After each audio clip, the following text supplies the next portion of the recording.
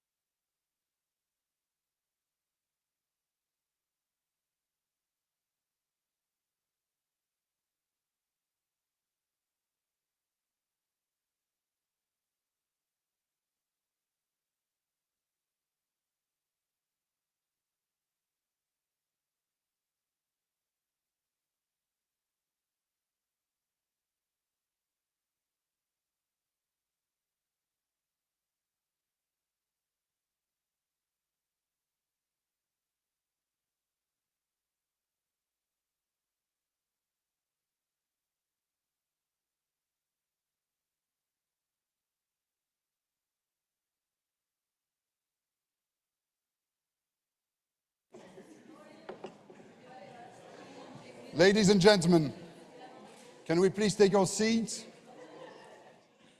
We've got quite a busy day ahead, so we don't want to really delay too much, because otherwise it's going to diminish your coffee break and your lunch break. And I've never been at a conference where I've been told, oh God, those coffee break and those lunch break were too long. Your Excellencies, President, distinguished guests, farmers of the world, ladies and gentlemen, welcome to the high-level session of the World Farming Organization Annual Meeting 2024. My name is Dimitri Houtard from the BBC, the British Broadcast Corporation in the UK, where I look after food, farming and the environment. And once again, it's my pleasure to be your moderator today. It's great to see so many familiar faces again. It's great to see so many new faces too. If you want to share your thought today on social media, the hashtag is WFO 2024. And before we start, I would like to thank again our fantastic host for welcoming us here, the FAO. And we've a really exciting and thought-provoking day ahead, and we will start with a session on regen agriculture. It's a challenging time for farmers. You know, climate change, war in Ukraine that disrupts the global food chain, access to markets, biodiversity crisis. It's a challenging time. But I think it's also an exciting time to be a farmer. Farmers have the potential to make the world a better place. Farmers can and should be part of the solution. Feeding the world sustainably is a huge challenge, a challenge where farmers need to be at the center of the conversation, as farmers are at the heart of our food systems. But I'm optimistic because everywhere I travel, I meet farmers that innovate, farmers that are creative, farmers that care deeply after the land that they look after and the environment. And we need to ensure that around the world, we have food systems in place that enable those farmers to produce food sustainably, and that is sustainably environmentally, sustainably economically, and sustainably socially, so that they can lead the changes. And the session today, in those sessions today, we will address those issues. So we will have the session on trade, finance, AI, innovation, COP, as well as some inspiring presentation. But we're starting this morning with regen agriculture. And the term regen ag, you probably know, was coined in the 1970s. That it is generally understood to mean farming that improves rather than degrade the land, but we'll come on definition, I'm sure, on this panel in a minute. Over the last decades, we had several buzzwords which claimed to tackle issues of emission and sustainability. We had sustainable agriculture, we had climate-friendly farming, and now we've got regen, which is all the buzz. But how do you define regen? There are no agreed definitions, mostly principle, and probably more importantly, who gets to define it? Because at the moment, depending on one's interest, different organization defines it differently. So it's really the solution, is it really the solution we all want when it comes to sustainable food production, or is there a danger that it could be just seen as greenwashing? So we'll start first with a presentation, we'll then hear from some farmers, and then we'll open the debate more widely with the value chain here. We've got a representative, including here from Bayer and PepsiCo. But so to give us an overview of regen agriculture, we have the Region 10 Deputy Director, Sarah Foruzej. Region 10 aims to develop practical solutions for farmers based on regen agriculture principle. And Region 10 is a project backed by several organizations, including the WFO, FOLU, and the Sustainable Food Trust. Sarah. Oh, you're there. Oh, yeah, you're taking the stand here, sorry. Oh.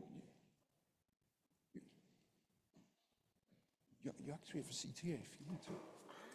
Yeah.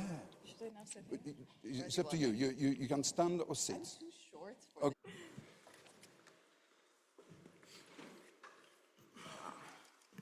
Okay, good morning, everyone. I feel like Dimitri already repeated some of my talking points, so bear with me. It is an honor to be back here at the WFO General Assembly and at this event. Today, we stand at the cusp of a transformative journey. a journey towards a future where our food systems not only sustain us, but also regenerate the earth. In recent years, as Dimitri just mentioned, there's been a growing interest in regenerative and agroecological approaches. These approaches themselves are, of course, nothing new. Farmers have been producing food in harmony with nature for generations. But we still lack a shared understanding of what regenerative means at the global level. We also don't know how we can achieve this, at what costs, and who pays for the transition. I know this last question is something that many of you deeply care about. How can we make sure that the costs of transition don't disproportionately fall onto farmers? Again, as Dimitri said, farmers are obviously the backbone of our food systems. They have been the stewards of our land for generations.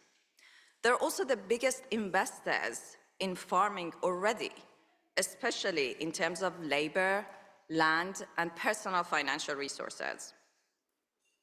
Asking them to bear the cost of this transition alone is neither fair nor sustainable.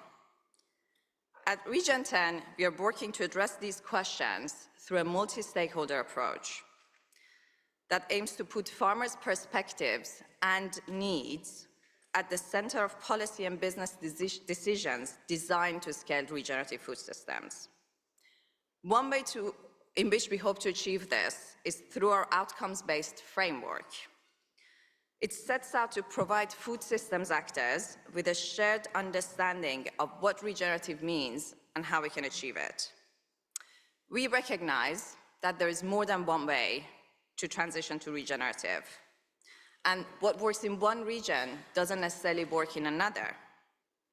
So rather than focusing on outcomes, we've chosen to focus on, rather than focusing on practices, we've chosen to focus on outcomes.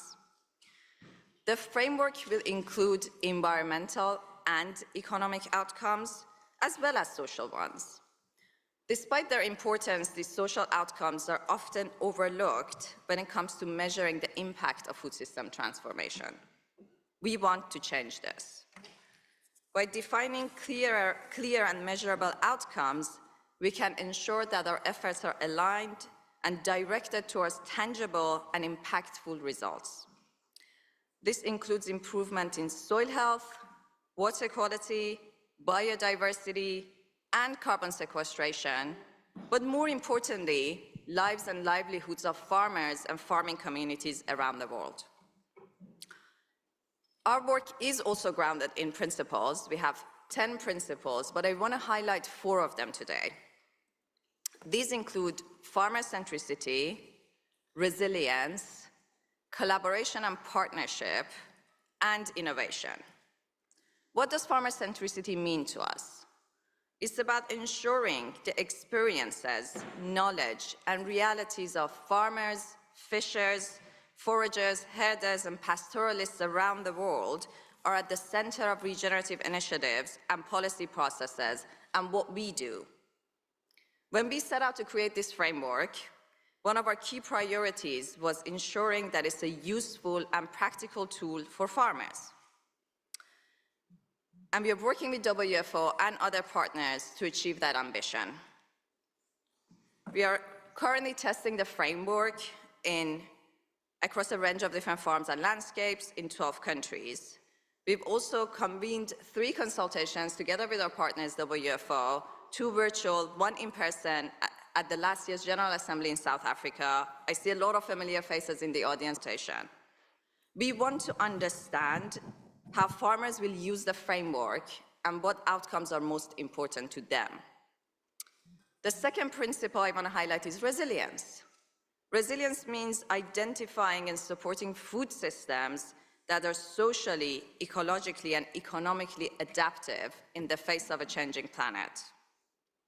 The third principle is collaboration and partnership, and it means advancing a shared and ambitious vision, knowledge, and collective strategies among regenerative food systems actors, expert practitioners, all of you in this room, that can then underpin the strong partnerships and collaborations between farmers, agribusiness, governments, NGOs, and consumers to drive the systemic change needed. This is so that the costs and benefits of transitioning to regenerative agriculture is shared among all actors in the value chain, from input suppliers and processors to retailers and consumers. Everyone has a role to play in supporting this transition. The last principle is innovation. And for us, this doesn't just mean technological innovation. It means co-creating new, innovative, technical, policy, and social solutions, including financial incentives, technical support, and capacity-building initiatives provided to farmers to encourage and facilitate the adoption of regenerative approaches. Our initial analysis that we've done across 5 different landscapes around the world shows that the cost of transition actually, at the end, does go down. It is very encouraging results, and it shows increased profits for farmers over time. For example, our analysis of soy and cattle production in Brazil shows that integrated livestock and forestry systems could increase farmers' annual net income by 34% over 6 years.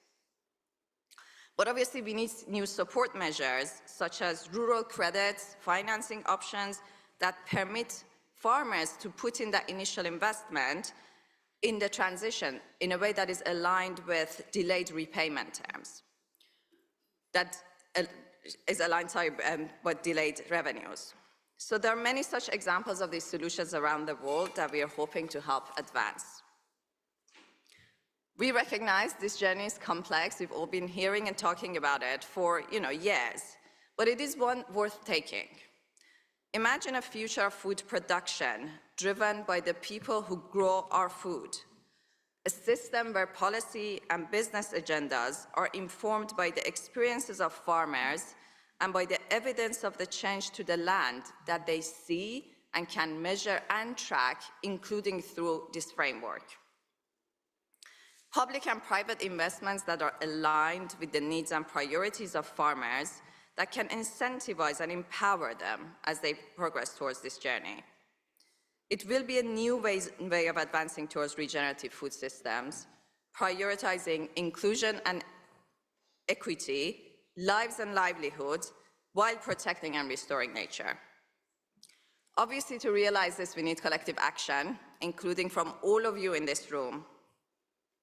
As leaders of farmers' organizations, you're uniquely positioned to champion this cause. Your leadership and advocacy are vital in mobilizing the farming community and ensuring their voices are heard in this process and in other global dialogues. Businesses obviously will also have a role to play, for example, by investing in sustainable value chains and providing fair compensation to farmers for regenerative practices. Governments obviously need to align policies and public support and repurpose these in a way that is aligned with regenerative agriculture and to allocate funding towards research and development. Lastly, to conclude, we'll talk about innovation, not just tech innovation, including social innovations, the transition and hopefully the road to a greener future and more financially stable future for farmers. But who finances that transition, I think, is a key question for the farmers in the room. Who's going to pay for it? Which I'm sure we're going to tackle a bit later in the session. As you can see, we've got quite a few people on the stage. So what we'll do is we're going to first hear from some farmers, and then we'll hear from FOLU, and then we'll open it to the value chain, including PepsiCo and Bayer. And what I'll do is I'll introduce the panel as we go on, because otherwise I'm going to speak for 5 minutes here, introducing everybody. So first, Tony Mahar. You are the CEO of the National Farmers Federation of Australia. You come from a farming background and also have experience with global food manufacturer. Tony, you have been developing a system to measure sustainability that has been key to monitor progress on farm. Can you tell us more? Yes, thank you. We have developed with our Australian government, so in partnership between the government and industry, a sustainability framework that, similar to Sarah, has 17 principles, and those principles are aligned with the Sustainable Development Goals. The objective of our framework is to be positive and constructive and demonstrate what Australian farmers have been doing for decades in terms of being sustainable. So we're trying to get ahead of the curve and back up what we've been saying for decades in Australia, that Australian agriculture is clean and green. We've traded off that reputation for a little while now, but we now realise we have to document, articulate, communicate and report on all of the practices that Australian farmers are doing. So this framework will allow us to do that. It is offensive, but it's also defensive. In Australia, we have seen around the world what is happening in other countries in terms of regulation to reduce fertiliser use, reduce water use, reduce chemical use, all of these things that farmers do every day. But the regulation that has been imposed in some countries we think is an incredibly blunt instrument, and we think our framework will allow us to produce food and fibre but also remain very sustainable. So it's perhaps a little similar. We're really trying to be constructive, and the important part for us is that we're doing it in collaboration. Sarah mentioned collaboration a lot. We're doing it in collaboration with our government. So we're really pleased that this is an industry and government approach, not industry banging heads with the government. So that framework, it's on our website, and it's something we're really proud of. We've got a couple of years to go to develop, continue testing it and getting the metrics. So there's 17 principles. So yeah, it's a really important program for us. And I think data gathering is really important. Can you explain a bit more what kind of data you're trying to capture and how you're going to monitor that? Yeah, so we're using the data that it's all of an Australian agriculture industry framework. So underneath it, it has the dairy sustainability framework, beef sustainability framework, grains, cotton, rice. Australia produces a whole range of different products, and we're using the data that is collected on farm but aggregated at the sector level. So our approach will be an entire industry approach, but it'll be based on sector-specific information. So water use, chemical use, animal welfare, some of the social issues. You know, labour is a big issue in Australia. We have labour shortages, so you know, exploitation is something that we want to progress and make sure that we do as an industry as well. So data collected at the farm level, aggregated to an industry-wide framework, so that when we come to Europe or we go to America or South America, we can demonstrate that Australian agriculture is really sustainable. Do you think there should be a kind of global agreed metrics? Yes, I definitely do.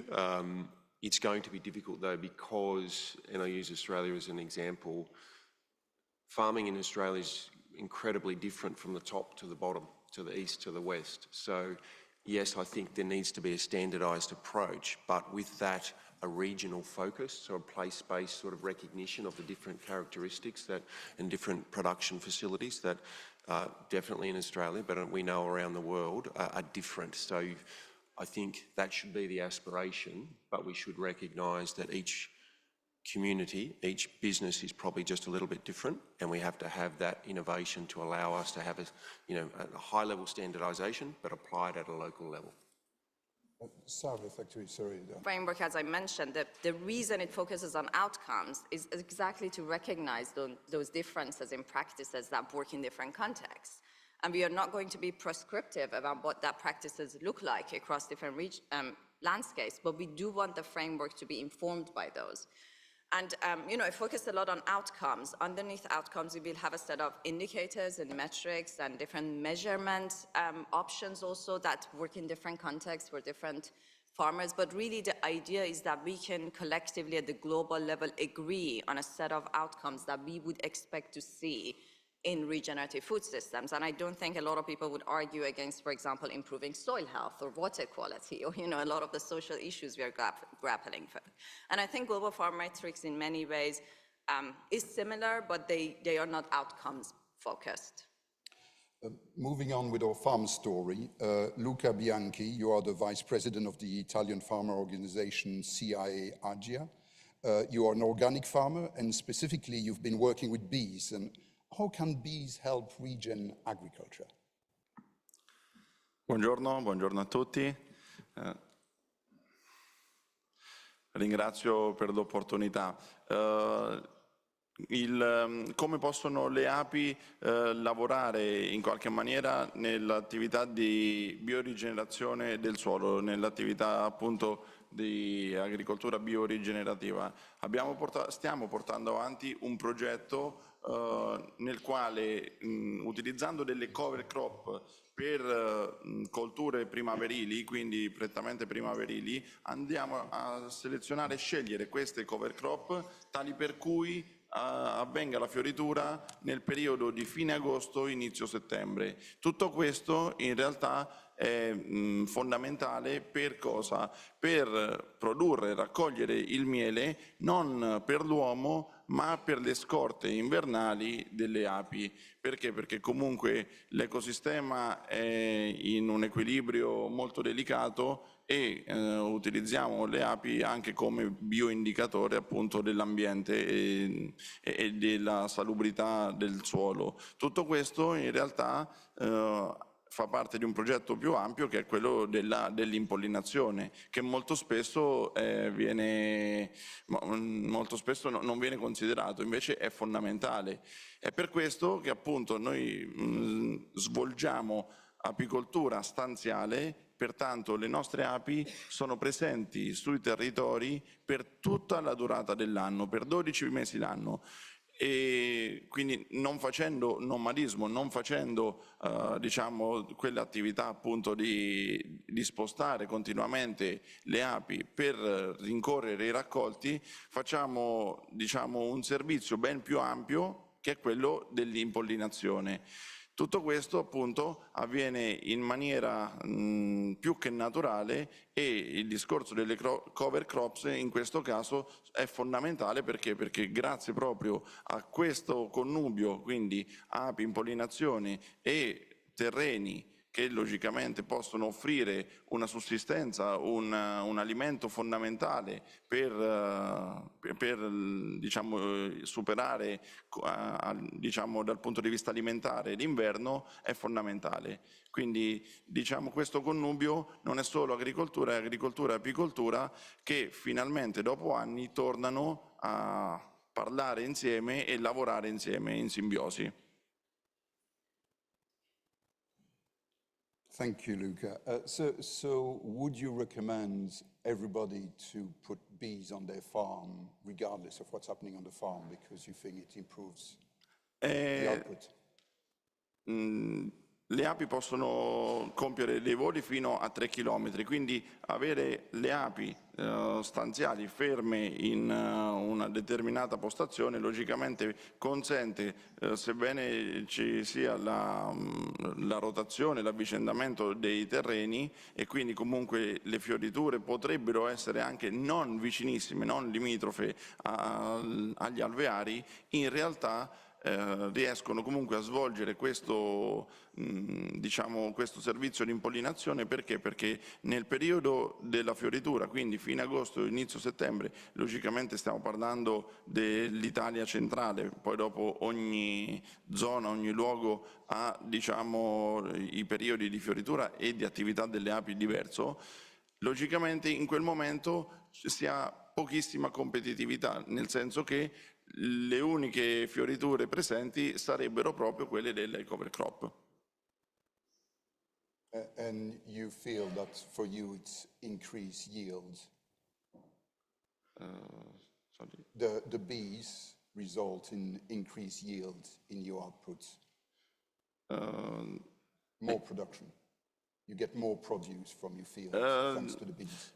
Sì, non è tanto per la maggiore produzione quanto per non andare con alimentazioni di soccorso, quindi creare in qualche maniera, mantenere un equilibrio che riescono a gestire le api e non andare ad agire noi umani con alimentazioni di soccorso. pratica che purtroppo negli ultimi anni è sempre più frequente e necessaria per tenerla in vita. Thank you very much, Luca. Dr. Mwenda Mamauluta, you are the CEO of the Kenyan National Farmers Federation. Could you give us a Kenyan's perspective on regen agriculture and financing the transition? Thank you. So like Sarah said, the first thing about regen is the understanding, the definition. What does it really mean? This is something that a lot of farmers in Kenya struggle with. There's a lot of capacity building being done by different organizations. But I think we need to all agree, exactly what regen means to a lot of farmers. Now, farmers are left, struggling with one, understanding the concept, and two, bringing products or produce from their farms that, could be said are done in the context of regen agriculture. We realize that what is called organic products or products that have, are not using a lot of external chemical inputs, for instance, fetch a higher price. This becomes a challenge because farmers are not getting the support they need to produce what would be labeled as organic in the market. So a lot of farmers would opt not to do that because if they put their produce in the market and they are higher priced, the consumers are not so much interested. So I think even as we talk about regen, one, it is important that farmers are really supported, one, to understand what regen is all about. And we know that if you talk about resilience building, farmers really need to be supported with one, access to finance, so that as they change their agricultural system, they are sure that they'll be able to access the finances needed to do that. When you talk about transforming the food system, we all know that this also requires a lot of support. So as the National Farmer Organization, what we are doing is that we are working with the government, or really bringing to the attention of the government on the importance of putting farmers in the center of this discussion. One, on access to finance, two, on research and development, because we realize that a lot of practices that are being talked about in regen also require a lot of research and development.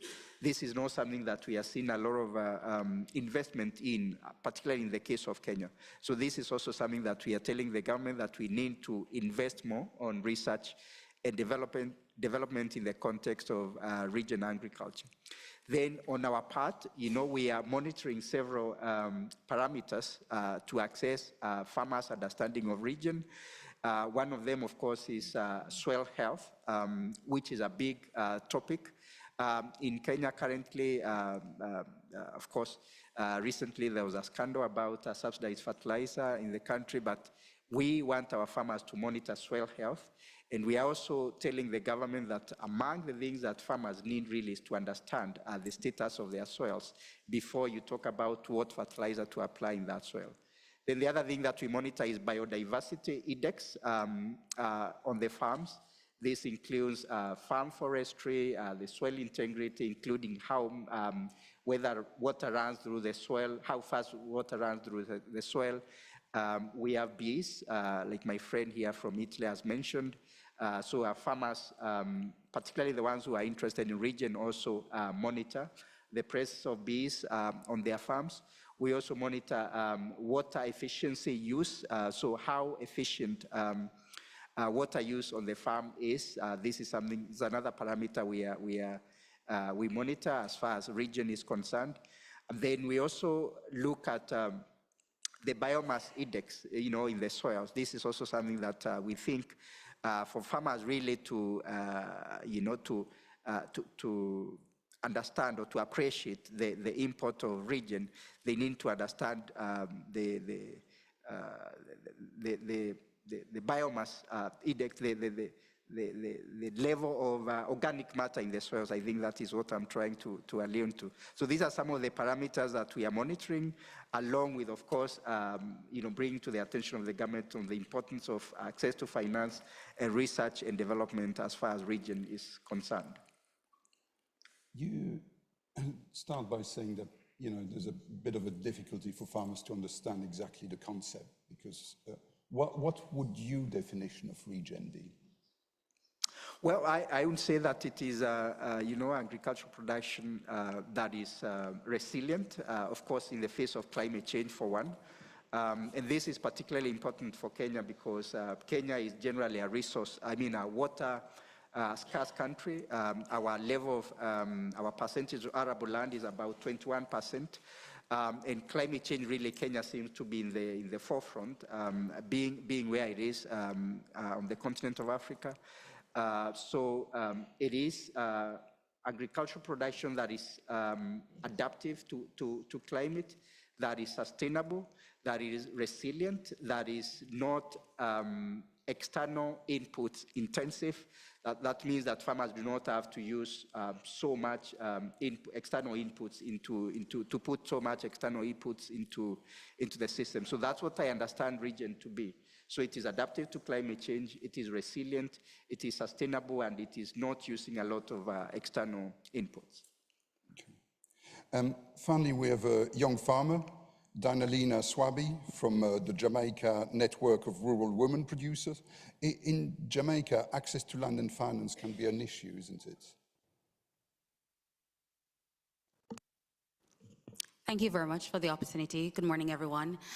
Yes, and I'm happy that you led with that question. And I also wanted to allude to Sare, who also set the context very well when you alluded to the fact that while we are all here in the same collective discussing regenerative agriculture, there's different context. And I will use a phrase from a previous dialogue, we are all in different boats, but it is the same storm. And so given the cultural sensitivities when it comes to regenerative agriculture has to be taken into consideration. So land ownership, land availability, and access in Jamaica, there's a lot of cultural barriers where that concerns. So smallholder agriculture, smallholder farmers are the backbone of the Jamaican agriculture system. However, a lot of us, there is no formal registration or access for land. And then that also plays a barrier when it comes to collateral, to access to finance and credit for expansion and the transformation of agri-food systems. And so I want to also use the opportunity to share some examples from Jamaica and a case study that alludes to some of what you mentioned and looking at the multi-sectoral or multi-stakeholder approach in transitioning to regenerative agriculture.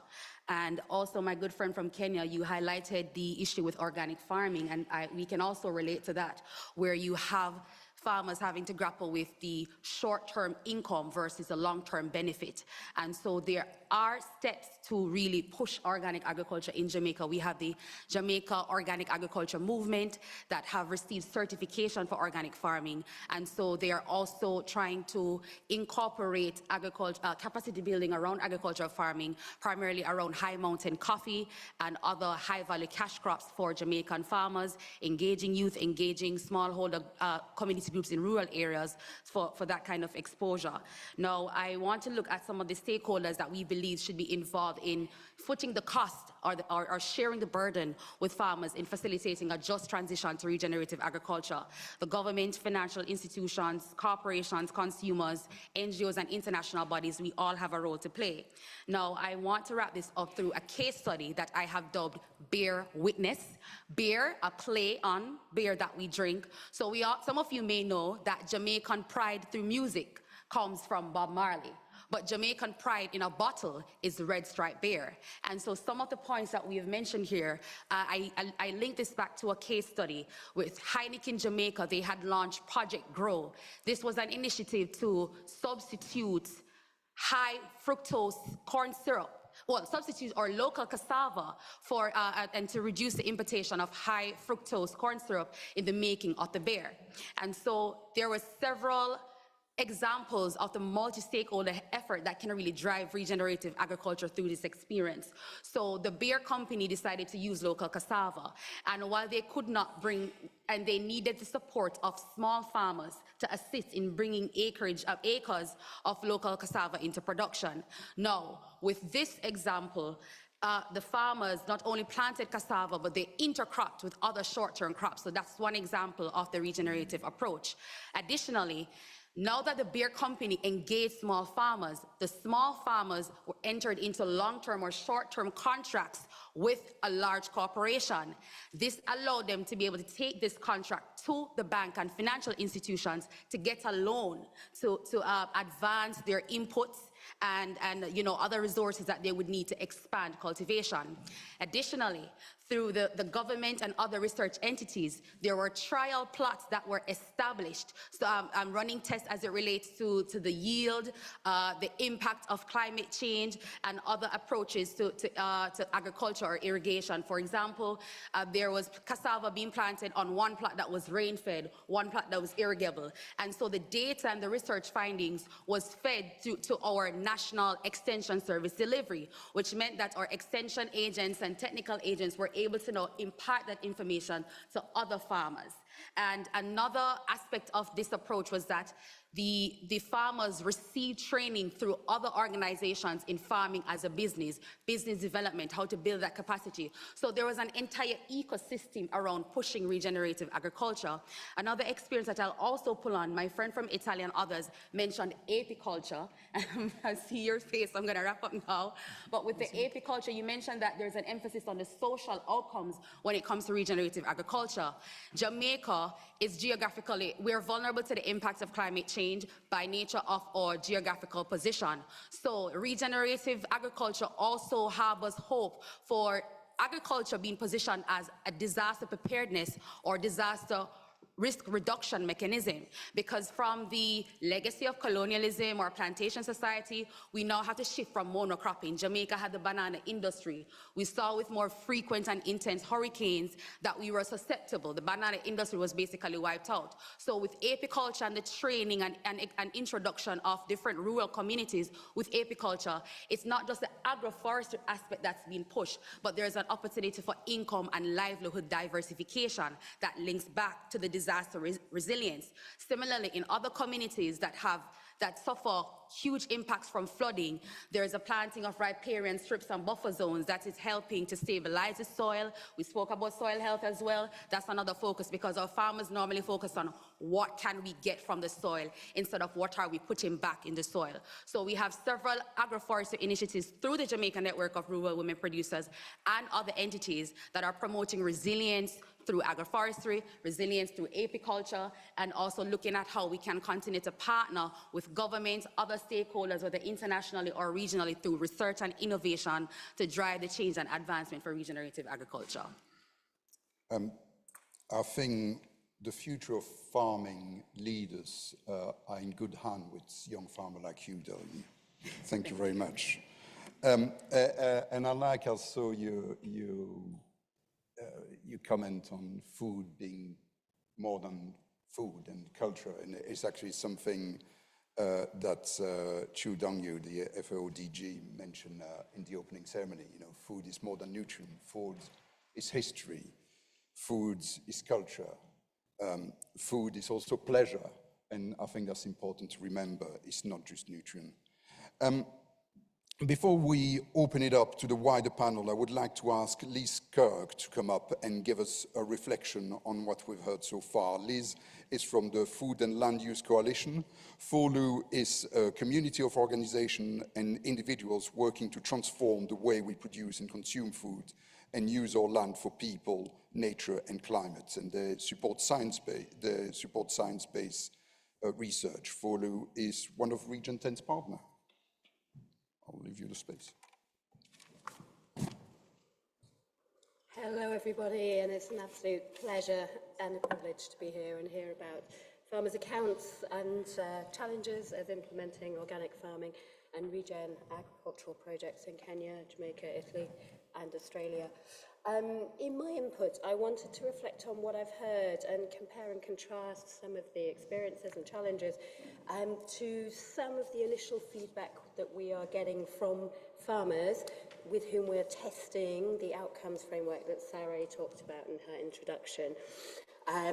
As Sarah mentioned, we're in the middle of testing that framework across a diverse range of farms and landscapes in 12 countries to help us understand how, or indeed whether, farmers see a practical use for this, and also to understand what regenerative outcomes are the most useful for farmers.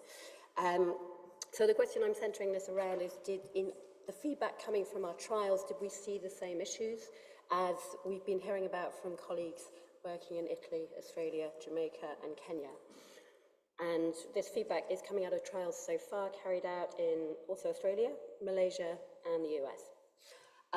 So I think one of the key commonalities is, just as we've heard from our panel members, that many farmers are already leading on inspiring and innovative regenerative approaches, and that's great work that needs to be both acknowledged and recognised.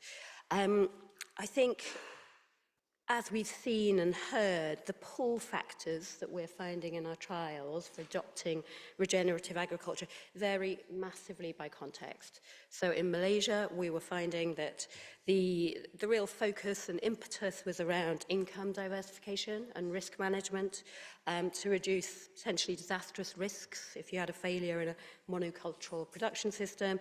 In Australia, the key driver, conversely, was improved soil biology to increase resilience to risks of drought. And I think in the same way that I was picking up there in Jamaica and Kenya, that initial trials in the 3 countries that we've been implementing in so far have identified that positive social support systems, assistance from the local community, is a real key factor in farmer readiness to trial regen practices. Factors such as, can a farmer get support from the local community, from a shared labour system, or are there peer-to-peer learning systems that exist to learn new techniques, were pretty critical in some of the feedback coming so far. Similarly, the practice of setting up demonstration farms and demonstration landscapes, so where you've got the local community assisting in landscape regeneration, was reported by farmers to us as a real critical and positive step.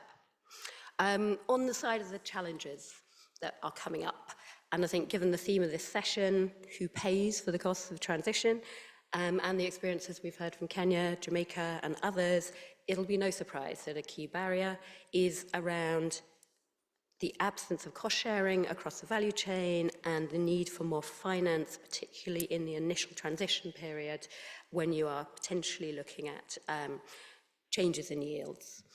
We've also heard quite a lot from farmers about the significant costs of monitoring regenerative outcomes, both in terms of time, but also in terms of bringing external expertise in the form of agronomists and verification. It'd be really interesting to hear, Tony, if that's coming up in your sustainability framework that you're also developing.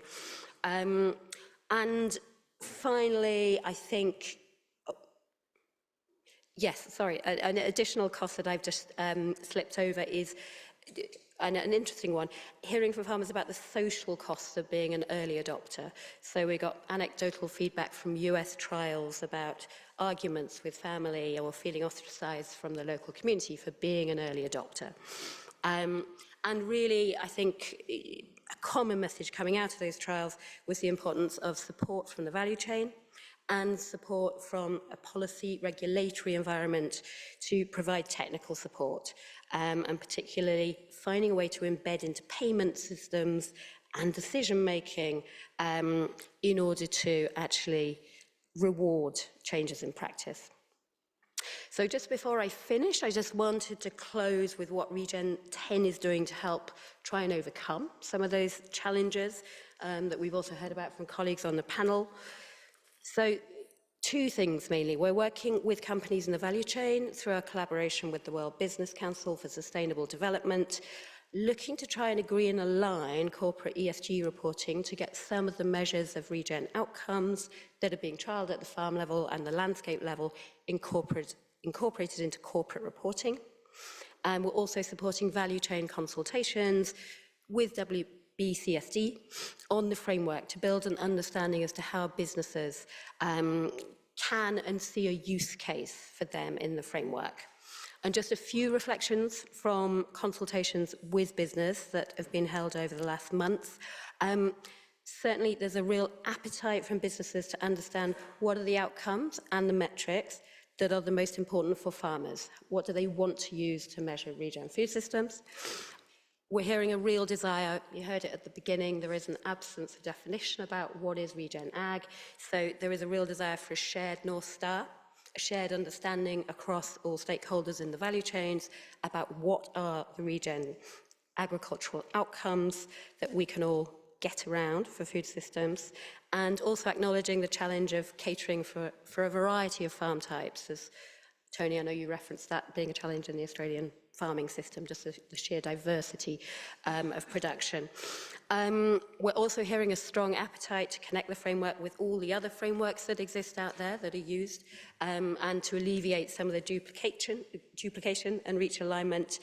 And we're also getting some interesting ideas coming up around how could business support at farm and landscape level. So ideas such as fair pricing, research and development, joint advocacy for farmer level finance.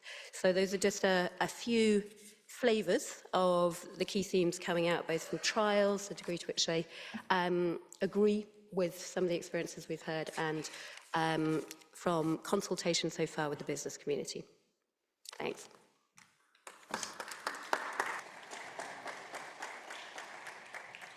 Thank you, Liz. So we've heard from Region 10, we've heard from farmers, we've heard from Liz. I'm now going to open it up to the wider food chain. And in a minute, I'm going to start asking questions, but it'd be lovely to hear from you guys as well. It's your conference. So I will start a series of questions, but I'd like to open it up in a minute. So start thinking about your own question. If you want to ask a question, I think there's several ways. I think there's potentially a green light you can switch on, which I may be able to see, or you can wave, or you can do both. First, Patrick Gerlich, you are responsible for the Central Mediterranean countries for Bayer. You have quite a global perspective. Thank you. You have worked in the US, in Brazil, in Germany, Indonesia, and now Italy. Bayer say it's innovating to advance regen ag as the way of the future, a future where farming produces more and restore more at the same time. How do you define regen? Yeah, thank you, Dimitri, and it's a pleasure to be here. So, regenerative agriculture for Bayer, it's an outcome-based approach, and Sarah actually mentioned it also in her introduction. It's all about what we want to achieve, and it's no longer just an individual product applied by some farmer on the planet for a specific problem that they're facing, but it's actually a solution-based approach, and it seeks, in our view, to address a number of things. Of course, there's the piece around soil health, which we heard about a few times already today, water conservation, GHG reductions, carbon sequestration, but at the end of the day, also improved productivity, improved yield, because that, at the end of the day, is the key element of more social and economic viability for farmers. So it's that holistic system that for us defines regenerative agriculture. And, if that outcome is, be it water conservation, be it carbon emission reductions or sequestration, be it yield and output increases, using a combination of new technologies, which we're working on and may not have yet, but also existing technologies within our portfolio, we look for adaptive ways to really create that impact. And if you think about our vision for regenerative agriculture, and this is truly, it's more of an aspiration at this time, but it's fundamentally trying to address each farm in its specific ecosystem. So we know soil conditions, weather conditions, weed pressure, pest pressure is different for every farmer across the globe. So ideally, you have a tailor-made approach for each of those fields. And through our combinations in whether it's breeding for seeds and traits, whether it's crop protection products, which includes also a significant biologics portfolio by this time, and a number of our digital tools, we think we have a very good position to make progress on that vision, to really tailor this outcome-based approach for farmers. We're not fully there yet, but we do have some good ideas already in practice, be it in Italy, be it in Indonesia and other places, that already contribute to this vision today. And for Bayer, is Regen include reducing input? Yes. Is that an existential, if we do a full transition to Regen, is that existential for Bayer? Yeah, no, it's actually the opposite. So when you talk about outcomes, the idea, I mean, the final objective is to increase productivity, social and economic well-being for farmers, which at the end of the day is also good business for us. And to be very clear with you, this move towards regenerative agriculture, it's not just the right decision and the right move for the planet and for our customers, but it's also commercially the most viable option. We just recently had an investor update globally, which I'm not sure whether you are interested in participating, but anyways, it's on YouTube, where we actually showed the commercial aspect of this shift to regenerative agriculture, beyond all of the sustainability benefits that it has, actually doubles our addressable market, despite reductions in conventional crop protection products that may arise through that. Darcy Vetter, you are the head of global public policy at PepsiCo. You also very much know about the environment and agriculture. As before PepsiCo, you work for the Nature Conservancy, and you also have been chief agricultural negotiator at the Office of the US Trade Representative and served as Deputy Undersecretary of Agriculture. PepsiCo has announced quite ambitious targets. You pledged that you want more or less all of your ingredients to come from Regen Ag by 2030. How are you helping farmers towards that transition? Well, first of all, thank you very much for the question and for the opportunity to join you this morning. We have set some pretty ambitious goals about sustainably sourcing our products by 2030, and to also encourage the adoption or to accelerate the adoption of regenerative practices on more than 7 million acres during that time frame. And you asked that question on how do you define regen to my colleague from Bayer. We are also very much focused on outcomes and on the combination of practices that make sense for farmers given their particular circumstances. And so for us, when we say we want to see regenerative practices on that number of acres, we would measure that by saying, farmers in our value chain who have adopted 2 or more sort of regenerative practices, whether that be low and no-till or water efficiency or reduction of particular inputs, and where they are starting to see outcomes would be considered a regenerative part of our supply chain. And just to give you a little bit of context as well about PepsiCo's footprint, we source more than 30 commodities from upwards of 60 countries on an agricultural footprint of well over 7 million acres. And so we really have to meet farmers where they are because we deal with so many different types of farmers, whether they are growing on thousands of hectares or just a couple of acres. They're all part of our value chain and growing very different types of crops. And so we engage with them in a variety of ways. And when we think about financing that transition or helping to manage the cost and the risk of transition to regenerative practices and more sustainable agriculture, we really think about 3 different aspects that we need to help ease the transition. One that we've heard a lot about is financial, and I'll talk a little bit about the ways that we are doing cost sharing in just a moment. But the other is also technical, and we've heard this from Liz just a moment ago, that making sure you pair financial support with technical expertise as to how those practices fit on the actual acres that a farmer is farming, right? Every farm is somewhat different. Which cover crops, which specific practices will be appropriate? Farmers need that advice, and frankly, there's not enough of it. There's a dearth of agronomic support globally, really, and we need to help build and finance the pipeline of really qualified experts to work hand in hand with farmers to make sure they have the tools that they need. And there's the social aspect, and that's one that I identify with very personally. My father is a farmer in the middle of Nebraska and converted to organic agriculture in 1975. That was a long time before we were having regenerative agriculture conversations in rooms like this one. And that feeling of being ostracized by the community for doing something different was real. My sister and I used to be made fun of on the school bus because our farm didn't look like our neighbors. And so that first mover piece is really important, that we think about the cultural support. And so PepsiCo operates a number of demonstration farms. We work directly with some of those early adopters to make sure that they can share their stories with other farmers in areas that we work with. And we provide access to on those demonstration farms, ways that farmers can see new technologies being utilized and what those outcomes lead to make, again, taking that leap a little less scary. But we also, when it comes to cost sharing, we have a number of different models that we have used throughout the value chain with partners like ADM and Walmart and others.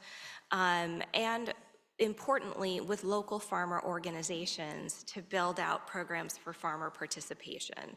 So, for example, we work with the Soil and Water Outcomes Fund through a matching grant with the USDA's Climate Smart Agriculture program to work with farmers on a program that provides, first of all, an estimate of the kind of outcomes-based payment farmers might receive, so they have an understanding of what financial support would be before making the decision to enroll, but paying half of that payment up front to help with the capital investment required, different types of seeds or equipment to start doing cover crops or different types of cropping, and then half of that payment after we have audited to make sure those practices are in place on farm and showing outcomes, right? So trying to help with that transition before farmers start to see the return.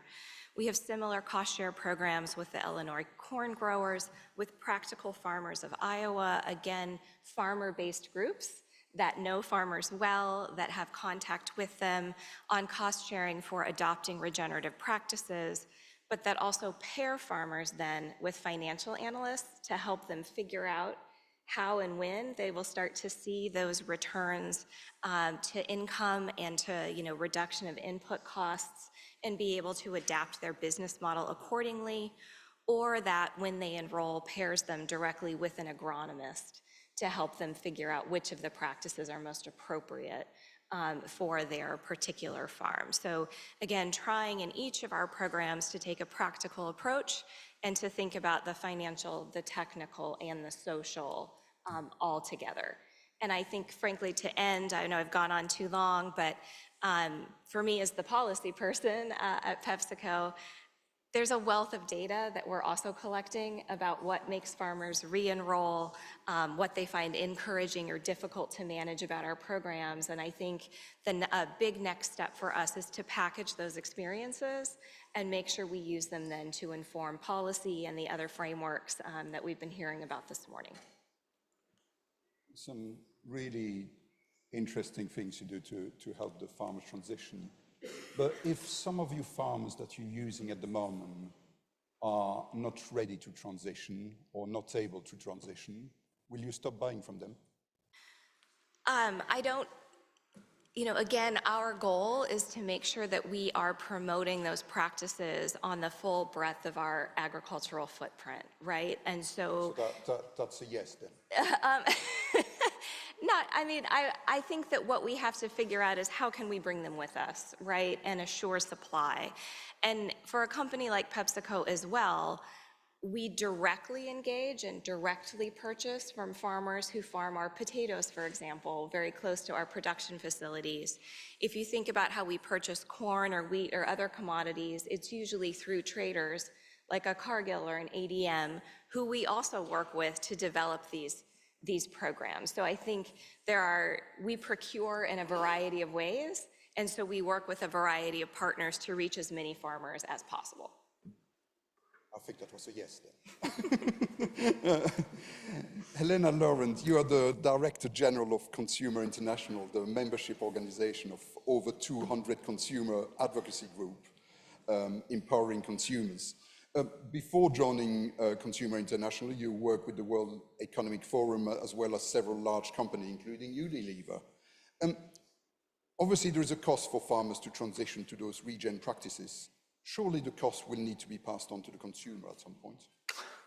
That's a great one to start with. Hello, everyone. It's lovely to be here and very much appreciate working with the World Farmers Organization again. We last connected for the UN Food Systems Summit, where we brought consumer associations and farmer associations together and found that the points of alignment are very much around how do we get the right information to people, how do we get the right standards, how do we sort out the supply chain. I'll talk about that a little bit more. And really, you know, it's about the connection between consumers and farmers and how we get that right, yeah? You started out with surely it must be the consumer as well. So we know that 3.1 billion people can't afford a healthy and nutritious diet now. So I think you have to, you can't speak about consumers as a mass, just as you can't speak about farmers as a mass. And we need to be thinking about how we have sophisticated, thoughtful, nuanced approaches that really work for people in their current situation. So for the folks who can pay or could pay, talking about regenerative agriculture, let's get that clear, right? Currently, we're saying our house is on fire, but we're not pointing to where the exit is. If you're not clear about what you mean and you give clear messages to consumers, they can't pick up on those. I would love to, you know, if I could take you round to all of the different sessions that I go to about, well, we must get consumers to recycle. We must get consumers to understand cybersecurity. We must get them to understand how to avoid scams. We are going through a time of incredible change. Fine. Let's learn, let's do better, but make it clear and make it easier for people to see what they need to be doing. Increasing numbers of people are concerned about climate around the world. It is still not easy. We are not making it easy for people to know what to do, okay? For those where a healthy and nutritious and sustainable diet is already simply not affordable, it is beyond information. We need to be thinking about a better approach to support vulnerable people through the changes we're going to see, right? That's a welfare issue. It's not a farming issue. Well, yeah, we're all part of society. If we all start saying, well, it's just, you know, one of the key problems we have is that we are not thinking across our silos, right? So we can all shout at each other about, well, you need to do this. If the point of all of this is to come together and find the things that work in a specific situation, you simply cannot make a change happen unless you think about that in all its forms, right? I don't think we can look to the sort of a past where, okay, I can neatly think about agriculture, not about health, not about consumer protection, not about all of the aspects as we go through vast societal change. No? Possibly. And especially if sort of you will come up against we'll all hit a wall if we don't address this properly from the outset. You know, you can't escape the fact that inaffordability is an issue for a significant number of people. But at the same time, many farmers go out of business. Of course. We're losing so many farmers because they can't afford it. Of course. And, you know, one of the things that you could look at is the way in which at a regional and local level, there are a variety of different approaches that you can take so that this does work. So people who can pay and have clear signals and approaches, and that people who cannot are protected. And that will need to happen. Otherwise, you know, there was a recent paper looking at the cost of the transition as being about 500 billion per year, get this right. 200 of that is in infrastructure, but 300 will be in making sure that you've got people supported through this. So it's a real issue, and I think would all be amiss if we don't consider this in a proper, the word holistic has been used and it's overused. But if you don't think about that, then you haven't got that side of the flywheel working for you. You're doing a production push as opposed to thinking about the consumption side of this and the pull that you need in the marketplace. And that brings me to the other part, which is, you know, the competition, the nature of competition. It's not just about pushing something different through the same system, right? We've got to think about what's the way in which the entire supply chain is set up so that there is that sort of incumbents are thinking differently about this and are incentivized to invest in these different business models far faster.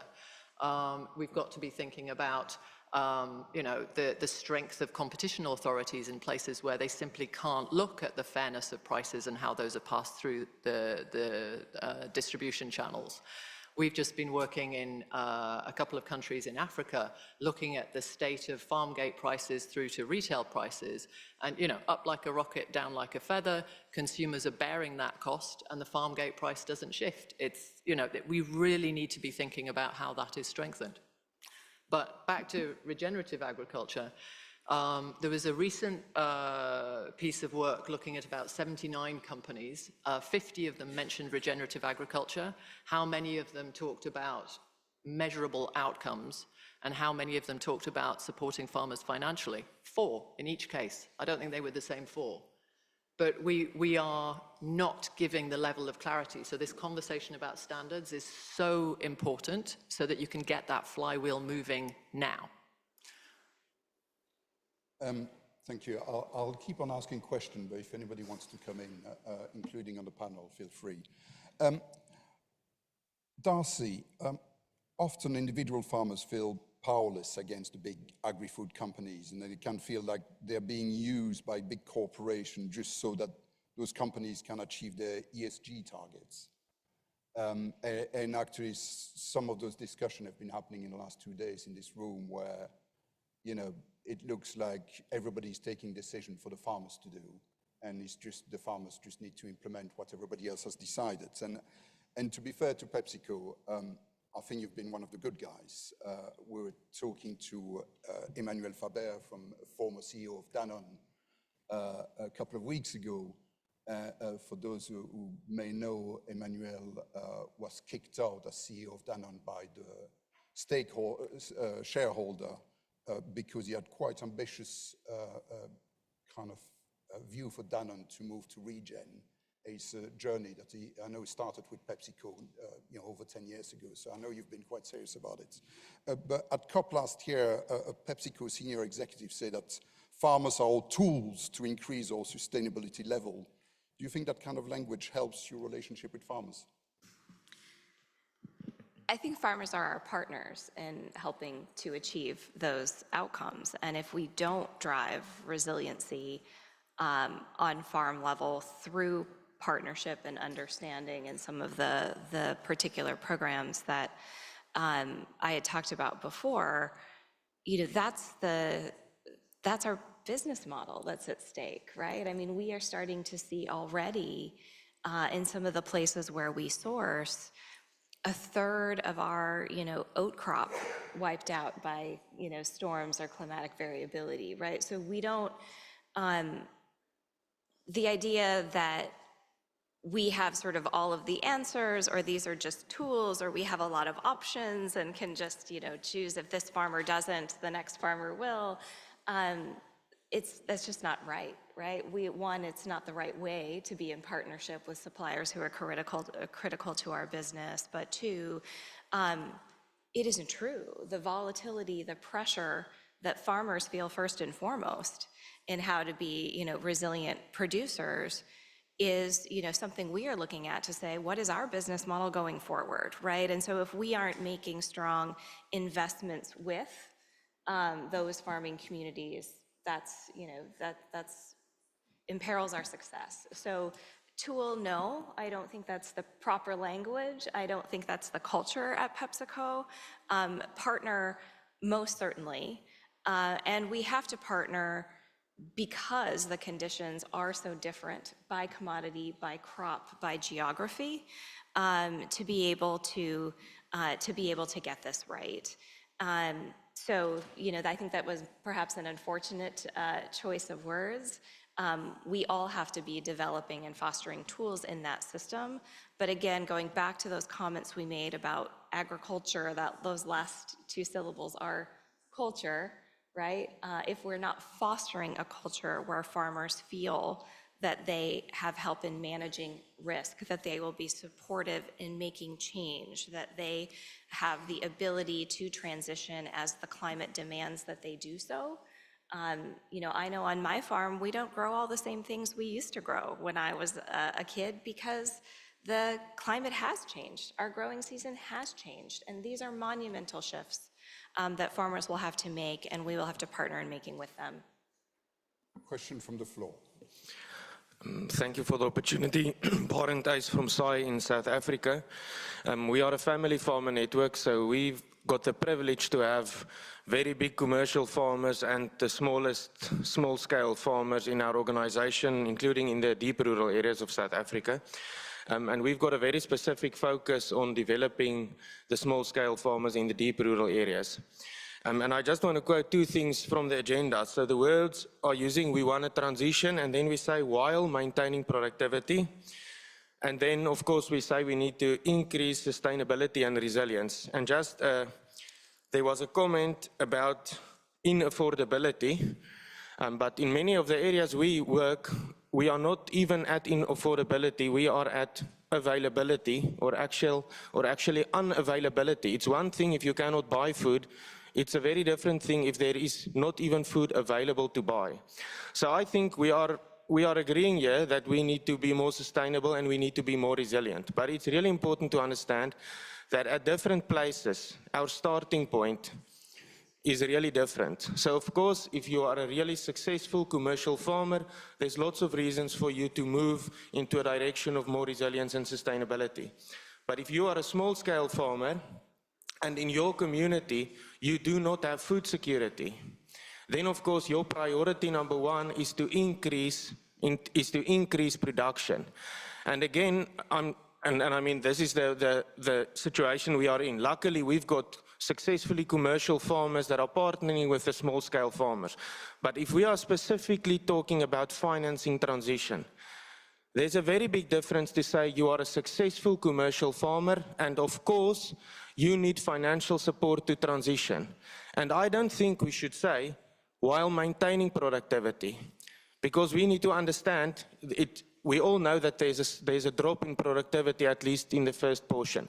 But we've got places where we do not have enough food. So we will first have to increase production, and then, because otherwise we are going to really sit with a food shortage. And if we are then speaking on the other side, doing agricultural development where it's really needed, the finances that are needed there are very different, because it's not only to transition, it is to increase production. That is the first priority, is to ensure food is available for people, and the financing this side and the financing on the other side are very different, and the only solution here is a real farmer-centric approach, whether it's on this side or on this side. And again, we are in the privileged position that we are bringing the commercial farmers and the small-scale farmers together.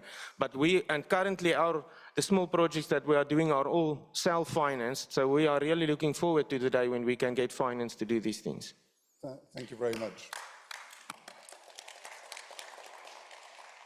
I will pass on to Patrick to answer in a minute, but just playing the devil's advocate, I mean, you're absolutely right that there are studies that show that the transition, there's a drop in yield. So that's a given. About the increased production, globally, we produce more food than we need. The problem is the waste. There's many different reasons for that, but I think if we tackle waste, then you don't need to increase production. I understand that. That's on the global level. We had a terrible planting season in Southern Africa.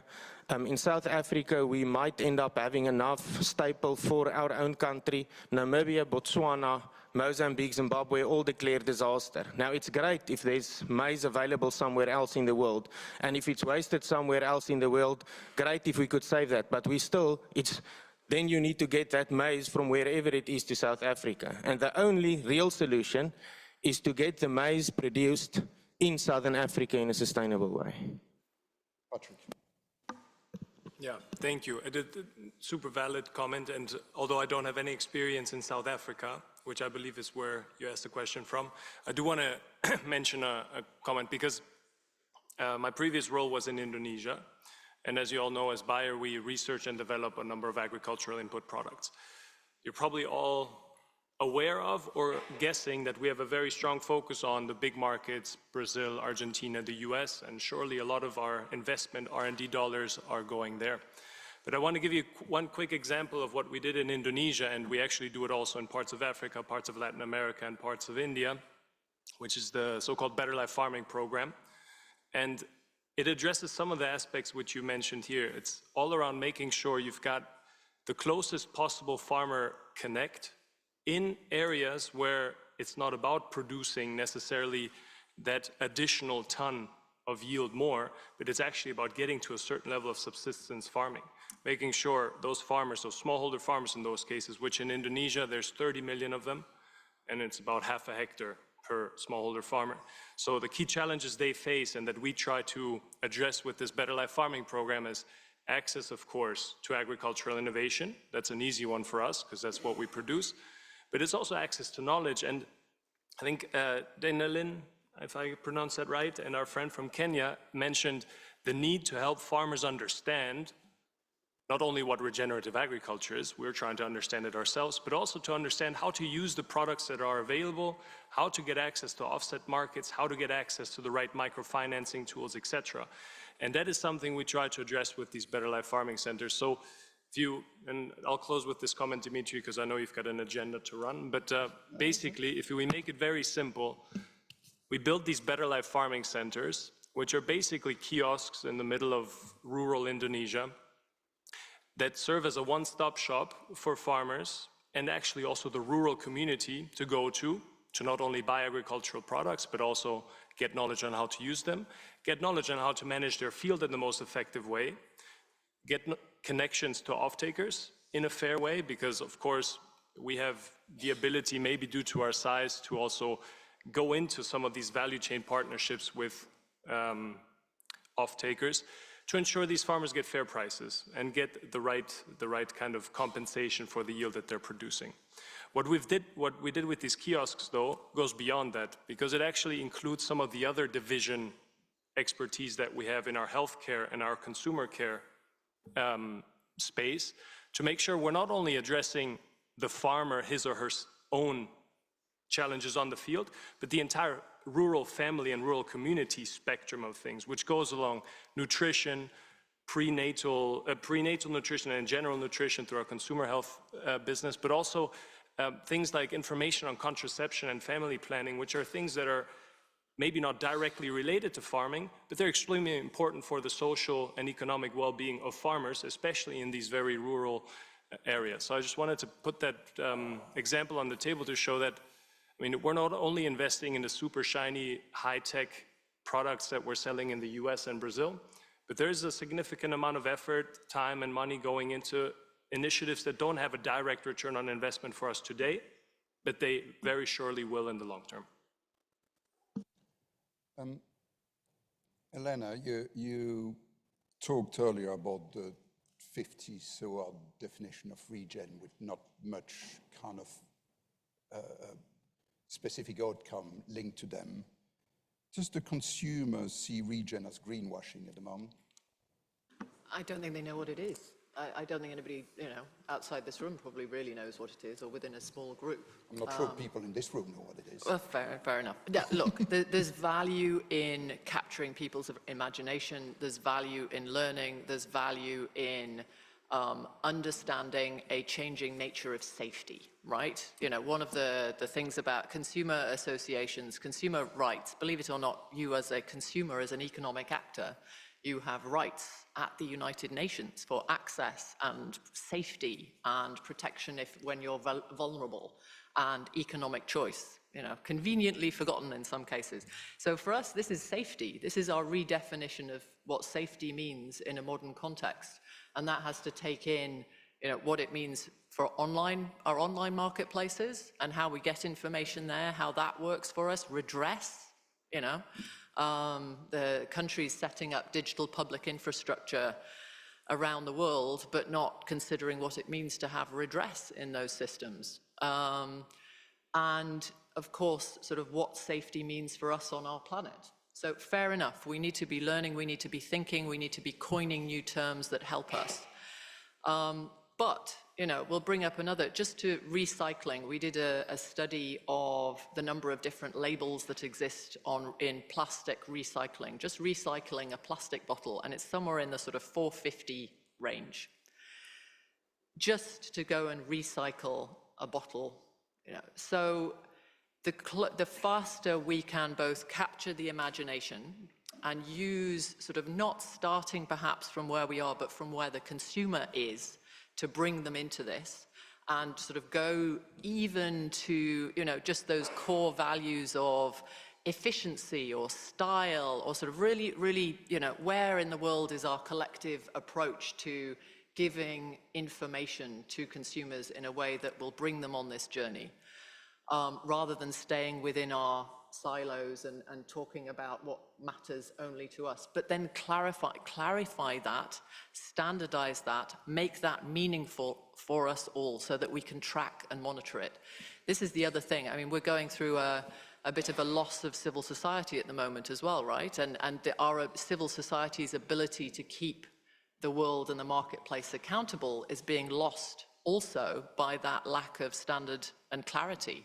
You know, we cannot tell from the digital marketplace, you know, how our data is being used to, you know, in sustainability, well, really, are we tracking along these goals? So there are so many ways in which we're leaving people in the dark on this. So I don't know that anybody has a clue in the marketplace. And remember, you know, people are going through the cost of living crisis. So the amount of time they have for all of this is this much, right? It's a mother who's got to work out, what do I put on the table for my kids this evening? Help them and make it really simple. And in fact, we would go beyond and say, it's about making all of this a default. You know, if I have to go out and it has to be on the basis of choice that we get there, we are not going to go fast enough, and we are all going to be paying a heck of a lot more later on. So how can we rapidly get this to be default? Back to my point about making sure that the financing is helping in the right ways so that you haven't got the pushback as we kind of go, oh, well, sustainability costs us all too much. It will cost us all a heck of a lot more in the future. Patrick, earlier you said that regen should be defined as outcome-led as opposed to the approach itself. But the president of Bayer Crop Science, Rodrigo Santos, said in a recent interview that glyphosate is an important element of regen agriculture. Is that Bayer's position? Do you agree with him? And what would you say to those who then say this is just another example of greenwashing of big agrochemical company? Yeah, you like picking those quotes from senior executives or from other... Yeah, that's my job. No, that's very good. It's a good question. And of course I agree with him because he's my boss. But it is a...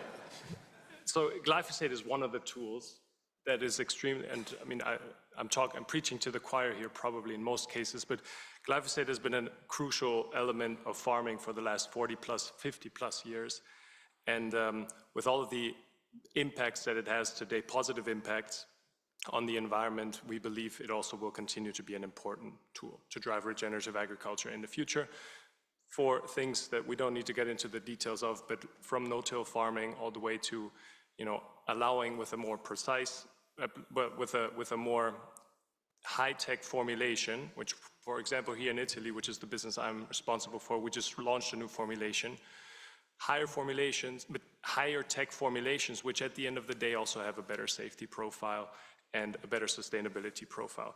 But I think the question, Dimitri, is they're not contrary. So regenerative ag for us, with or without glyphosate, and that's a dangerous statement, but it remains the right thing to do. And as I mentioned, the business case in my intro statements, I haven't done the calculation, but I'm sure it's still positive. So the fact of going the direction of contributing to a more regenerative agriculture worldwide, it's not a nice to have, it's not an option, it's a must.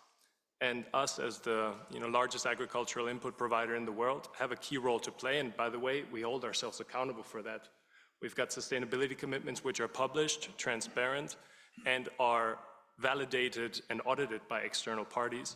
So it's something that we take very seriously. And by the way, Rodrigo's salary is significantly impacted by how successful we are with this. And so is mine. A little bit less, but so is mine. So thanks for the question. I hope that addresses it. Thank you. We've got a question from the floor there. Yeah, thank you. My name is Ringine Mutiri from Kenya. My question is around the issue of inclusivity during the transition period to regenerative agriculture, and this is especially due to the complexity arising from measurement of outcomes in the transition period.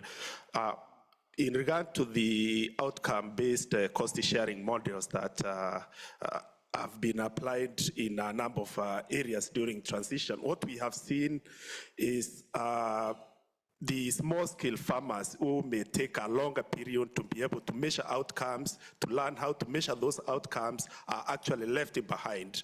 And the ones that are able to quickly adopt then becomes the beneficiaries, and that results to some sort of exclusion of the majority of the people who should be supported to transition. So just wondering on how best could that be addressed to ensure that the outcome measurement is not just too scientific, but also farmer-friendly, so that they are able to support the process? Thank you. Tony, because you're looking at outcomes, is that something you want to pick up? Is it something you can expand on? Yeah, look, we want to make sure that the metrics are meaningful for farmers and that they can actually continue to do their business. At the same time, we want to have that aspiration to where farmers can improve, and some are at the pointy end where they've done a whole lot of work already. So we need to recognise that there's some farmers that have at different stages in the journey towards whether it's regen or sustainable agriculture. And at the same time, we need to develop those metrics so they're meaningful to corporations, to finance companies, to governments that have got their own metrics as well. So really, I think they need to be aligned from a practical sense, but in a reporting sense, and that's a real challenge, I think, for some of these metrics. Some of these social aspects are quite difficult to measure. You can measure carbon in your soil or water reduction or chemical reduction.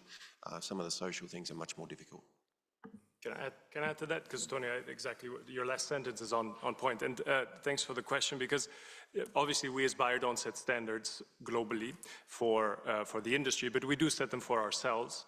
And then, of course, we're open for the conversation to inform a framework, which I believe you mentioned, and also a colleague from over there, a global framework to set these standards. The way we balance it right now, to our friend from Kenya, is we've got metrics that are relevant for the big farmers in the US or Australia or South Africa, which is around carbon sequestration and making sure we're really squeezing that final piece of sustainability metric out of every corn acre. But we also have metrics that are very relevant for much smaller farmers in the southern eastern hemisphere, in India or in Indonesia. As an example, direct seeded rice is something that we're very focused on at the moment, and the water reduction that is connected to that transition. It's something that, going from transplanted to direct seeded rice is a huge transition for farmers in India, but the impact that it has, 40% I think of fresh water in agriculture is used for transplanted rice production. That's a huge lever in terms of sustainability targets to measure ourselves against and to address. So that broad spectrum of metrics that allows us to have metrics both for smallholders, but as well for the big profitable growers in some of the bigger markets is crucial. Okay, like in every conversation I chair, people start wanting to ask questions when it's the end. So I know I have something like half a dozen hands up. We're supposed to finish. I will take 4 more questions, so I won't take any more hands up, but I'm going to start. And can we make them quite brief, question and answer brief, please? Well, it's going to take one there, then one there, then the lady from Congo, and then the lady from Scandinavia over there. So first there, please. All right, thank you. just probably it may sound a little bit locally here, but Could you introduce yourself first, please? I'm Stoyan. I'm a farmer from Bulgaria. My question is toward Patrick, because obviously he is on the hook now. But what would be your comment about recently adopted nature restoration law in Europe? Yeah, really putting me on the spot, Stoyan. I'm glad Dimitri told us to keep the answers short. So, you know, I'm definitely not in a position to take a buyer position on these political decisions, but I believe all of this, and we saw it, you know, recently with the farmer protests as well in Europe, there needs to be a much stronger dialogue when implementing or when deciding these type of regulations and policies. At the end of the day, you know, my father in the past, he told me, if a regulation really angers one party, it's probably a very bad regulation. If it angers everybody a little bit, you probably hit the nail on the head. That's probably the right one. And I'm seeing that with regulation, especially in the EU lately, we've probably been more on the former and too little on the latter. So more dialogue definitely is needed there. I hope that's high level, but I hope it's enough for an answer. The lady over there. Thank you. My name is Nkata from Malawi, Farmers Union of Malawi. My comment should be maybe the perception between the farmers and the consumers, or maybe off-taker. We should take each other not as beneficiaries, but as business partners. I think that's the best approach that we can put in. Thank you. Thank you. So I'll go straight to our representative du Congo, s'il vous plaît. Merci, je me nomme Espérance Nzuzimwaka. Je suis la présidente nationale des producteurs agricoles du Congo, nouvellement élue. D'abord, je remercie tous les panels parce que chacun de vous avait présenté un programme ou un projet vraiment très intéressant, mais on ne pouvait pas tout prendre. J'ai seulement quelques préoccupations aussi, gestion, comprenez-moi. Je suis vraiment agricultrice, je viens du village jusqu'à aujourd'hui, je deviens nationale, comprenez-moi. Et si je parle, parce que je représente ces petits paysans, les petits producteurs familiaux.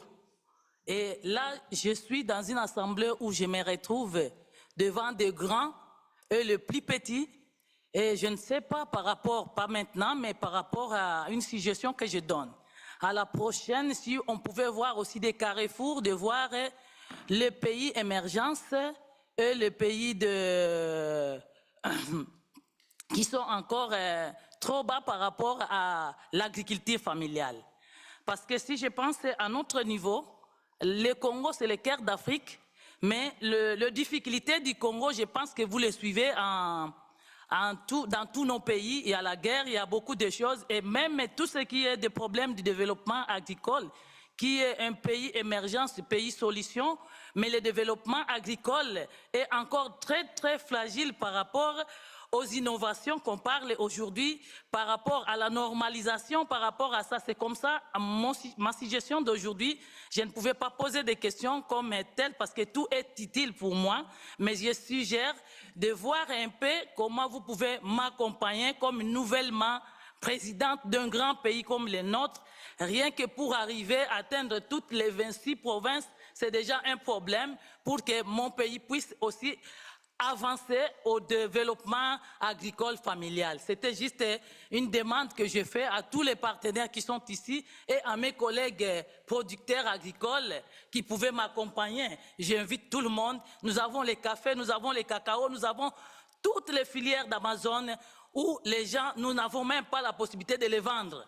Donc il y a les produits qui sont là-bas, mais il y a les problèmes de transformation, il y a les problèmes de normalisation. Beaucoup. Merci beaucoup. C'était juste ça comme demande que je fais à toute l'Assemblée. Merci. Oui, mais merci beaucoup. Et c'est pour ça qu'on a d'ailleurs ici sur la table nos représentatifs de Jamaïque et du Kenya aussi. And then our last question from the floor there, or points, briefly please, because we're overrunning. Thank you very much, Lone Andersen from Denmark, organic dairy farmer, and thank you very much for some very good presentations.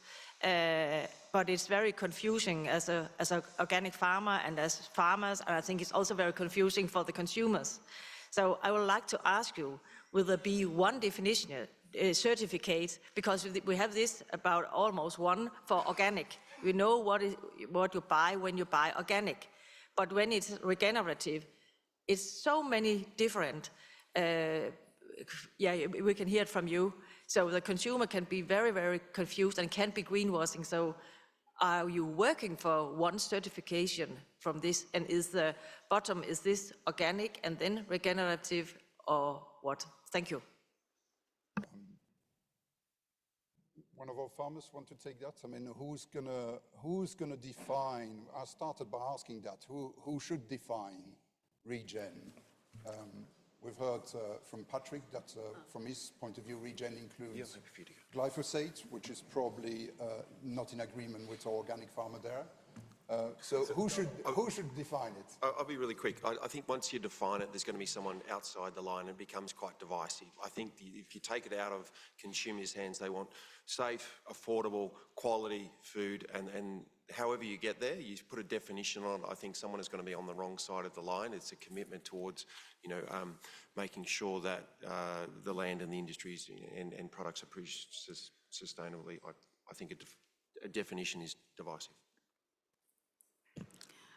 To respond to that question, I don't particularly know who should define, but I was listening to everybody and this grappling with the definition. And the only thing I would want to also say, because when Helena said even farmers, people in this room don't have a clue, when I look at the concept of regenerative agriculture, while we're trying to confirm the definition and there are clear examples, what stands to mind is that we should allow local people to lead with their traditional knowledge. So I don't think it's that we don't have a clue.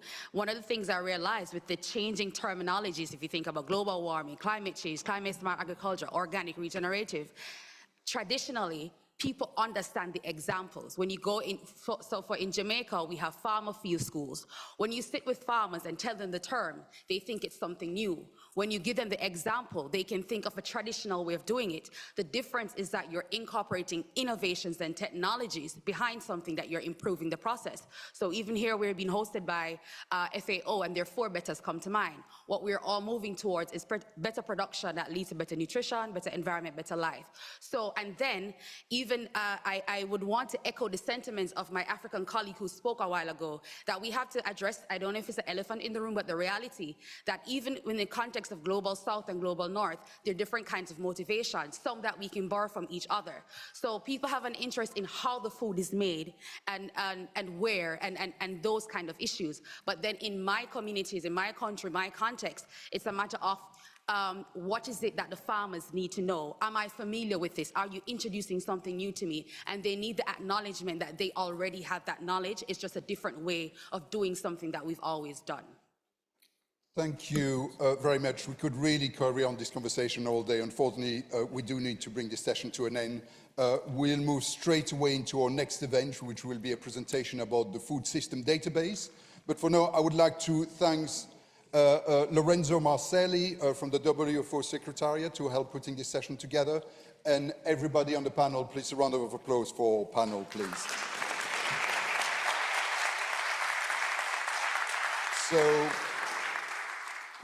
So next, will you please welcome to the stage Professor Pierre Herder.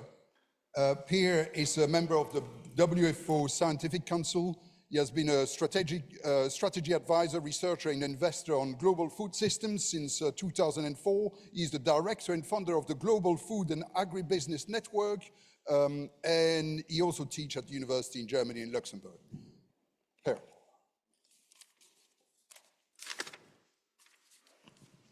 Thank you very much. Just see whether I can operate this here. How do I do this? Aha, okay.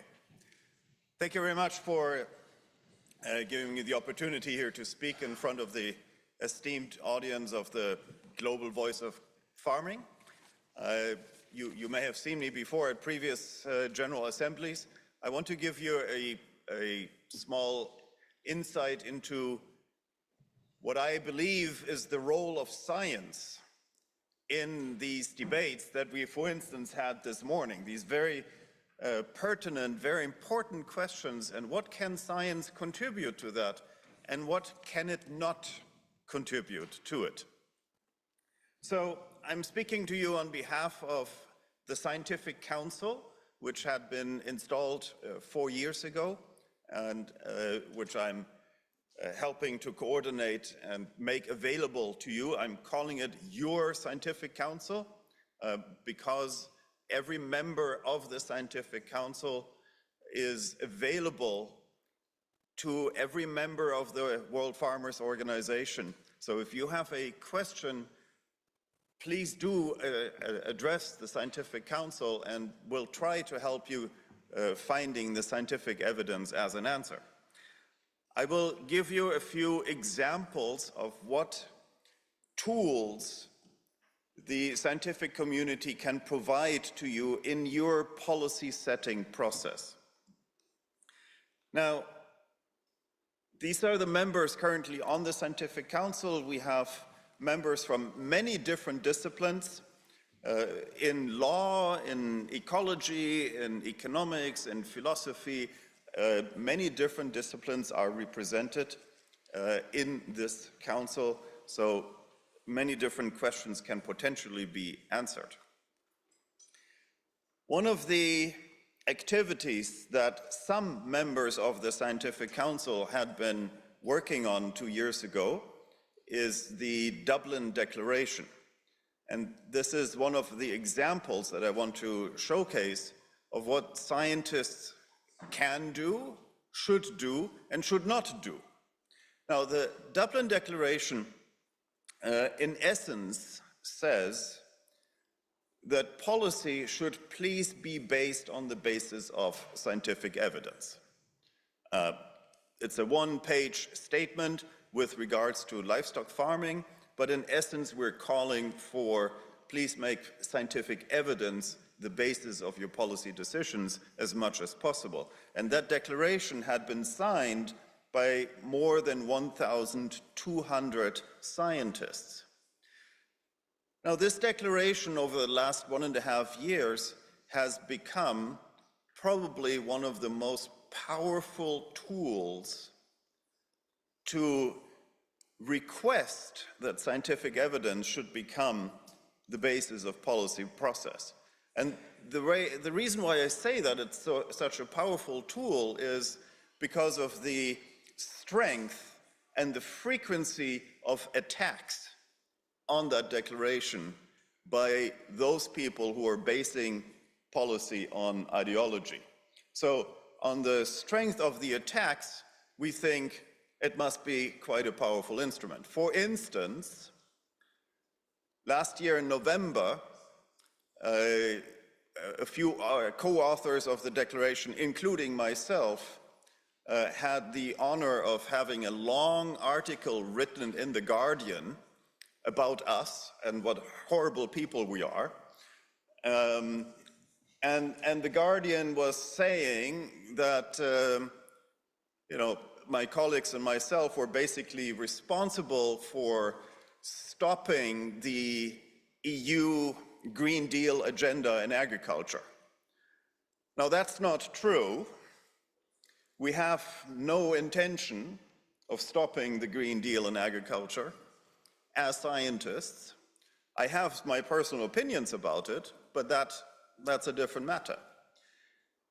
But I don't think we influenced the EU Green Deal agriculture, but the fact that our opponents are claiming that about us is a signal of how much they are afraid of scientific evidence. I want to give you a sneak preview. Pay attention. On October this year, the same group that offered the Dublin Declaration will pull out a Denver call for action, and it will be a framework for adequate nourishment, balancing nutrient density and food processing levels within the context of culturally and regionally appropriate diets. So what does that have to do with farming? I want to borrow the same answer and Helena already did, we are living in a food system. The largest intention of what you as farmers do, it's not the only one, but the largest intention is you produce the raw material for global food. And so everything that happens on the food end of that system, of course, impacts very elementarily what happens on your farm. And I learned that lesson first from Professor Ray Goldberg. I had the privilege to have him as my mentor. Everything that I do as a scientist, I, in principle, learned from Ray when I was studying my Master's of Business Administration at Harvard. Now, Ray is 98 years old now, and he's still teaching, he's still doing podcasts, he's still going to events. Just a couple of months ago, I was doing some research in Nigeria on some absolutely amazing business model of how to help maize farmers in Nigeria to improve their business. And he was like, yeah, I met Ray the other day, you know, it was a seminar, one of the most inspiring case study sessions ever. That was 1 year ago. I recommend you very much to listen to this podcast, Dirt to Dinner, where Ray was outlining his vision of how the food system works. But in essence, it has 3 elements to it, and he captured that also in this book. First of all, it's a system. If you don't bring every player from farm to citizen into the room to discuss the system, you're not going to effect any change. Second, people make a difference. It is people who provide the leadership in the system. And third, the most important raw material that this system works with is trust. Without trust among the players in that system, we're not going to go anywhere. Now, those were the 3 messages that I learned from Ray. And behind that message of trust was, how do you create trust? You create trust, among other things, by relying on scientific evidence. So, I want to showcase very briefly to you here the Planet Food System Explorer. What is that Food System Explorer about? It is trying to democratize data that is available around the world and make it available to your policy setting process. This tool is not creating policy, it is making data consumable, available to you in a policy making process. That is the intention of this tool. So what do we see here? We see the global food system as a flow balance system. So from your left, this is agricultural production in terms of kilotons. So this is the total amount of kilotons of stuff that is produced on a farm somewhere in the world, both on cropland, on grassland, also a little bit in waters and forest land.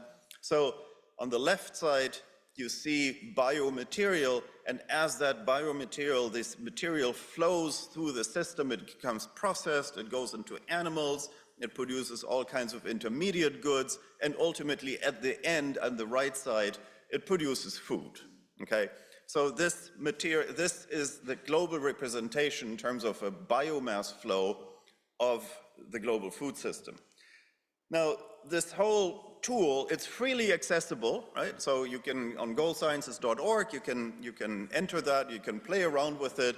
You don't, because I'm based in Switzerland, you don't even have to do this silly accept cookie thing and so on and so forth. So you can just go straight to it and play around with it. It doesn't cost you anything, you don't have to register, just work with it.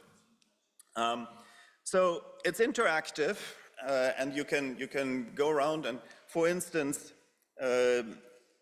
look not at the global food system, but I take out the example of Kenya. So we cover the same module for all 235 territories in the world. A little gimmick, we also covered the Vatican here in Rome, but obviously it's not a lot of agriculture happening here, but it is one of the territories of the world, right? So we took this is how Kenya looks like. So if I want to zoom in into how does the cropland in Kenya look like, so I can click on that, and then I can divide up the croplands of Kenya into cereals and maize and all these other things. So I can go into depth. I can even look into every value chain of the agriculture and see how it creates food at the end of the day. I can, for instance, if I want to see starchy roots in Kenya, right? So we can zoom in, we can zoom out again. We can look at different animal species. What is the importance of cattle in terms of consuming biomass flows, camels, pigs, poultry. We can then go into those cattle and see how much dairy they produce, how much meat they produce. So it's interactive, zoom in, zoom out, trying to understand what the food system looks like and how agriculture is connected to food.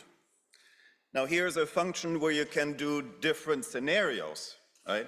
So the one was description as is, but here you can compare different scenarios. So on the left side, we have 2020, and how will the Kenyan system look like in 2050, based on different parameters.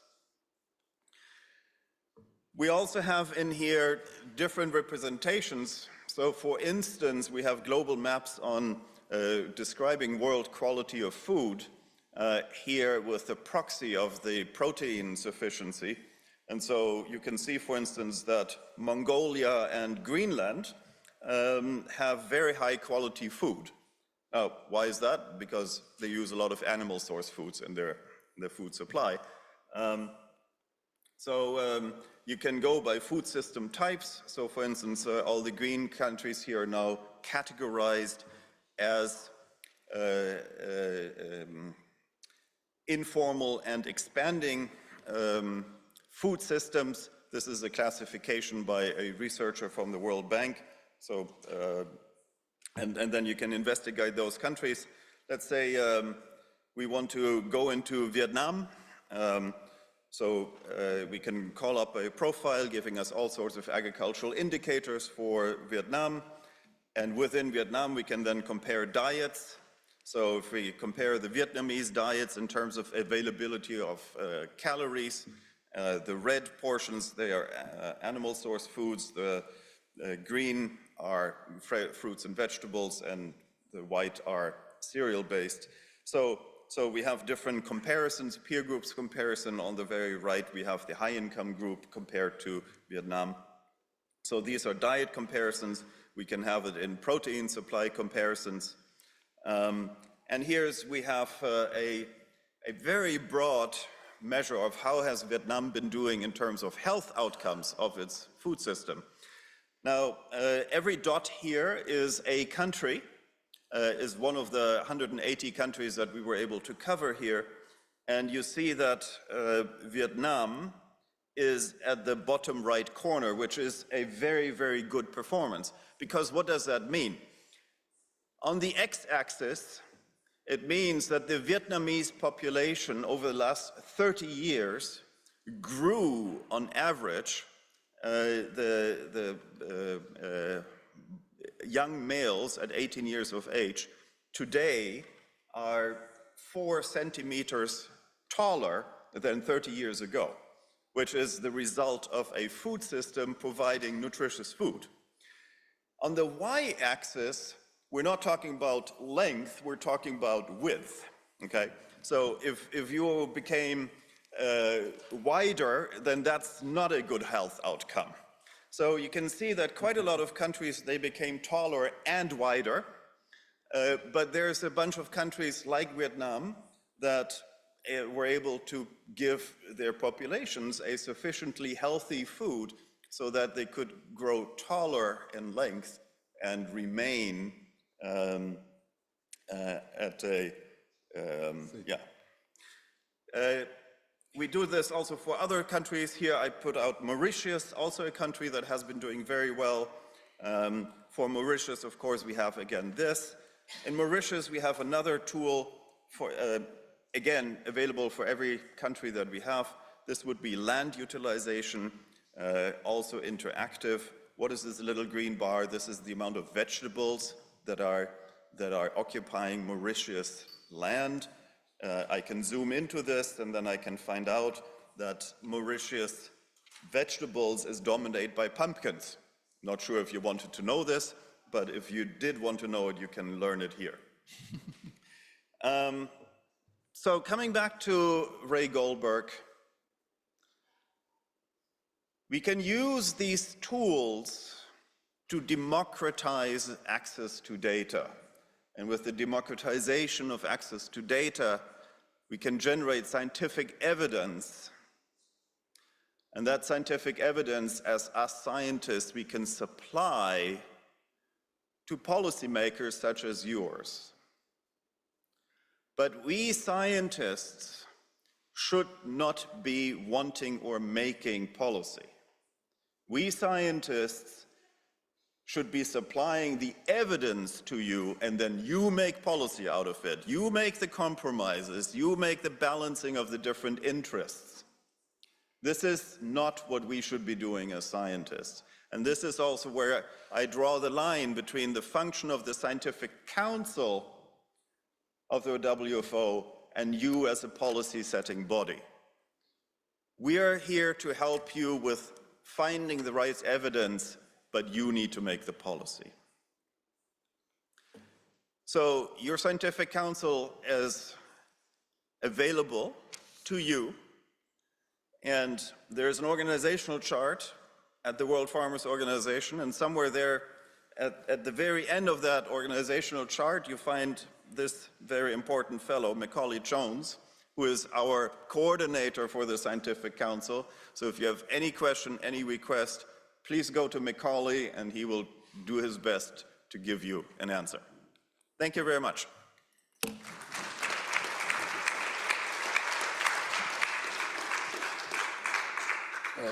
Per, that was a fascinating presentation. Thank you very much. And if you've got any question for Per, I'm sure he'll be available now during the coffee break or during the day. Hopefully he's staying with us all day.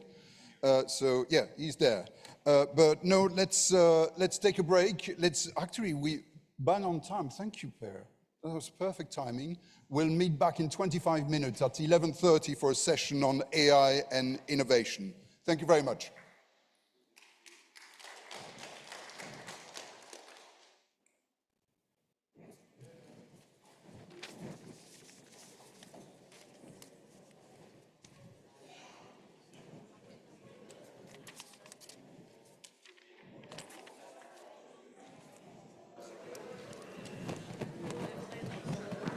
Oh, Leila, yeah, you're on the panel later on, isn't it? At the last one, the very last one.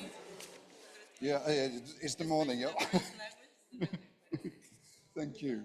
I'll see you later.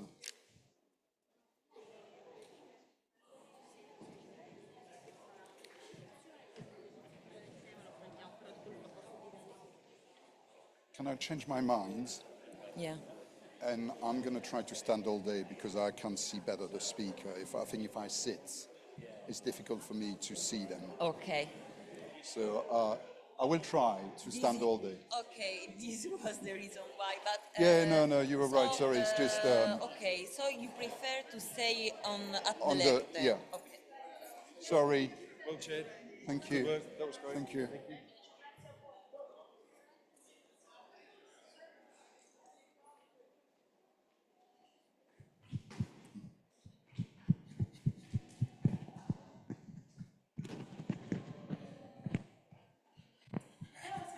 Oh, thank you.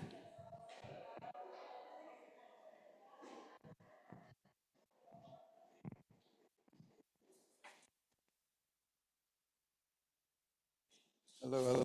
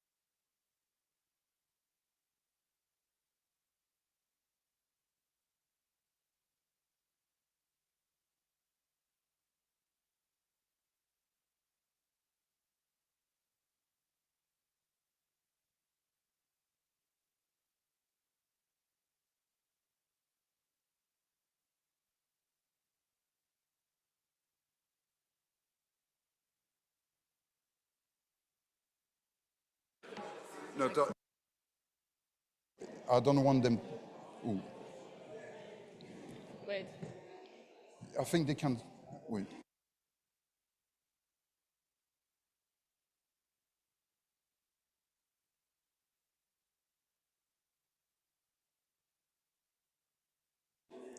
On the. If you click.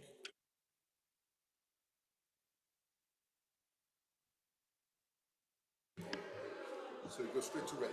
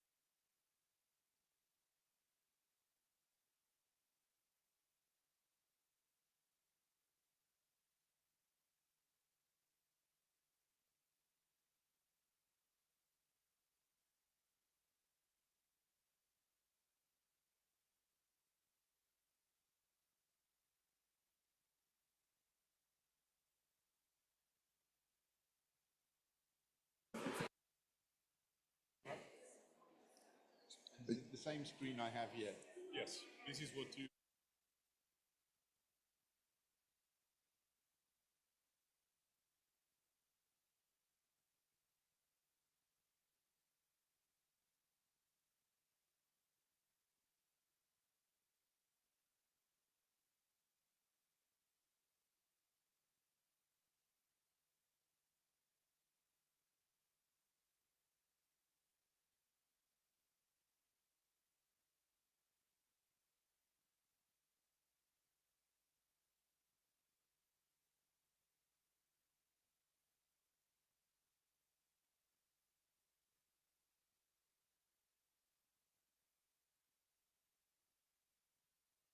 For our next session, welcome back. Just a couple of notes. If you need the translation, you need to tap twice on your screen and then you'll get the different languages, hopefully. So if it wasn't clear before, just tap twice on your screen. And no, we've also managed to arrange that if you want to talk, if you want to intervene, we've got the green light, red light working. So if you press once on your microphone, it will go green, but you won't be live. But it means that I know you want to ask a question. So exactly, it's great that we already have a question before we started. Oh, no, oh, okay, good, trying. But that's a bit easier for me to see who wants to ask a question. But I mean, feel free to wave at the same time as well.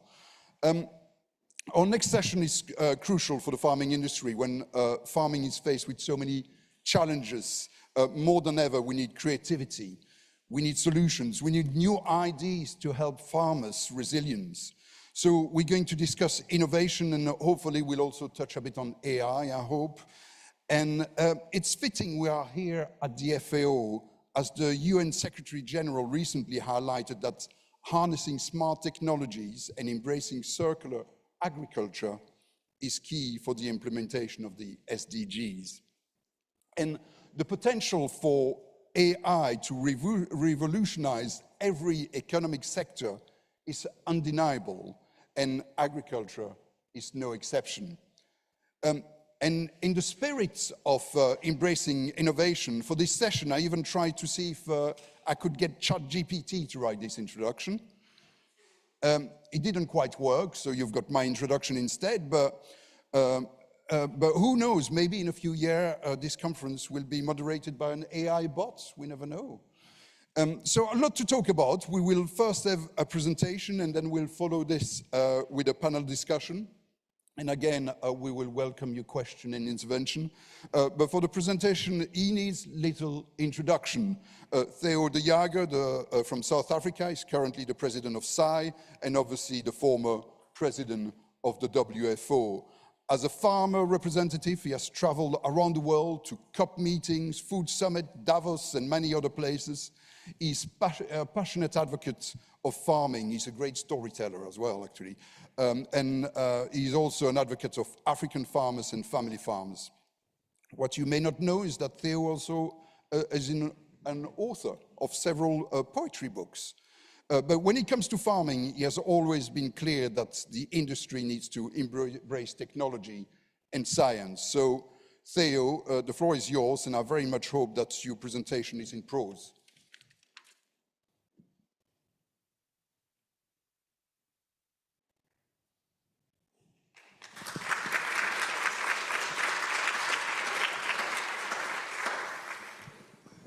Thank you, Dimitri. One thing we are certain is that you'll never be replaced by a bot or AI, because there's no such a thing as artificial wisdom, only artificial intelligence. The greatest joy in my career here in WFO and prior to that in PAFU and in SACAO and in our national farmers organizations was always to work with the young farmers. I love working with the young farmers because it gives one a glimpse of the future. I love to work with the young farmers because they are not afraid to dream.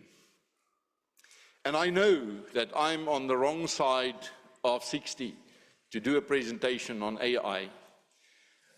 But I can do it because all my colleagues in my home organization, SAI, had their 30th birthdays there in the organization. When you work with young people, you must make space for them to pursue their dreams, and you must allow them to make mistakes. And you must give them the lengths to run fast. What is AI?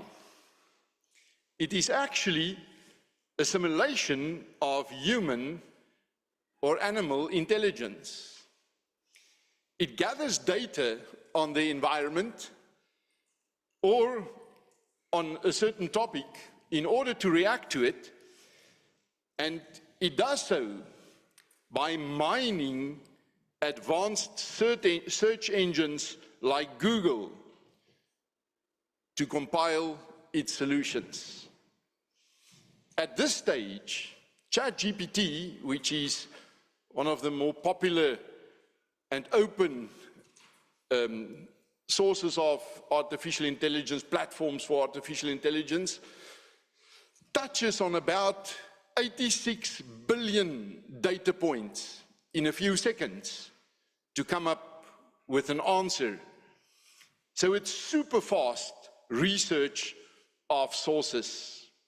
Kaplan and Heinlein, two of the top scientists in the world on AI, said it's the ability of a machine or a system to accurately interpret external data and to learn from it and to apply those lessons to reach a certain goal as to execute a task. That's what we are talking of. In 2017, I had the privilege to visit Bill Gates in Seattle, and I'll never forget the message at the end of that day. Although I must admit that 90% of what we discussed that day went way over my head. Basically, he invited me and a few other farmers leaders from Africa to say to us that data is the new gold in agriculture. Data is the new gold in agriculture, and everybody is taking part in the gold rush now. He said, you farmers must not run in that gold rush.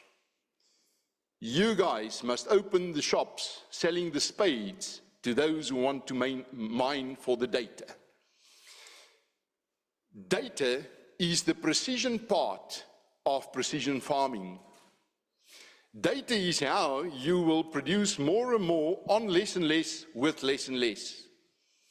Either you embrace data-driven farming, or you drop out of the system because you will not be competitive.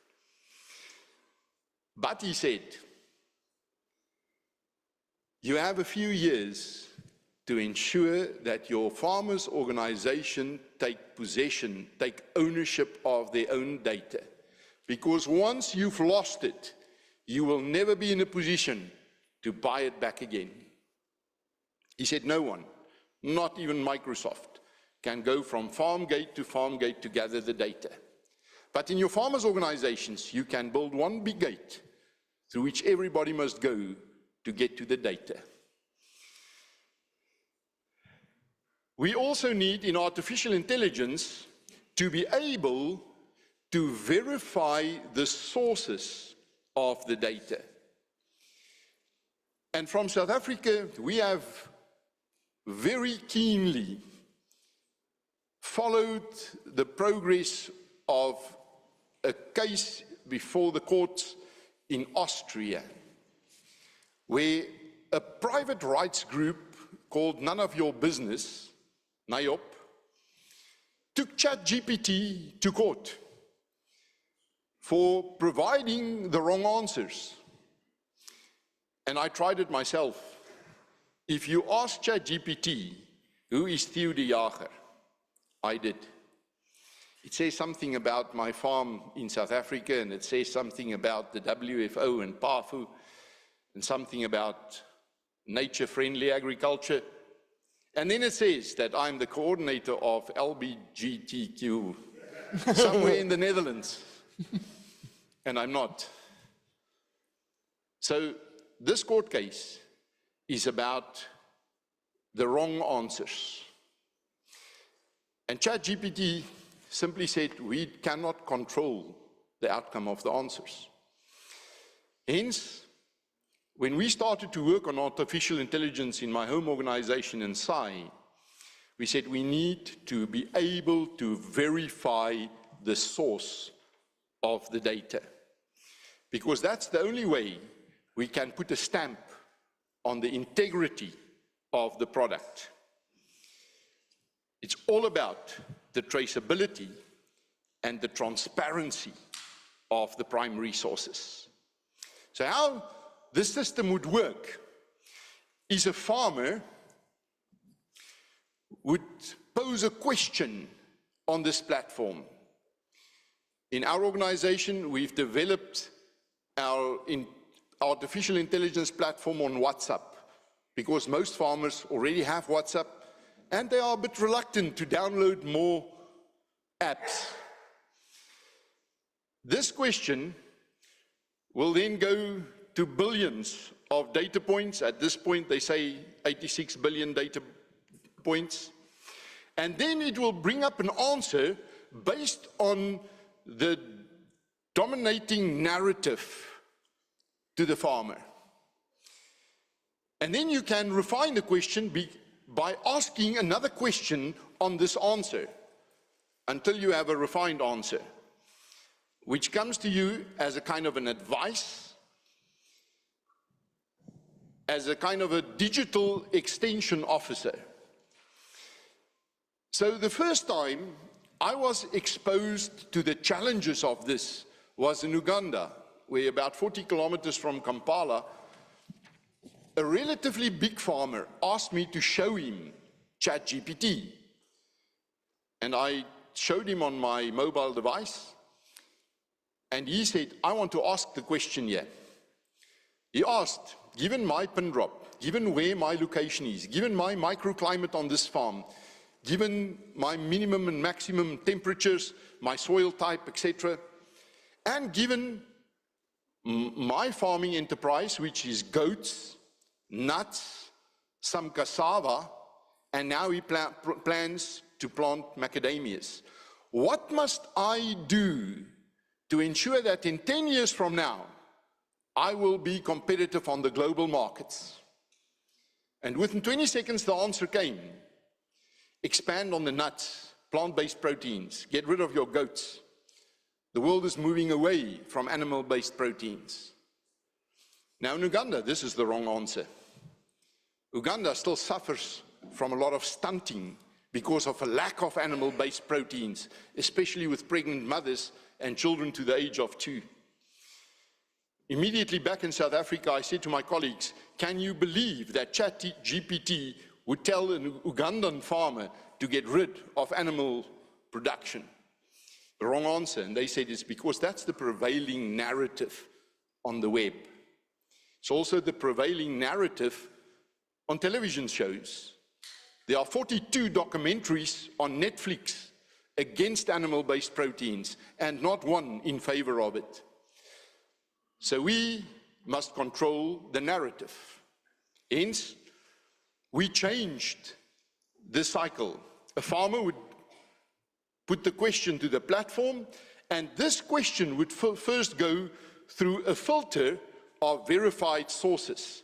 And we populated that filter with every scientific document we could lay our hands on, starting with South African universities, expanding to other universities elsewhere in Africa, the Agricultural Research Council, we popped in here at FAO. Because so much research just lands somewhere on a shelf and is never consulted again. We fed all of that into this filter before it goes to all the data points, because now the data points must speak to the verified source. And then your answer also gives you the origin. It tells you which sources had been consulted. And from there you refine your question and you get your advice. And hence, we developed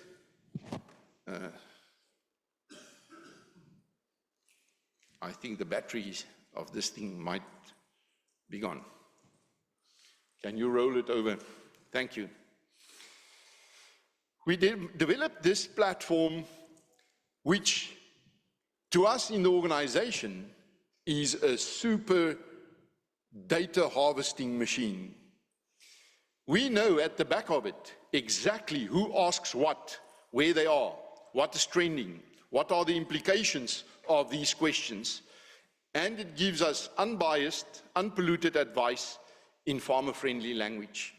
The first thing we noted was actually when a farmer in the eastern side of South Africa asked about a bug which he did not know in his maize fields. And 2 days later, 3 other farmers asked about the same bug, about 100 kilometers to the west.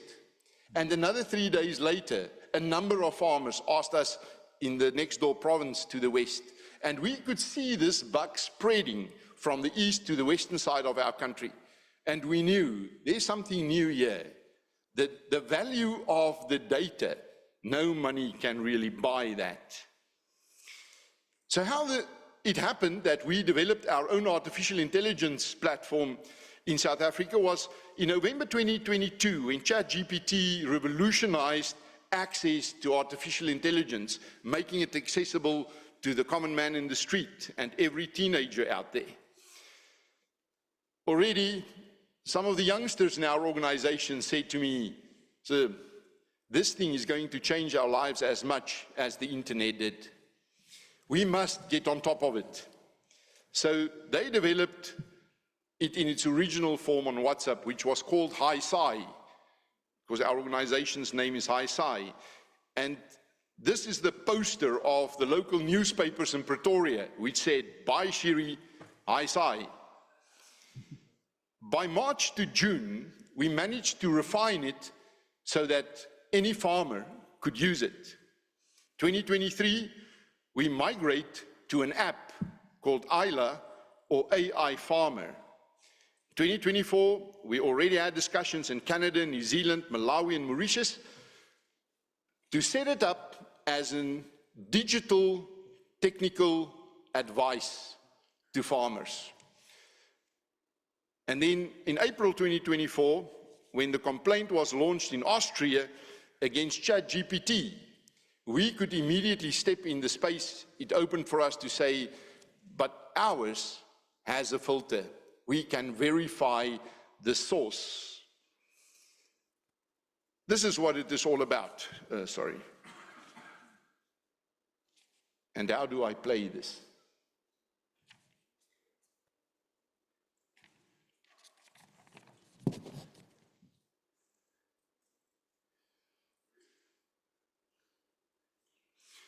Well, if I had time, I would have consulted AI platform to ask how I should play that. What does it say to us? Artificial intelligence is here to stay. It will be part of our lives from here on. It's bound to change our world and how knowledge comes to us. As farmers, we can fight it, and believe me, in my home country, there are a lot of farmers who fight it. We can ignore it, or we can try to get handles on it and manage it. So our challenge to you is, let's manage it by taking ownership of the agricultural applications. Let's ensure that we retain the ownership of our own data. Every time I have an opportunity to speak to the gymnasium at WFO, every year when I visit Andreas Hermes Academy and their top course, every year when I pop in with Sakau in their youth development program, I always say to the youngsters, even if you forget everything I have said, you must remember this part. If your dreams do not scare you, they are simply not big enough. Then you must do it over. It's only when your imagination, your dreams about what is possible scares you, that they are worthwhile to pursue, let's do it in the digital domain too.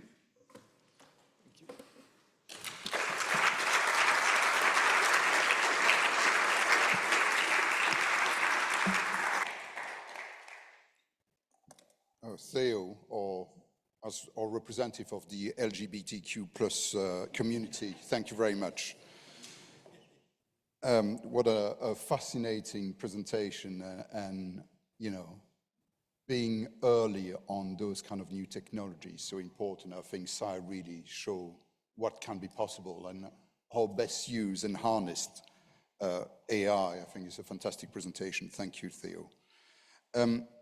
We'll now move to a panel discussion. We also have somebody online. I don't know if they're going to appear on the screens, maybe. And what I'll do this time is get the panel to introduce themselves. Right at the end, we've got Dr. Harry Clark. Harry, could you introduce yourself, please? I'm no good with AI, I'm no good with technology. Yeah, Harry Clark, I'm the chief scientist of an organisation called the New Zealand Agricultural Greenhouse Gas Research Centre. I'm a animal nutritionist by training. I'm also the global ambassador of a 68-member country alliance dedicated to reducing agricultural greenhouse gases from agricultural activities. And next to Harry, we've got Dr. Andrea Porro. Good morning, everyone. I am the Secretary General of WFO, but I'm also an agronomist with a PhD in agrobiodiversity conservation in rice. Long time ago, other life. And then we've got Juan Lucas Restoropo. Good morning to all. I'm here representing CGIAR, an integrated partnership of centers working on research for development in agriculture across the globe. I'm the Director General of two of those centers, Biodiversity International and CIAT. And I feel a little bit uncomfortable of sitting in a male-only panel. I think for going forward, especially for farmers, we need farming women in this table for this type of discussions going forward. Small recommendation from my side. And then we've got Foucault Vincius. Yeah, I guess that I am the problem because my boss was supposed to be here. She's a woman. My boss too. I fully agree with you. Foucault Vincius, I am the COO of Nutriset, a French headquartered but quite global company active in many different countries: Ethiopia, Nigeria, Niger, Burkina Faso, Egypt, to name a few. And I have a long-standing career or I have been involved in nutrition and food systems for a long part of my career. Thank you. And actually, part of my condition to chair panels is I never chair panels with men only. So we've got two women online, actually. Francesca Prutano, are you there? Yes, good morning, everybody. So I'm Francesca Prutano, and I'm responsible in CNH Industrial for technology strategy and competency centers. That encompasses robotics, open innovation, hydraulics, cabs and control, and multiple side of technologies that I'm leading at the moment. So happy to be here today and to contribute to the pink quote. So looking forward for the discussion. Fantastic. And also online, Tanya Strauss. Hi, Dimitri. Thanks so much. So Tanya Strauss here. I oversee food and water at the World Economic Forum, and very pleased and honored to be part of the esteemed panel and lots of friendly faces there in Rome. Thank you very much. Francesca, if I can start with you, Francesca, online. Many machines already have some automation. Automation happens when the operator is in charge of the machine, but can transfer some control for specific function. The next step would be full autonomy. What are you working on towards full autonomy, and when can we expect fully automated farms?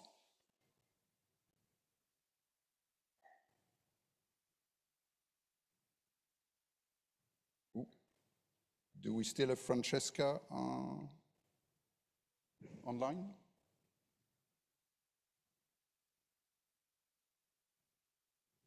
She was there a minute ago. Yes. Francesca, did you hear the question for you? No, it interrupted a bit the connection. Sorry about that. Let me ask you again. I was talking about automation and the move from automation towards full autonomy. And I was wondering, what are you working on towards full autonomy, and when can we expect to have fully automated farms? Yeah, let me just start with the world of agriculture, as it was just said by the previous presentation, is really changing fast. And our journey really starts going from automation to autonomy into robotics, so alternative machine form. In order to have this journey, really what is fundamental is really to contribute with technology to optimize farmer investment and simplify the work of farmers, right? This is through technology at different levels by application on the work that the farmer has to do. So CNH currently is investing a lot in scientific research and training. And so what we do, we have a lot of collaboration with university, specialized research center, and we promote digitalization any way we can. Just think about it that in 2010, we launched the first open platform for data. So we totally embrace the challenge about having the possibility to bring the farmer to the next level. And so when it comes to really the guidance and the fact that the vehicles moves by itself, it's really important that the digital part is taken care of so that everything that is happening on the machine is really well controlled. I'll make an example, right, on how artificial intelligence really plays a big role, and this is available today in our product, is a so-called sense and act, right? If we think about transferring some of the human sense to the machine, like the vision, right, and active real time by adjusting the implement accordingly, that's an amazing result, because you don't need any preparation, you don't need any skilled agriculture person to be in the field, or farmer perhaps, that can go and do the operation. What this entangles? This entangles that young farmers are going to be more interested to the agricultural world and get closer to that specific environment, and will stimulate their curiosity. So the university, the knowledge, the AI embedded in our vehicle will help us do the journey. We are actively doing that. We are into it, and we will continue very hard, because we see more and more that the farmer sees the value in these technologies, because at the end of the day, is efficiency and sustainability that comes into play, that at the end of the year for farmers makes a difference in their pockets. So that's the key for us at the moment, and we are successfully driving that. Can I ask, it looks like you're farming on Mars at the moment. How is that going for you? You're farming, sorry? On Mars. Oh, absolutely. So thank you for mentioning that. I did it on purpose. This is AI-generated images. We have multiple of these. So perhaps in the future, we think when, many, many years from now, where the land is going to be a little bit full for our Earth, then we may experience other opportunity elsewhere. So it's really futuristic look. But thank you for noticing that. Juan Lucas, a lot of the tech Francesca is talking about is unaffordable to small farmers. But you've been looking specifically at technology advancement that can help smallholders' life, helping them to address climate change and food insecurity. Can you tell us more about some of the things you've been looking at? No, absolutely, and what you pose is a great challenge, and it's so that we call our work in data and artificial intelligence, we'll call it digital inclusion, because we are very concerned that if we don't act and have the agency of the smallers, the disenfranchised, especially farmers, they will be excluded from this revolution, and they will end up in a worse condition than they are now. So this digital inclusion is our drive, and in order to do that, and so it's not only a discourse, The way we do our research, the way we co-create, takes this systematically into account. And I'm going to give you 3 very quick examples of the kind of work we do and how we feel this digital AI revolution can really be brought into benefit of the farmers. The first example is a platform we call My Farm Trees.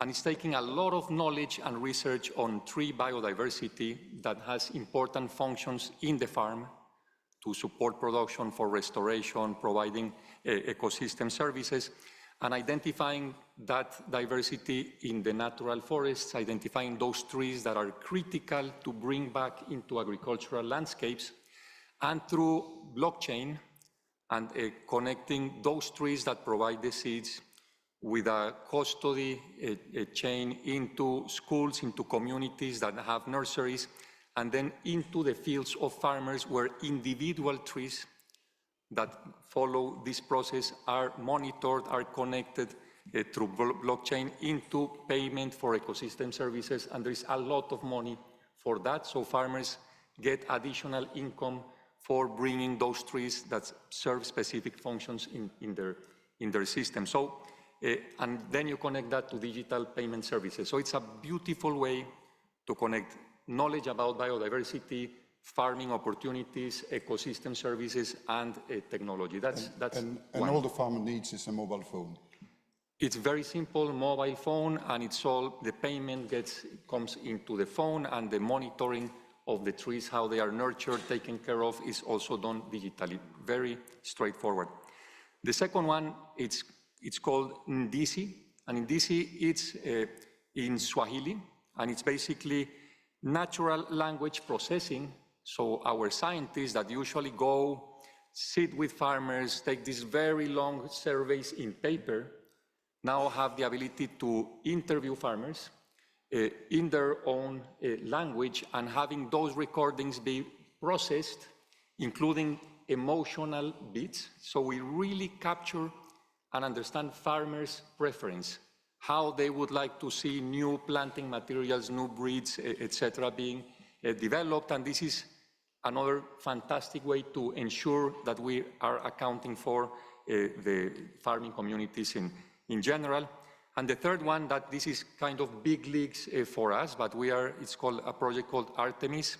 We're linking with Google, that's one of the champions in artificial intelligence, supported by the Gates Foundation, and we are helping develop, being very careful on public domain, public goods, ensuring that we maintain access of communities to the tools we will be developing, to something that's called a computer vision foundational model. So it's basically based on pictures, annotated pictures. We are with breeders across CGIAR. We're uploading millions of pictures of a number of crops to really help that foundational model be trained to then have tools that are accessible to farmers, that are open source, that they can use, we hope, no cost, especially the small farmers, to select from their farms, from their communities, what they need, or national systems, or of course, breeding efforts such as the one we do. So those 3 examples kind of cover the breadth of how we see we need to address these opportunities and also challenges from artificial intelligence. Thank you very much.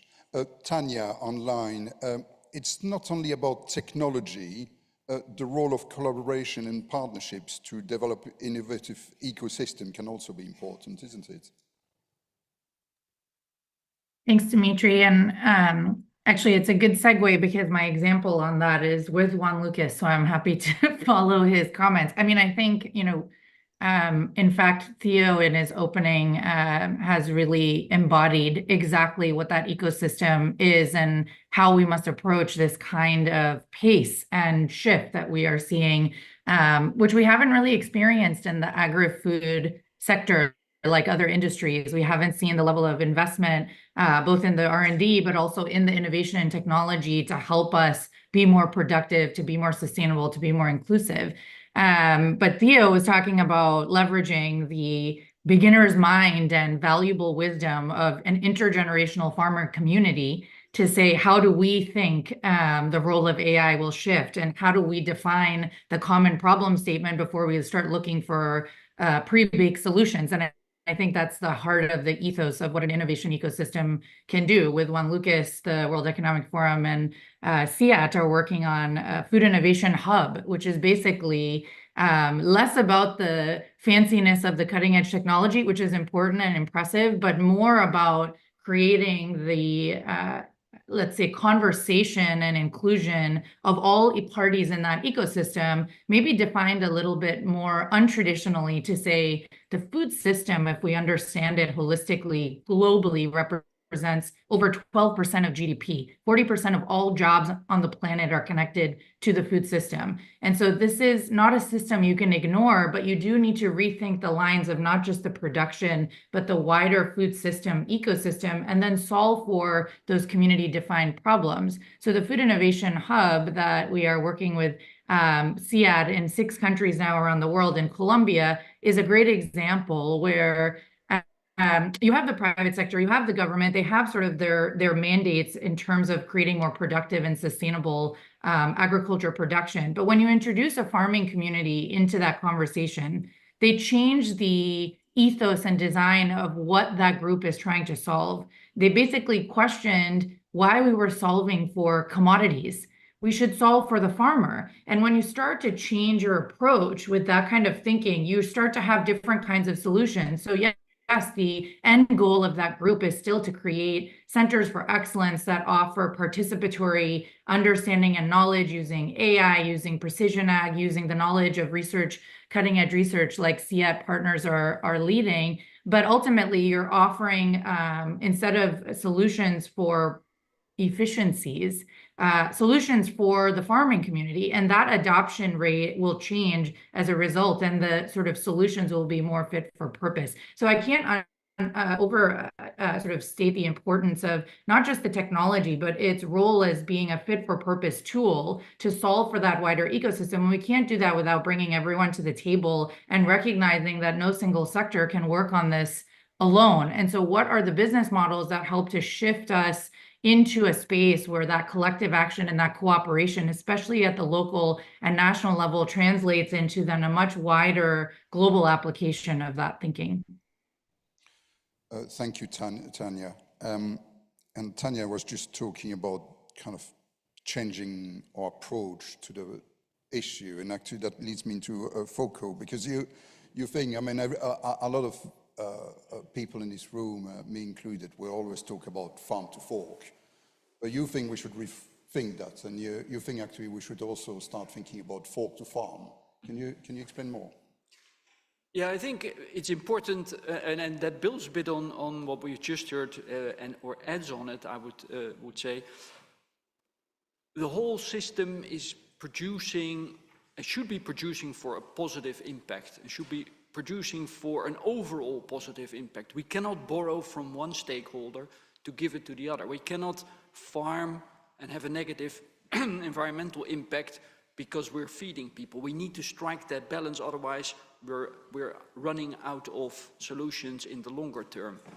And coming back from the demand side and coming back from what the needs are, especially from a nutrition perspective, for instance, and translating that back into the value chain, I think is an extremely important approach. If we only reason from farm to fork, from the production system to the market, then we are missing that there is market dynamics. And if we want to have a sustainable change, we need to also make sure that we change at the end.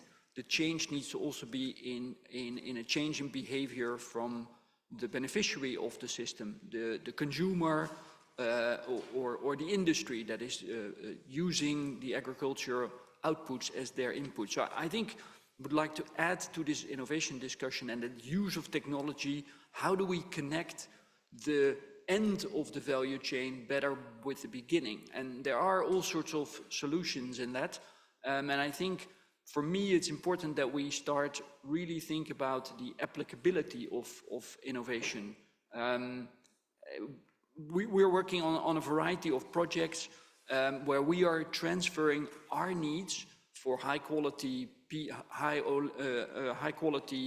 oleic peanuts with low aflatoxin to farmer systems. So in Burkina Faso, we have been working with farmers and with SMEs around the farm production system to translate our demands back to a farming system and thereby creating a sustainable collaboration between the two. Maybe leave it at that for now. Thank you. Andrea, data gathering has become hugely important, and at the WFO you've been looking at research methodology innovation. Can you explain more what you've been up to? Absolutely. I will bring you a bit down memory lane first. Oh yes, please do. But bear with me, it will be fast. Some 20-something years ago, was a young student, I started to work in yield forecasting model. And my mentor at the time told me, please do remember that if you mistake model for reality, it's like go to the restaurant and eat the menu. And I asked, but why you say so since we are working on this? We said, because models are driven by data. And the mantra is garbage in, garbage out. Fast forward, when I joined WFO, I was pleased to see that we, starting from the Scientific Council and through our partners, we wanted to give ourselves a methodology, a farmer consultation methodology that put at the center bottom-up primary data, which today are the most invaluable asset, as also Theo was mentioned, so not derived, not ancillary, but primary data that sit with the farmer, and as you can see something on the back in visualization, and that will be concluded. You've been sneaking in some slide, isn't it? I said no slide, you cheeky. Well, farmers are smart by definition. So the goal is to have farmer-driven comparable data and insight that can help to transform WFO and its members in a data warehouse where the global audience, partners, members, beyond that, can come to us and get informed. And I will conclude on this. Our goal is to make sure that data become information and allow them to have informed decision. Thank you. Harry, I read some of the latest research that you've been across, and some sounds really, really exciting, specifically around reducing methane from ruminants. One thing which was new to me was the development of a vaccine that could reduce methane produced by ruminants. Can you tell us more? Yes. The animal doesn't produce methane. It's a group of bugs that reside in its digestive tract that produce methane. And the animal actually, this is an invasive species. It's not part of the animal. It's actually something that invades its digestive tract.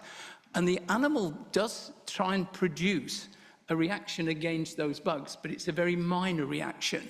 But it is possible to, in fact, induce an antibody response by identifying specific antigens, the things that we have in vaccines that develop the immune response, and to induce animals to produce antibodies against the organisms that produce methane. And so far, what we've been able to do is to produce very strong immune responses. We've been able to extract antibodies out of saliva, put those into laboratory cultures of the organisms in the rumen, and reduce methane. But what we haven't been able to do at the moment is get that response in an animal, and that could be for a number of reasons. But the reason why we are really kind of excited about this kind of technology is that it does potentially offer a global solution for animals in all systems. Because if we tend to work on other kinds of interventions, which could well be feeding, etc., they don't work in all systems. They don't work in systems where you don't see animals frequently, You can't feed them every day. They also are very expensive. But what we see with vaccination, it's a technology that's used globally, animal health, etc. You can produce vaccines cheaply. So where we're trying to persist in this work is because we see it as a universal solution that could be adopted, for the 1.6 billion cattle, for the other 2 billion of different types of ruminants. So it's technically very challenging, but it's one that we feel is worth the investment. And if it was to work, what kind of reduction of methane would you envisage? The $64 million question. Because we can't get it to work, we can't tell you what the kind of reduction is.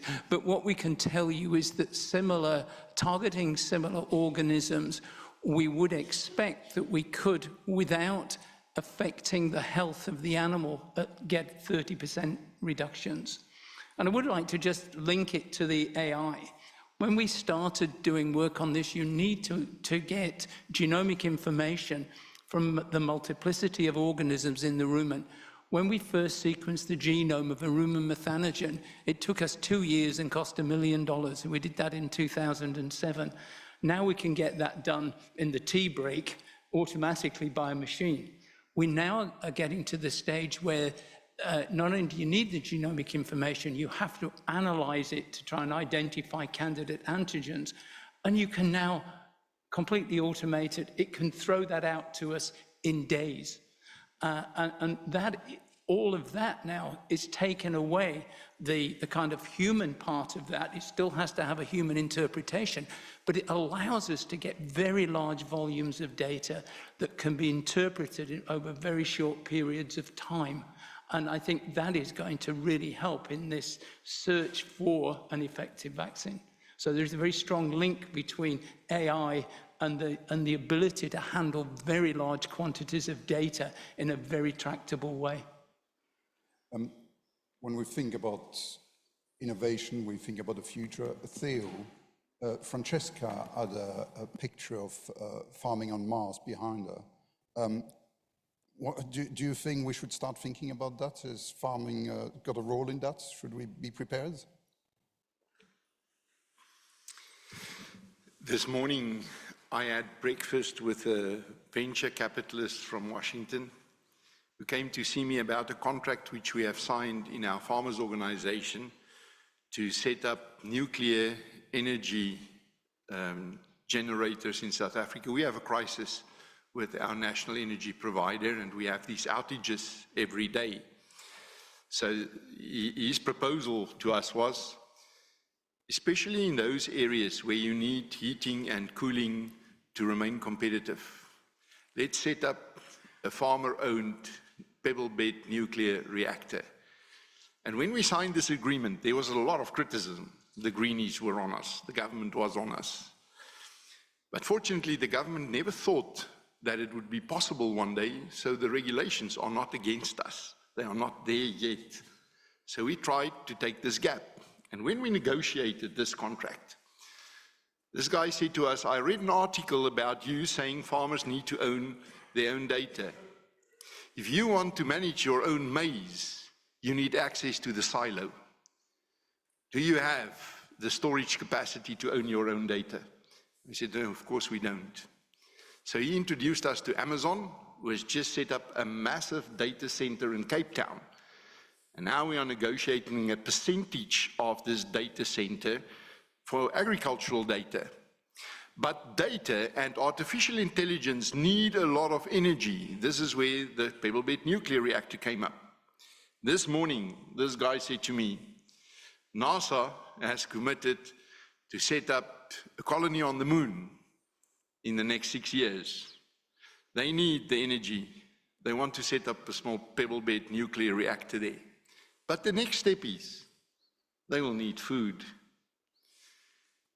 And either they will partner up with some big company, Unilever or Danone or Nestle, or you farmers must step into that space, raise your hand and say, we will do it. Now, if we don't do that, someone else is going to do it and we will never be able to enter that space again. There is no way any one of our organizations is strong enough to offer ourselves as a partner. But can you imagine the World Farmers Organization entering into agreement with NASA to say we want to talk about food in space? Let's be part of that research. Let's have our seat around the table. If not us, who? And then 50 years from now, we will look back and say, if only we have done it. So we'll be looking for volunteers for space farming.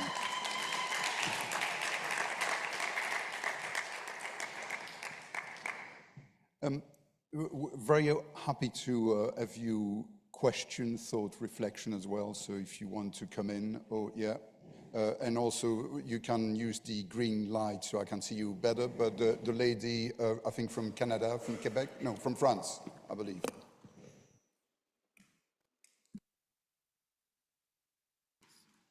France. Oui. Je suis agricultrice en France, membre de la délégation française, mais je suis aussi présidente de Agriculteurs français et développement international, une agri-agence qui fait partie d'Agricord. Et par ça, je porte le souci de toutes les agricultures.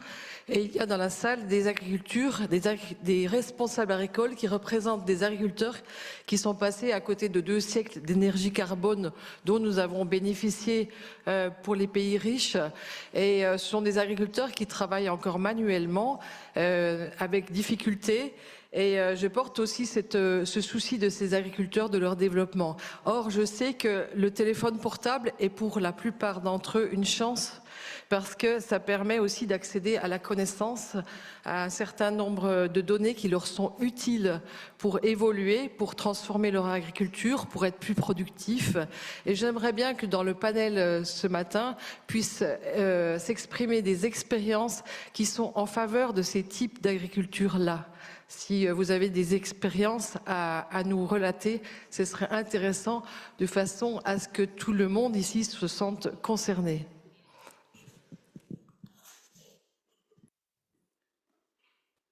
Anybody on the panel want to pick this up? Andrea. Well, yes, indeed. I mean, I can bring a bit of my personal professional experience also before my role actually in WFO, and I'm sure that our members, they have plenty of stories. But I was well, not so young now then, agronomist in Sierra Leone. And I was there just right before the Ebola crisis. And in the inland area, energy, which was mentioned by Theo as an engine, electrical engine, was not available. So we had electricity with generator 1 hour a day. And product and market and farmers also, they could not recharge their phone and have little access to the market. Fast forward 1 year, when the Bumbuna Dam became functioning in the inland part of Sierra Leone, who people knows, then electricity started to be available 22 hours a day. And smartphone start to arrive. When I arrived there, the first phone that I was working was a Nokia 3310 that some people might remember, that also started to give away with my age. But 1 year later, the farmers I was working with rice production, then they were able to the smartphone to connect to market and then know the price and knows when to irrigate, when to fertilize, what variety have more interest, which market they can go. This is in the example, I mean, obviously before my role in WFO. On this one, I think that all the members that are with us today and are part of the family of WFO, they have similar stories of what technology can give as a transformation effort. And technology starts as a snowball effect. So you start from the most basic, moving from manual to semi-automation and automation. And it triggers and accelerates. And that's, I think, is what is interesting. And one reflection that I want to begin, and then I conclude on this. I was listening a few weeks ago an intervention of the American astrophysicist Neil deGrasse Tyson, which I don't like too much because he actually removed Pluto from our planet system. But on the other side, he was saying, if we imagine a future that we are going to crop on Mars, that we also were imagining a future that we are capable to terraform, a planet that is inhabitable. That means that that solution will also apply on our planet, so we will be able to restore what we might have damaged and lost. And I think that's there is the faith on technology and innovation. Thank you. We've got two more questions from the floor, and then we'll start wrapping up. But yeah, the lady over there, please. Thank you so much. My name is Magdalena Luhava from Kenya National Farmers Federation, the head of ICT. So my question is, when it comes to large language models, the quality of data is very, very important when we are talking about the training models in data. So in the context of Africa, and specifically to be Kenya, a lot of data exists in the local languages. And this really is not collected or captured in order to build large language models. So what interventions are being put in place to ensure that we do not have digital exclusion when it comes to smallholder farmers in Africa and in Kenya? And also to ask what interventions also are there when it comes to addressing gender inequality to technology adoption. And I know for the case of Lucas, they're already doing that in terms of the platform that they have for Ndizi, but that is in Swahili. In Kenya, we have about 68 different languages. So what intervention are being made to ensure that we have digital inclusion for all? Thank you. Juan Lucas?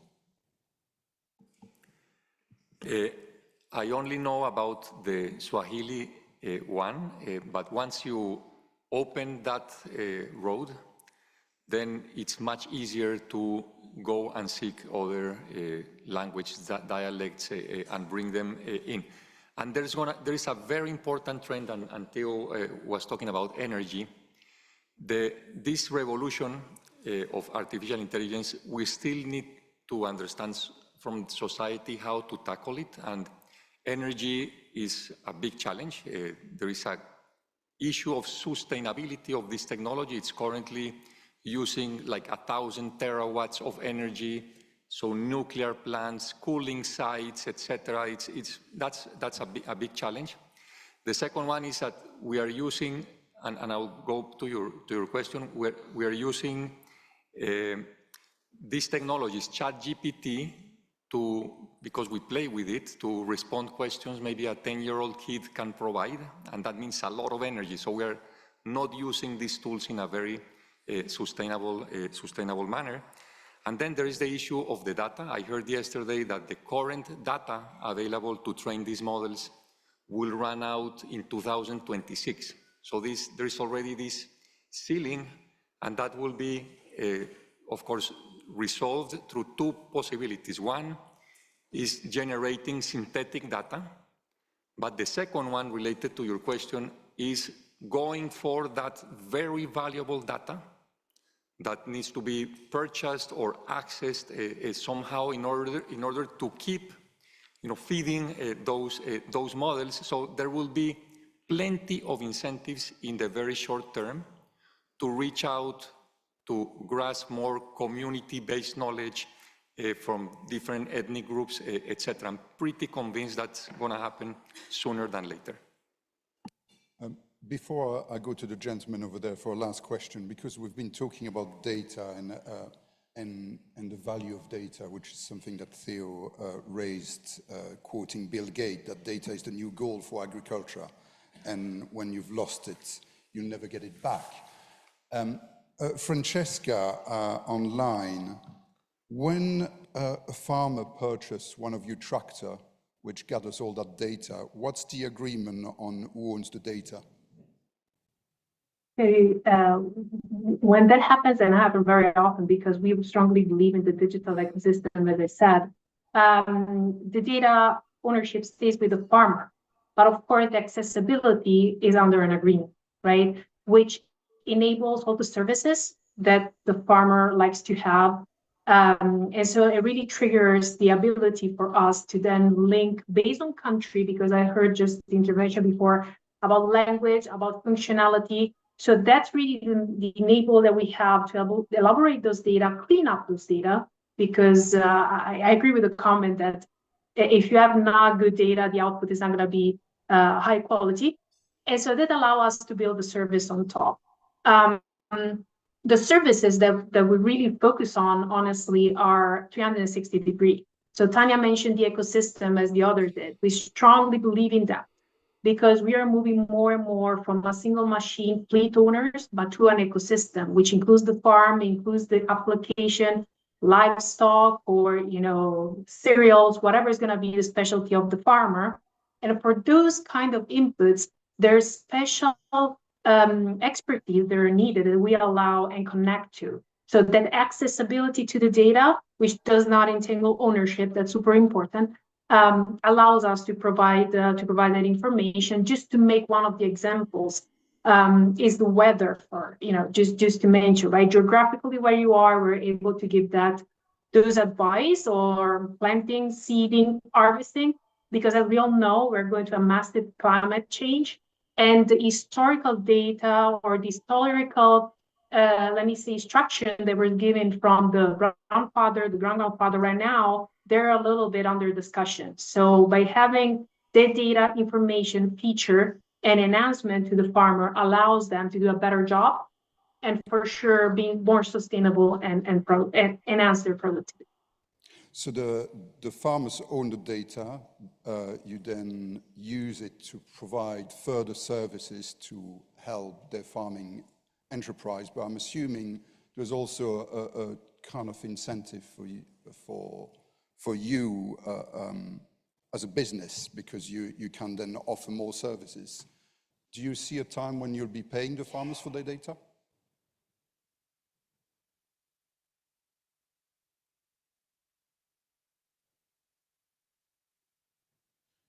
Should I take that as a no? Francesca, are you still there? Maybe technology has defeated us.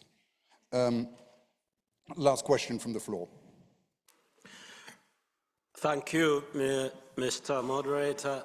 My name is Dick Kamuganga. I am the president of Uganda National Farmers Federation in Uganda, which is largely a smallholder farmers organization. I don't understand many languages here, including English, because I'm from the village, but I have very serious worries.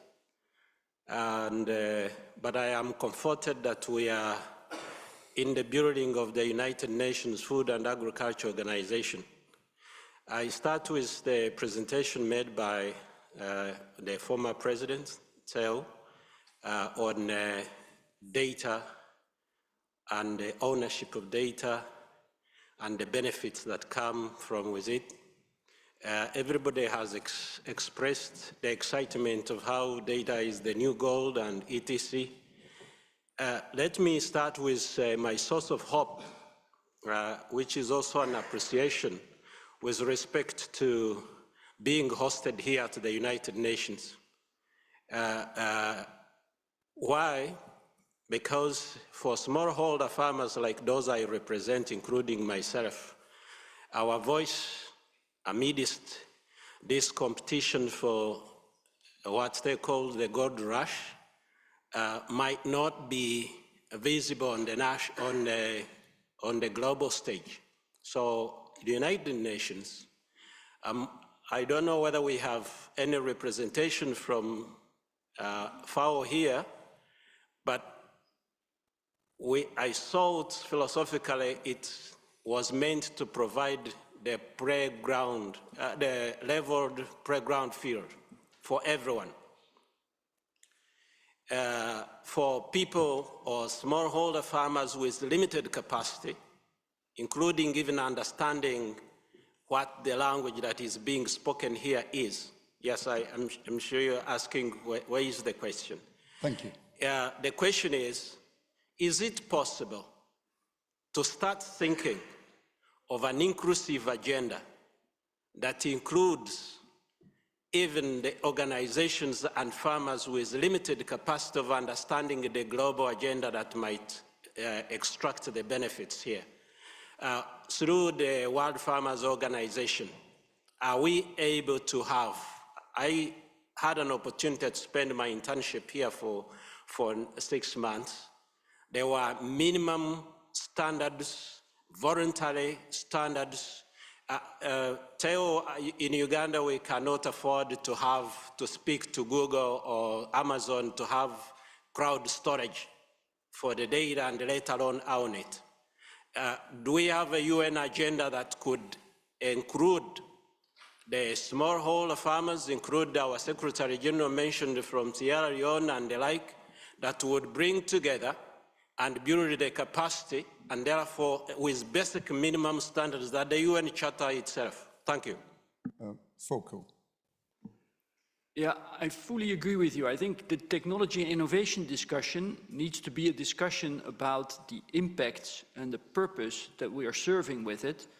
And we should be careful not shooting way over people's head by going for the ultimate. There's different levels and there's local needs that we need to solve, and we need to solve and innovate and bring technology for local needs.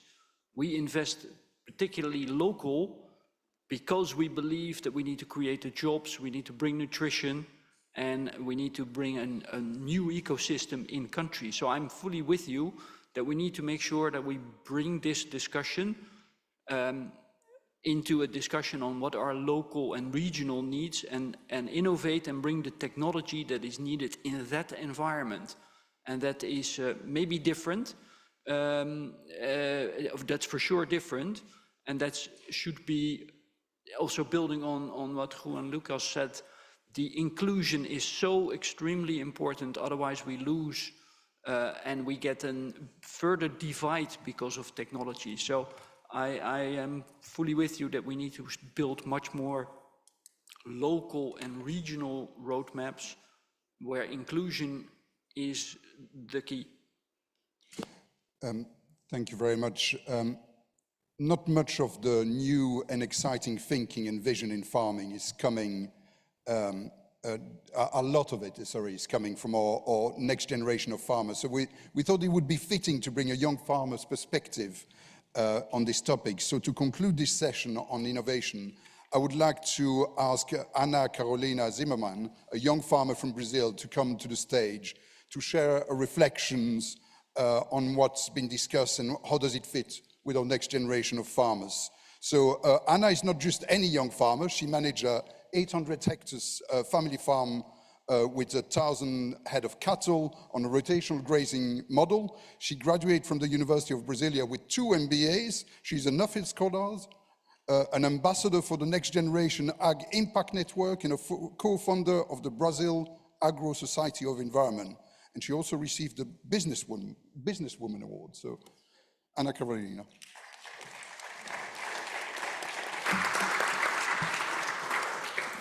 Good day, everyone. I'm so sorry for being between me and being your lunch, but I promise I'll be quick. So as farmers, we need to care about science. And as a Brazilian farmer, I know that quite well. Like 30 years ago, Brazil was a food importer, and now Brazil is a food exporter. And this is not because we did something with the rainforest. In fact, a fun fact is that Brazil, even is the 5th largest country of the world, still has, can you guess how much? What is the percentage that we have of native vegetation? Does anyone know? Native vegetation in Brazil? 66%, that's right, yeah. So we still have lots of native vegetation, and the reason why we managed to grow so much food is through science. I'm not sure if you're aware of Embrapa work, which is one of the greatest research centers we had. And then since the 80s, we increased only 60% in planted area, while our production raised over 390%. So we're saying they're like 2 different curves. One is increasing way more than the other rather than just using more land. Also, Cerrado, which is my region, has very acidic soils. So it means we needed to have better infrastructure and better science in order to make it fertile for crop and etc. I didn't mention as well, we also have crops in a different business. And Dimitri was afraid that I was boring you with slides, so I didn't bring them. But if you're interested, I can show some pictures of the farms itself. So I can show you how much did we improve. And one of the things that I think is important in science is that we need to ask why, because context matters. So I've heard quite a few times that intensification is a bad thing. In what context? 3 years ago, we had a farm, and then this farm had degraded pasture, we had not the great practices, and whenever we took over, we have 5 times the cattle that we had before, but now we have better pasture, we have better infrastructure, we have better soils, and I can prove you even with the pictures. In that sense, I would also like to add something now on innovation. So the difference between innovation and an idea or an invention is that innovation is when the invention meets or issues an invoice. It means we need to add the perspective about market. Someone needs to buy, someone needs to want that value. And that's why we're also talking about AI. So AI, it's only a technology, but how do we add value? How do we add value for the farmers? So AI, as Theo was well saying, is a way that we can identify patterns. Do you know, every time you go to Google and then you have to put "you're not a robot," you're actually trying to teach the machine on how to recognize it's a bicycle or there's a cross line, etc. So I'm going to show you 3 cases of Brazilian agricultural startups. One of them is called Chromai. So Chromai develops through AI. They see images and also patterns and colors and textures through the sugarcane market, so they can check the impurity of the sugarcane processors. So normally, the sugarcane machinery could only have 20 samples a day to check out the impurity level. With them, they can do up to 400 samples of it, which means they can check out how much of the impurity they have, so they're actually improving the quality and having more money from it. Also, one sample before was 1 hour, and now it's 10 seconds. So can you imagine how much efficient you are? The second example I wanted to bring is the perfect flight. So you actually, through AI, you can monitor how you can do a flight mode and check if you are actually going through either plane or a drone, applying properly your crop protection. So that's also something that is helping the Brazilian farmers. And the third one is called Solinfitec, also a Brazilian startup, not a startup anymore. And they are developing a hardware and software already in the machinery. So first they collected the data, and then they started adding some layers into those data. So you can actually reduce with the data 20% of diesel, only understanding the next step of the precision agriculture. And nowadays, they even have a robot that can stay on the field 24/7, and they have solar panels and batteries, so they can stay there as renewable energy. And they have reduced up to 90% of herbicides, only to that robot, 80% of water usage. And they also have a hunter trap, which means that some insects that are coming, they're killed with some energy, which is amazing in terms of farming issues. So this is true innovation, is capturing value through those technologies. But it's not all flowers, is it? So as a farmer as well, we struggle with innovation, we struggle with technology adoption, we struggle with bringing people to the table. So nowadays, even if we don't have softwares for management, I do have people in my staff who cannot connect a Bluetooth. So that's a problem. We have garbage in, garbage out. So if I cannot connect correctly the Bluetooth for having a software about the ear tags, I'm not going to be able to manage my cattle. So we still have a huge problem in terms of digital literacy, and we need to address this in fora like this. That's why it's so important to listen to farmers, to see real complex problems that we need to solve. So we have the best of the best, but we also need to know that the future already exists, but is not well distributed. My question to you all is, how can we better distribute this future while we are improving food production and also making sure we are restoring the environment? I would also like to thank for welcoming us as young farmers. I truly believe that it's the only way if we have intergenerational develop in the way of farmers to actually tackle these problems. And in that, I would like to thank you all and say, if we're not at the table, who's going to be? So let's get out of the menu and at the table. Thank you very much.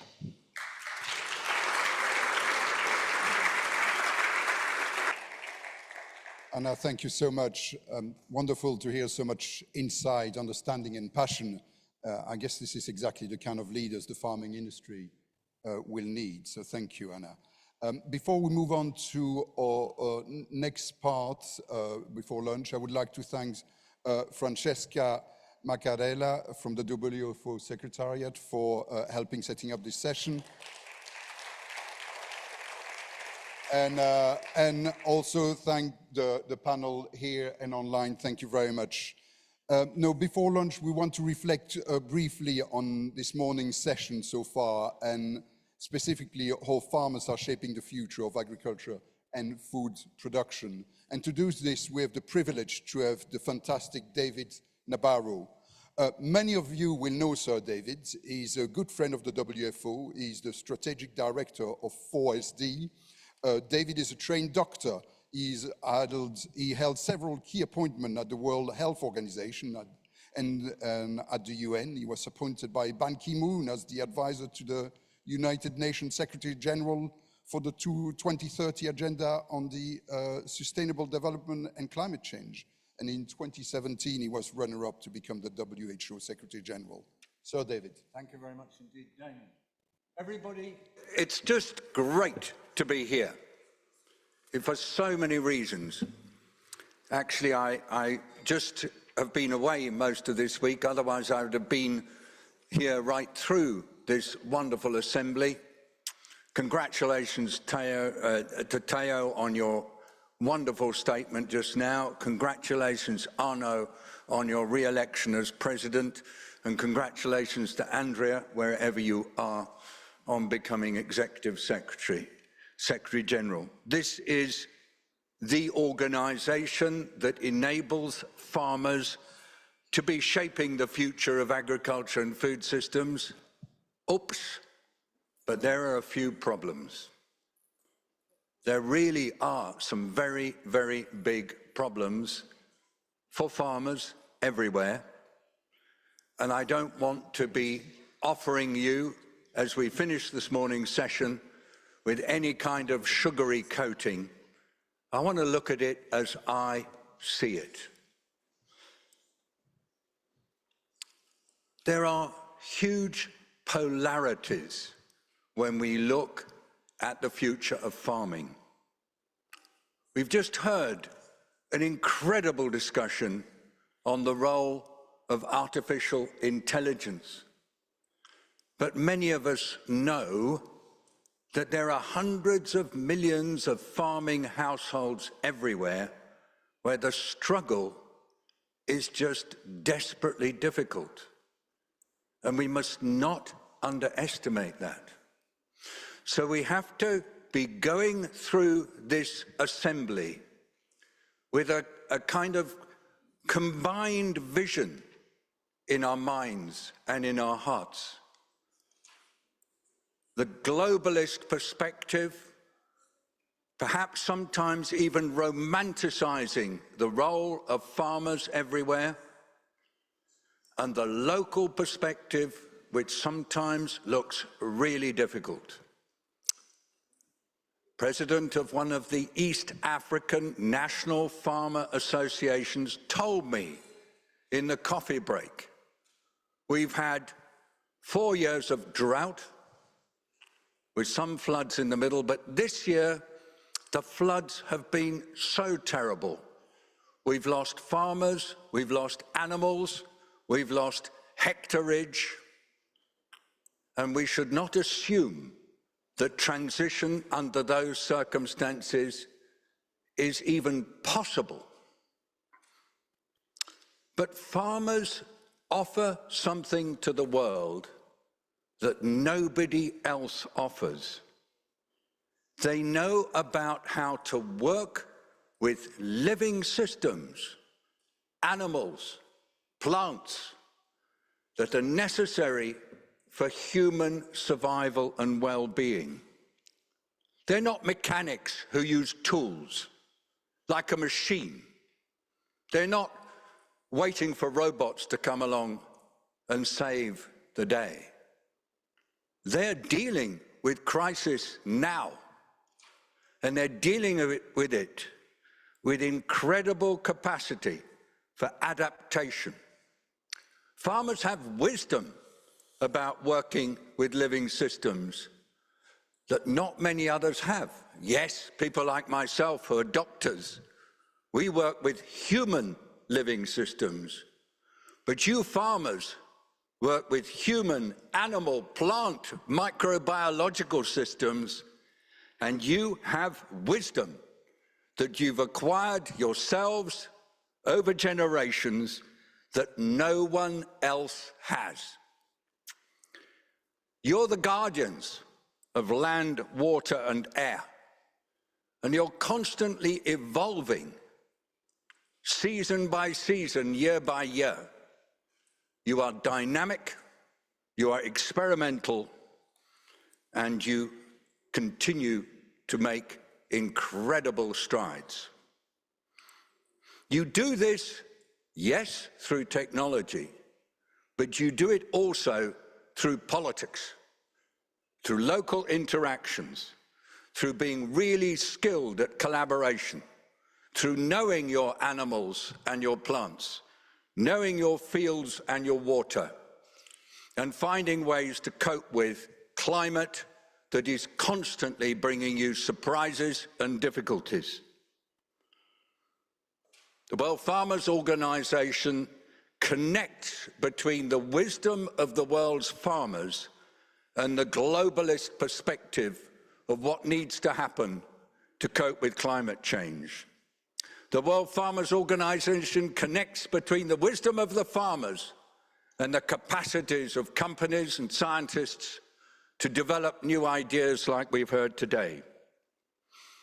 The World Farmers Organization offers you a chance at meetings like this to explore frameworks for thought and action, to find ways to encourage equity and adaptation, but most importantly, to partner. This is not about simply farmers providing services to others, to off-takers, to input providers, to governments. This is about farmers owning their business and their work and their love, and being able to adapt and inspire the kind of regenerative food systems that we've been discussing this morning. We need to understand your collective ability to deal with uncertainty and risk, to cope, as we heard just now from Darcy Vetter, with the adversity that comes with innovation, to learn your experiences with real-life difficulties. We need you to be accompanying the world and helping us all to adapt to the future. Without you farmers, we can't do it. Thank you very much indeed for a brilliant morning. Thank you to everybody who set it up. This is really inspiring. Have a good lunch. So David, as ever, an insightful and inspiring analysis from Sir David. And David will stay with us all day, and we'll get Sir David back on stage at the end of the day for some further thoughts. Thank you very much. Before we break for lunch, a couple of small things. First, I've got an impression I said Francesco instead of Francesca, so my apologies. No? No? Okay. Second thing, we want to take the family picture of the WFO here. Oh, in the atrium, sorry. So let's all go down to the atrium to take a family picture, and then you can have lunch, and then we'll see you back here at 2 o'clock. Thank you very much.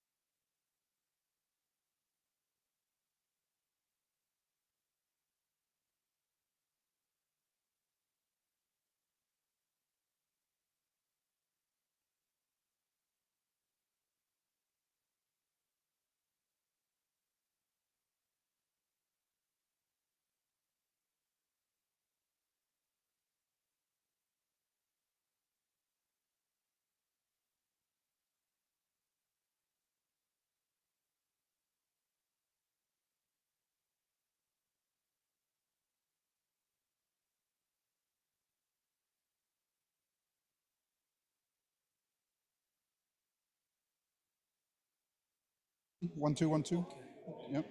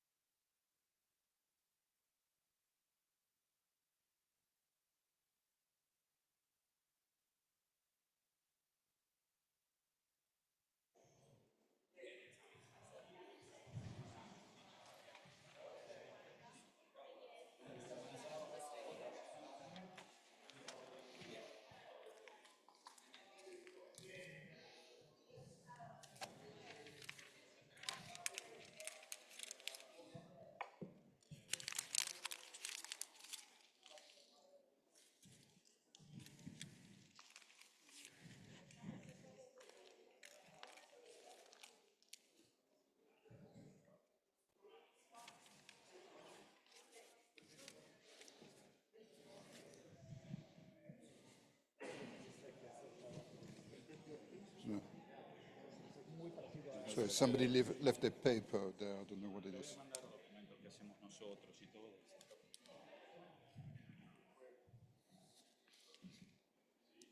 Yeah.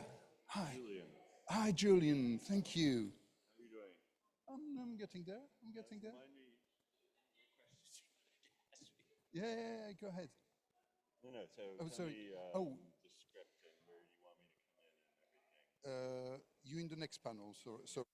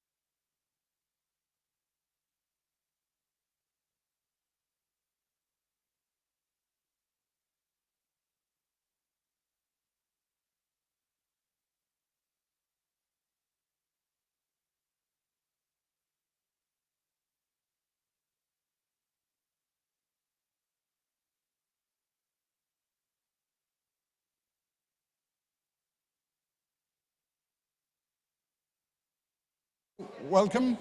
Welcome back. Here we are. Welcome back. I hope you've enjoyed your lunch.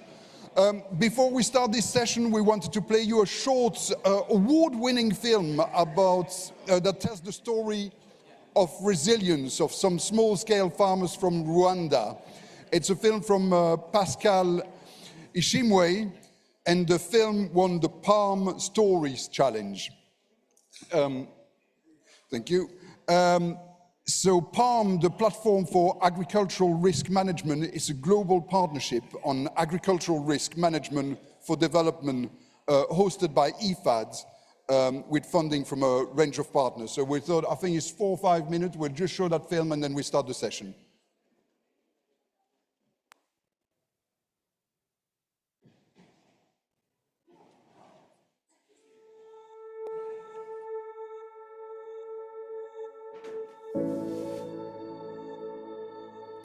In the heart of our country, Rwanda, where the land meets the sky, there lies a world of resilience and determination.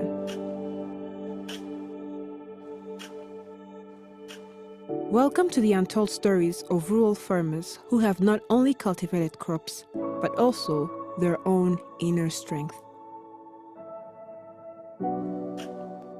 Ikintu cya mbere ginshimisha iyo mpinze nkajya ku isoko nkaba nagurisha abandi bantu batahinze cyangwa se undi muntu wo mu yindi sosiyete cyangwa famiye yo higa ikaba yayiga binkomotseho ibyo bintu biranshimisha si bibi byanjye njyenyine ahubwo tukagura bikaba ibintu rusange.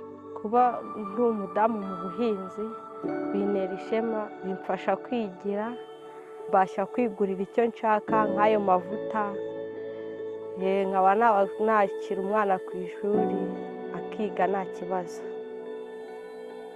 Kuba ndi urubyiruko nkaba nkora umwuga w'ubuhinzi ni ikintu mbona kirimo amafaranga cyafasha umuntu kwiteza imbere, akaba ariyo mpamvu nabihisemo, nkaba mbikora mu buryo bwo kugira ngo ndebe ko byanzamura nanjye mwigira imbere. Farming is not just a profession, but a way of life. However, it comes with its own set of challenges. Buri mwaka tugenda duhura n'imbogamizi ku bijyanye n'ihindagurika ry'ikirere mu gihe cy'izuba. Kuhira n'ibintu bitugora cyane, gukura amazi hariya hasi uyazamura ni ibintu biba bitoroshye. Muri iyo minsi urimo uruhiramo ushobora kumanuka ugiye kuzana amazi ukabukubitanye n'imvubu cyane cyane kwa ko zikunda kubamo, ukaba utashye utuhiye, umusaruro wawe ukazatuba bitewe n'uko nyine nta mazi ubona uhagije. Mu mwuga w'ubuhinzi hari imbogamizi nyinshi tujya duhura nazo nk'iz'ubukoko, ku masoko tujya ku isoko tugasanga ibiciro byahananutse, turahomba ku mafaranga tuba twarashoye, ugasanga ni ikibazo. Farming can be emotionally taxing, but the human spirit is resilient. Nigeze guhinga, izuba rikava, imyaka nahinze igapfa, mbese muri rusange nkarumbya bikanga. Ndi umuntu utajya gucika intege cyane, iyo ari ikintu mbonye gifite gahunda, gifite ahantu gishobora kungeza, nabirebye ndavuga nubwo byanze ariko utabishobora gukunda kanongere ngerageze, kandi koko byanakunze. Mu bihe bigenda bihindagurika nk'umuntu umaze igihe kinini mu buhinzi, ntabwo wakinubira ngo iyi sizeni igihe cyagenze nabi. Oya, nk'umuntu w'umuhinzi uba ugomba kugira icyizere ko iyi sizeni nimba yagenze nabi, indi sezo izagenda neza, Imana ikagufasha, bya byifuzo byawe cyangwa bya bitekerezo byawe bikaba bibaye ukuri. Resilience isn't just about surviving, it's about thriving and preserving the land for future generations. Ku bijyanye no ubutaka kugira tubuhinge igihe kirambye, ni ubutaka bwacu tugomba kubwitaho tukabuhinga ku buryo umuntu agira nyine yarwanya isuri, tugomba kubufata neza kugira natwe tuzabusigire abandi tuzasiga. As the sun sets on another day, these farmers look to the horizon with hope and determination.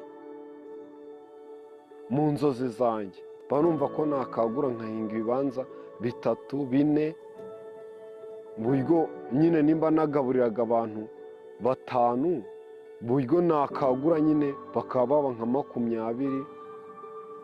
Inzozi zanjye mba numva biramutse bikunze nagira gutyo nyine nkagura nkayaminga umurima munini nkayambasha kujyana mu masoko ya kure nkabasha kuba nagaburira abantu benshi bivuye kuri njyewe mbese nyine nkabona nta muntu ufite inzara nizo nzozi zanjye.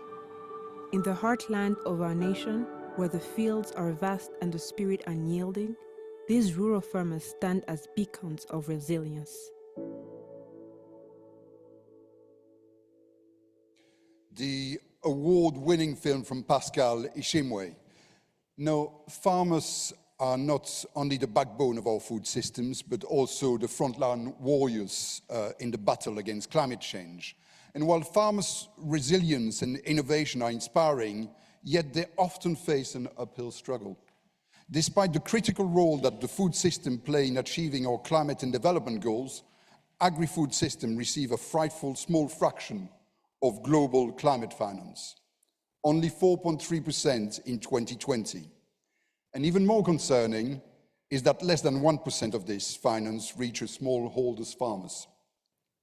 Experts estimate that an additional $350 billion a year is required by 2030 to facilitate the transition to sustainable food systems.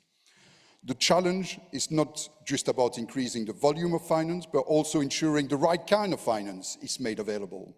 Currently, the majority of public climate finance is provided as loans, which provide a significant risk of farmers getting in debt. It is clear that public finance alone won't suffice. We must also harness private and blended finance to bridge this gap. So we will have a presentation giving us an overview from the FAO point of view first, and following this we will hear directly from farmers about their experience with accessing climate finance and the challenge they face, and then we'll open the debate with representatives from the wider financial industry. But so first, we'll hear from Mr. Carlos Watson, Chief Private Sector Engagement at the FAO, who is standing in for the Assistant Director General, Mr. Maurizio Martina, who had to attend another engagement. And we're most grateful for you, Carlos, because I know you've got to be in the other side of Rome very shortly. So we're very grateful that you're here, and we understand that you'll need to leave just after your presentation. Good afternoon, all of you. I'm very, very happy to be here. I'm a firm believer in the farmers, so it's a great honor for me to deliver these words on behalf of FAO. Food systems are not static. They change and evolve over time. The way we produce, collect, process, distribute, and consume food has changed in parallel with economic development, technological progress, and innovation.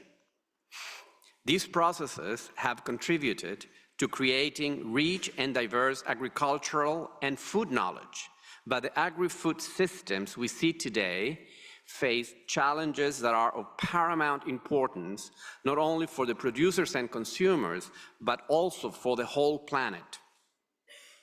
Just consider this. In recent years, we had an increase of agricultural productivity of 2.5 to 3%. Now, due to climate change, an increase of 1.5 to 2% is expected for the next few years. The FAO Global Roadmap for achieving SDG 2, zero hunger without breaching the 1.5 degrees centigrade global warming threshold, aims to guide agri-food systems transformation strategies that ensure food security and good nutrition while contributing to climate action. While our paramount focus is anchored on realizing the right to food, the path to sustainable achievement cannot be separated from climate actions. This symbiotic relationship establishes the crucial link between providing nourishment for today and ensuring a sustainable supply for tomorrow. with a special attention on the most vulnerable segments of the population and the inequalities they face.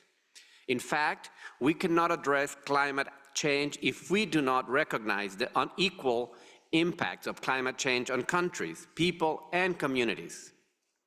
The global community must do more to tackle the impacts of climate change, specifically on rural people. Why? Because extreme poverty is primarily a rural phenomenon. SOFI 2023 estimated that between 691 and 783 million people in the world face hunger in 2022, disproportionately affecting women and people living in rural areas. These numbers are a wake-up call that demonstrate the inefficiency of current agri-food systems and urge global community to take decisions that lead to more inclusive, fair, and sustainable food systems. For instance, only a small percentage of all domestic support to farmers supports activity that help achieve that transformation, such as improved infrastructure for markets and market access, land management, or carbon sequestration. Moving agri-food system into a more sustainable and inclusive pathway would provide global economic benefits equivalent to at least $5 trillion a year by reducing the hidden cost of unhealthy diet, social inequalities, and negative environmental impacts of the current system. At the same time, agri-food systems are unfinanced. 3 out of 4 small and mid-sized enterprises, SMEs in sub-Saharan Africa, lack sufficient access to finance. Around 70% of the global demand for smallholder finance is estimated to remain unmet, and only 19% of the world's smallholder population currently has access to some type of agricultural insurance, for example. Smallholder farmers only receive 1.7% of climate financing. Transforming agri-food systems will cost $4 trillion from now until 2030 in low and middle income countries. That is $680 million per year. This amount is a mix of investment-related expenditures, $425 billion in average per year, and $255 billion in social safety nets. If we do not work together to address inefficiencies, disparities, and inequalities, we will fail to achieve our goals. This means transforming every aspect of our agri-food systems, from production to consumption, in a way that balances respect for the environment, social equality, and economic viability. But we must recognize that such challenge needs and merits increased financing and new tools for investing in food systems transformation. Of course, more public investments are needed. Recent studies have shown that investments in public goods, such as road or storage facilities, can reduce trading costs, thus encouraging farmers to produce highly profitable foods instead of low profitability staple foods for self-consumption. Public investments should also support cold storage, electrification, access to digital tools, and water supplies, for example. Such investments build resilience and contribute to facing market volatility and weather variability shocks. But we know that public financing is not enough. We need to attract more private sector investments. In this regard, I think it's important to agree that we need investments to boost food and nutrition security, but also mechanisms to de-risk private investments that support farmer sustainability, increase productivity. What I'm trying to say is that we need to contemplate both financial instruments and solutions like warranties, insurances, blended finance mechanisms on one side, but also knowledge solutions for de-risking. People knowledge solutions that improve availability to local relevant weather data that can support farmers better than crop insurance products. To increase private sector investment, public investment needs to be part of the comprehensive national strategies for infrastructure development. For example, building last-mile infrastructure and logistics that opens up possibilities for producers to reach bigger markets. This means that such investments must be framed within an enabling environment for unlocking finance, including putting in place appropriate incentives, structures, and promoting de-risking for more effective risk management, and reorienting government expenditures for agriculture and food systems toward public goods and services. FAO is committed to working with the private sector and other actors to make investments in agri-food systems more responsible and sustainable. FAO has a wealth of normative and knowledge products that can help steering public and private investments towards effectively supporting the achievement of the SDGs. In conclusion, our food systems are dynamic and continuously evolving with economic development, technological progress, and innovation. However, the challenges we face today, from climate change to global food insecurity, require a concerted effort from all actors and sectors, particularly the private sector. Addressing these challenges requires simultaneous efforts to fight hunger and climate change, ensuring that our strategies are inclusive and equitable.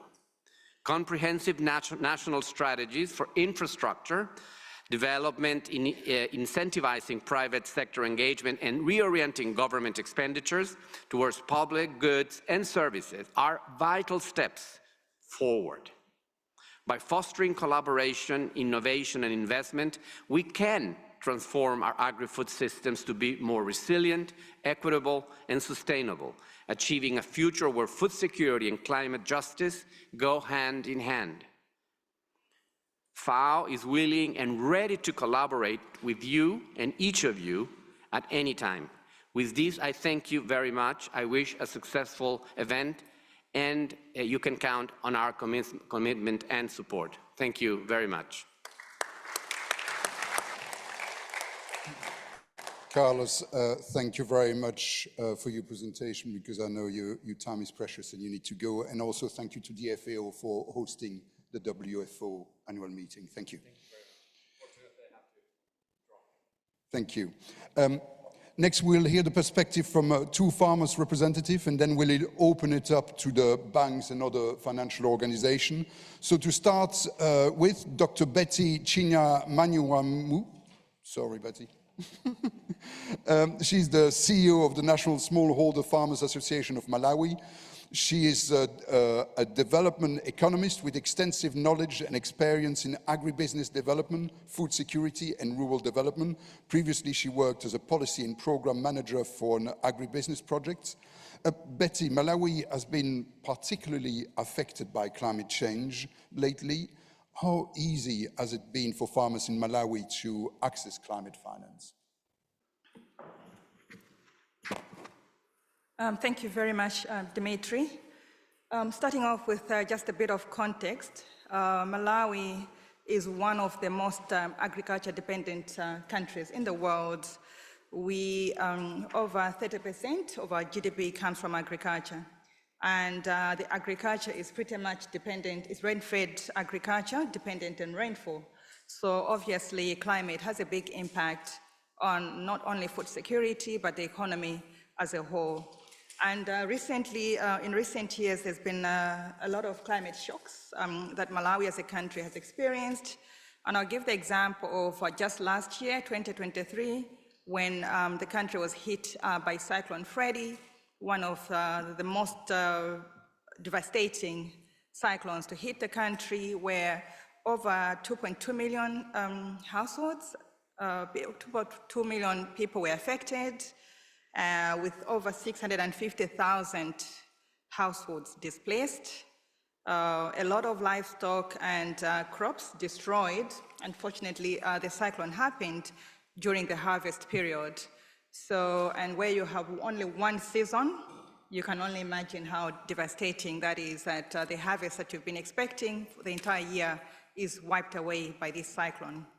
So government estimated that the impact of that cyclone, the total disaster effect of the cyclone was about $500 million.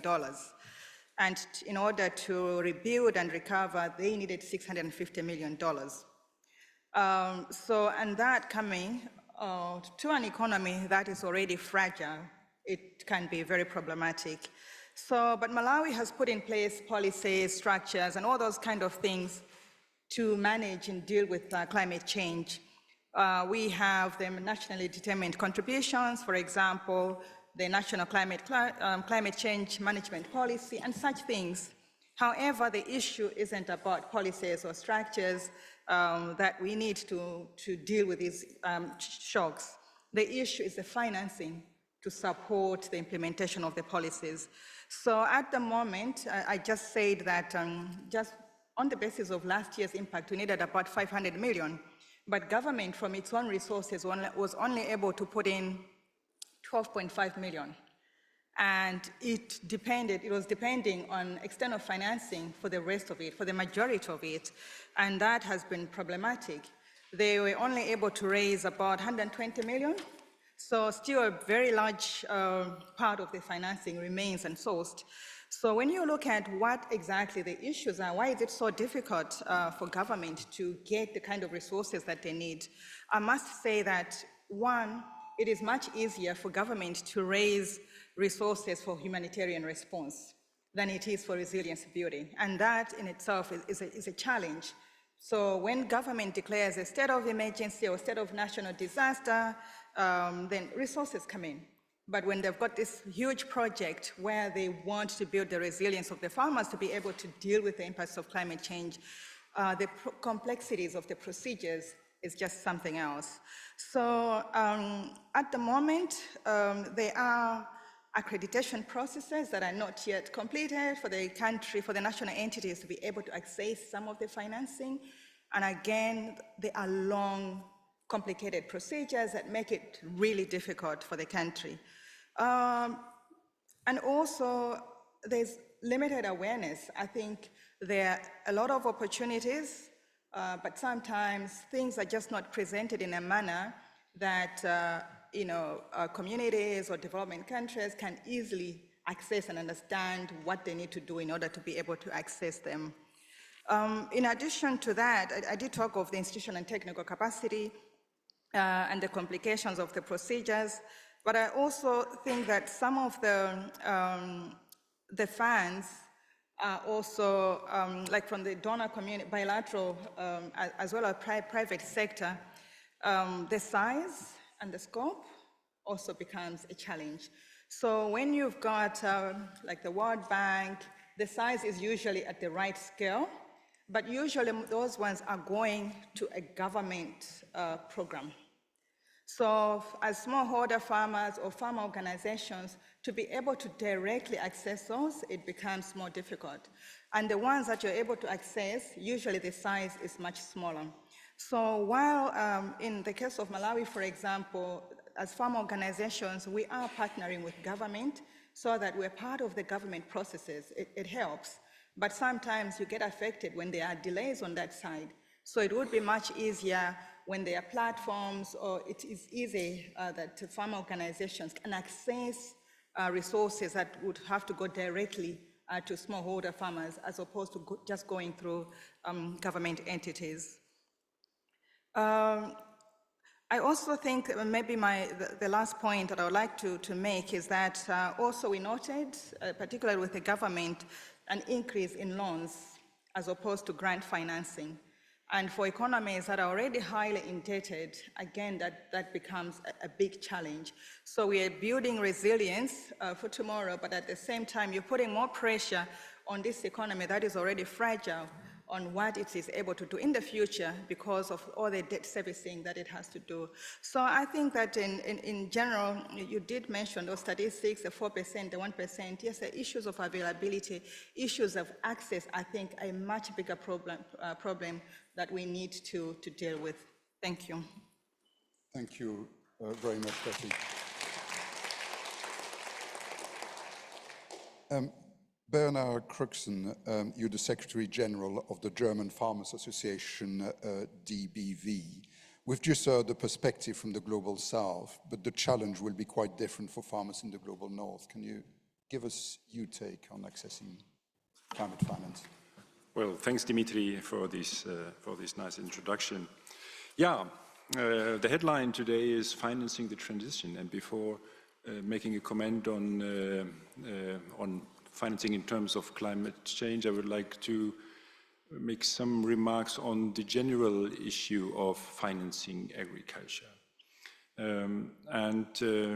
You know, access to capital markets and to proper finance instruments is one of the 4 pillars which are absolutely necessary for a viable and sustainable agriculture and farming community. So there's land access, land rights, property rights, access to knowledge, access to market, but if you do not have access to a proper financial framework, it's very, very difficult. And so with the question of how to finance agriculture in times of climate change, we are very close at the mission statement of WFO. So it's a very, very, very important thing. And so the first point I'd like to make as a good practice example is a historic one. So, and this is the story of cooperative banking, which is a well-established and very successful part of the financial framework for agriculture in the global north.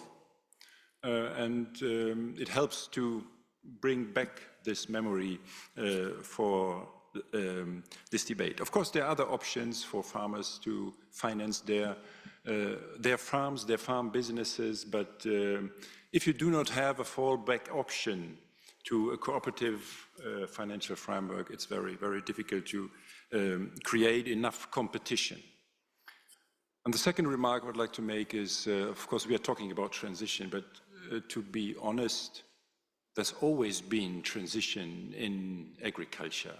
So we have decades of transition behind us, and there will be decades of transition before. And we have the special requirement of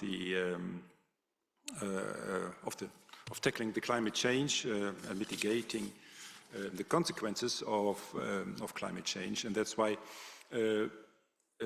it's maybe not a good way to have a special financial concept for tackling the climate change. Anyway, dealing with climate change is not only a task or a challenge for farmers, but for all of us and for all the society. And so we have to take also government and societies into account when talking about financing the consequences of climate change. And I have one more example to put on the table here, and which is a European example, and which is not a good best practice example. And this is the European policy of the so-called green finance and the taxonomy. So probably you are familiar with this, but the idea is behind that regulation, which is a part of the regulatory framework for banks and for insurance companies, to cut down the funding and the financing for so-called non-sustainable activities. So we have a framework in place which requires a green asset ratio reporting from the bank. So that means that non-sustainable assets will give you a light disadvantage in the beauty contest of the bank they have to go through when they're looking for investors. But the practical consequence of the European regulation is that it turns just the other way around. So we experience this regulation, or we make the experience that especially financing and funding of small and medium enterprises, and of course, subsequently, family farms, small and medium farms, is, from the regulatory point, a problem for many banks who are very specialized and skilled in financing agriculture. So the original idea of the green taxonomy is to facilitate and to accelerate a green transition, but in reality it turns out to be a kind of transformation blocker, because all those farms who are not yet sustainable in the view of the banks, but are on the way, are excluded from being financed. So, and it's a quite technical story about the ESG scoring and stuff like this, but I'm putting this on the table as an example how you should not do it. The concept of taxonomy is also, and this is obvious, is very susceptible for being run with a set of criteria for sustainability and for being green, which are often subject to, let's say, ideological projections. So we have a significant debate in Europe between agriculture and the banking sector. What is the criteria? What are the criteria for being green or being not green, for being classified? And of course, all of you know that this is going to be a wide field. Third remark: if we talk about tackling climate change, we're talking about resilience. We're talking about handling the shocks and how to make farms and farmers more resilient. And then we don't have to look only at the banking sector, but also at the insurance sector. So we have extreme weather incidents, and we have an increase significantly from the European point of view, a significantly increased need for insurance solutions. And of course, we need a regulatory framework that makes us more resilient in economic way. And there we are right in the middle of a debate about the tax regulation, about taxation for farms. But anyway, our learnings from our European system of financing and from the taxonomies first. First of all, you have to include small and medium enterprises and small and medium farms and small holders in a finance concept. You must not have a kind of a priori exclusion due to any criteria which are politically set. So, and the second is, of course, we have to take all the farmers with on the way who are not yet on the point to be really able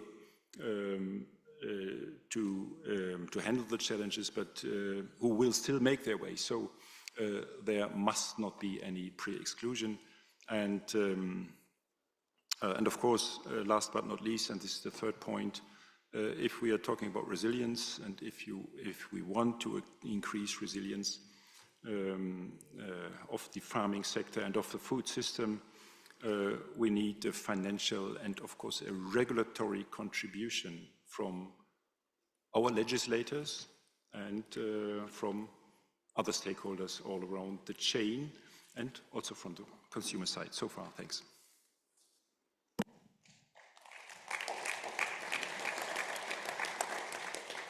Thank you, Bernard. Now going to move to the financial expert in the room, and then we also will be looking forward to your questions too. But Julian Lampieti, you're the manager of the Agriculture and Food Global Practice at the World Bank. And the World Bank actually recently published a very interesting report, Recipe for a Livable Planet. It's one of the first reports that tried to track down all finance sources. It highlights that too little money is invested in cutting agri-food emission and agri-food lags other sector in financing for climate action. I was going to ask you a question, but I feel like I've got to change and pick up Betty's point about, you know, money not reaching actually small farmers. It kind of gets stuck with local government. How can you help and change that? Great, thank you so much, and good afternoon, everyone. It's a pleasure to be here. Thank you to the FAO for hosting, and I'm delighted to see some familiar faces in the audience. So I'll get on to Betty's question in a moment, but I think we have to step back and look at the really big picture here. And the big picture, in my mind, is that, well, we're destroying the world as we try to feed ourselves. Agriculture and food is a leading source of, what, 30% of greenhouse gas emissions, leading cause of loss of biodiversity, leading source of water pollution, contributes to obesity, undernutrition, and on and on and on. Yet the beauty of our farmers and our food system is we can do exactly the opposite for every single one of those things. We can be a way to sequester greenhouse gases and carbon in the soil. We can be a home to biodiversity. We can produce clean water. All of this is within our reach. And so how do we flip the system? The other point I would make is there is massive amounts of financing available to help us do this. The governments of the world are spending $600–700 billion a year on subsidies in agriculture. Most of those subsidies are going to produce private goods and actually contributing to the problems I just described to you, and not actually going to the solutions that I described. So how do we reorient this massive amount of money that's going to farmers, directly or indirectly, and actually get it into the hands of people that want to change our food system, that want to produce things and produce the public good? So firmly believing that farmers should be rewarded for producing clean water, biodiversity, and carbon sequestration. Second. So does that mean we should take away food subsidies, direct food subsidies, like direct payment in the EU? No, we should pay farmers to produce public goods as opposed to produce specific food crops. I mean, that's exactly the transition that happened in the UK. I mean, in England, more specifically post-Brexit, where the money has gone from the EU system to public money for public goods. Exactly. But the challenge in the UK is that now where, you know, food used to be subsidized, now they've got to do more work in order to get that money. So it's actually extra work for farmers, and they're still struggling for producing the food. I'm not sure how you conclude that it's extra work for farmers if they're producing public goods and being paid for doing it. Because before, obviously, it wasn't part of what was expected for them to do. That's quite straightforward. Right, but the amount of money they receive for producing the public goods allows them to have a whole different set of choices. And we would settle to a different equilibrium in the market. So wouldn't you prefer to know, okay, if I farm my crops in a certain way and I produce clean water, that's better than saying you have to produce X crop? I'm not arguing the ethic of it. I'm just arguing the reality of the farmers. Well, so I have a farm, and I receive certain payments through the Inflation Reduction Act in the United States to do things that are favorable for biodiversity, favorable for water, in fact. And I feel that that just gives me a base income to my farming activities that allows me to do many other things. I actually think it's to my advantage to have that system in place. How big is your farm? Sorry? How big is your farm? It's 180 acres. So it's a small farm in the US, but it's a farm nonetheless. This is going not the way I planned, sorry. But Ben, You wanted to come in. Ben, you're the head of strategic coalition in transition finance at Rabobank. I think you wanted to come in on that. And I also wonder, while you're there, if you can talk on Bernard's points and the EU green taxonomy. Are farms being persona non grata when it comes to bank financing now? Are you going to keep on financing them? Yeah. Thank you so much. Let me first reinforce what Julian is saying. Rabobank has launched this program Acorn. We were basically developing our carbon bank. Honestly, on wholesale level, that did not go so well, but a spin-off of it was carbon credits for smallholder farmers. And the concept is very simple. You grow some crop, we search trees that go well together with your crop. We provide the seedlings, you plant them. We measure by satellite the increase in biomass and find on the voluntary market investors that want to buy these carbon reduction units or whatever they are called.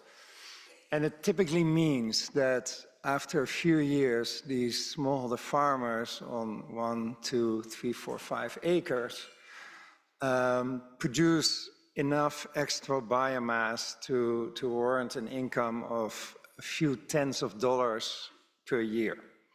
Now, is that much? No, certainly not if you have a 100-acre farm or 180-acre or hectare farm. But if you have such a small farm and you live almost on the poverty threshold, then yes, it does make a difference. So that's payment for nature services that works and is attractive. It scales quite rapid.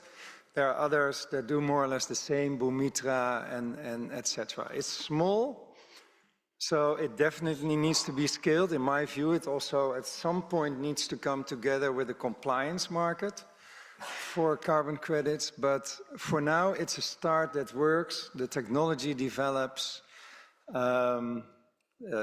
Smaller farmer gets 80% of the value of the carbon credits. The local implementer gets 10%. We get 10% to cover the cost of our processing. That's a very simple... 10%? 10. For the cost of processing? Yeah. It still costs us money. Nice job if you can get it, isn't it? No, no, no. We don't make huge profits on it. We think it's a fair... let's say, distribution of the gross income.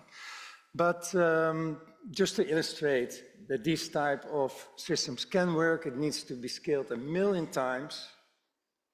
But it's a start and it's an economic model that farmer communities and local implementers sign up for. That's one. Can I make one more comment? Maybe slightly relating to what my colleague from Germany is saying, but it's honestly challenging and annoying constantly to hear these same questions. What happens really, and I'm speaking much from experience of sub-Saharan Africa.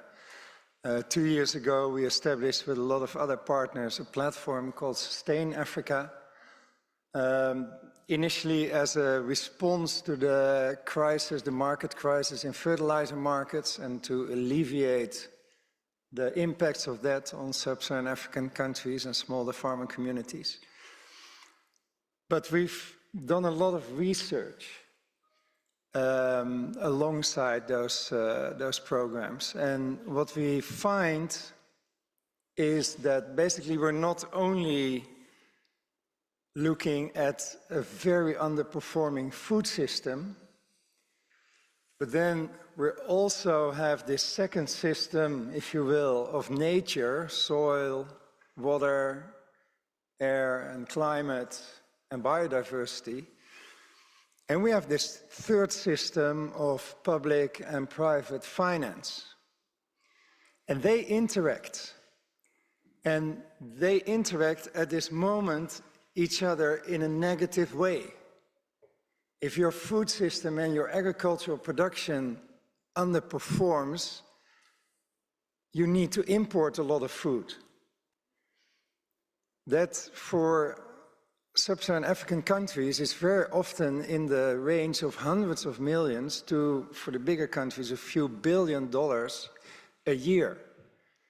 Your food system underperforms, so it doesn't provide export products at the same amount. So the trade balance of your food system is highly negative. Those dollars, those hundreds of millions of dollars, need to come from somewhere, and typically it comes from increasing the debt. But the debt cannot be endlessly increased, so at some point you just get stuck. That's what's happening. Then we have also in this underperforming food system agricultural practices, for instance, a lot of monocropping, use of suboptimal inputs, etc., that also form a negative impact on environment and your soil quality. And this is basically what we have to address. So it's really systemic, and it's not only food system in the sense of actors in the food system, but it's including the world of finance, public and private, and of nature. And that has led us to the conclusion that many of the projects we do are simply not doing it. And we can see that because the macro numbers of most of the KPIs in food systems, finance, and nature are decreasing. So what we feel is what is needed is that we, on national level, identify the main drivers and, for instance, ask ourselves, one of the products that sub-Saharan African countries by large import is, of course, rice from Southeast Asia, primarily. And that really goes about hundreds of millions of US dollars. So we feel that in that particular case, there would have to be a program of food import substitution that looks at everything. Farming, farm finance, the inputs you use, where is it suitable in your soils, in your climate, but also the processing, the milling, the marketing, the branding, the flavoring, the whatever. And that can only succeed if you do it large scale, at least on national level. Well, take 4 or 5 of those initiatives in one country and choose them carefully, and then we feel you could transform a food system on national level. Why do I choose on national level? Because the smaller projects simply don't do it, and more than on national level, I cannot imagine how that would look like. So that is why I feel we need to work in a few countries, test this approach. There's been a lot of work, of course, on national food system transformation pathways, and now as an outcome of the EU Fertilizer and Soil Health Summit, 10-year action plans for fertilizer and soil health, that's fine, that can all be input. But we feel you need to identify 4 or 5 of these main drivers of why food systems, the economic link, the finance link, and nature do not work at the moment, and address them and change them. It's honestly bigger than we've done so far, I think, in all of this community, but it's the only conclusion we can draw. Thank you. Betty, I feel you've got an opinion.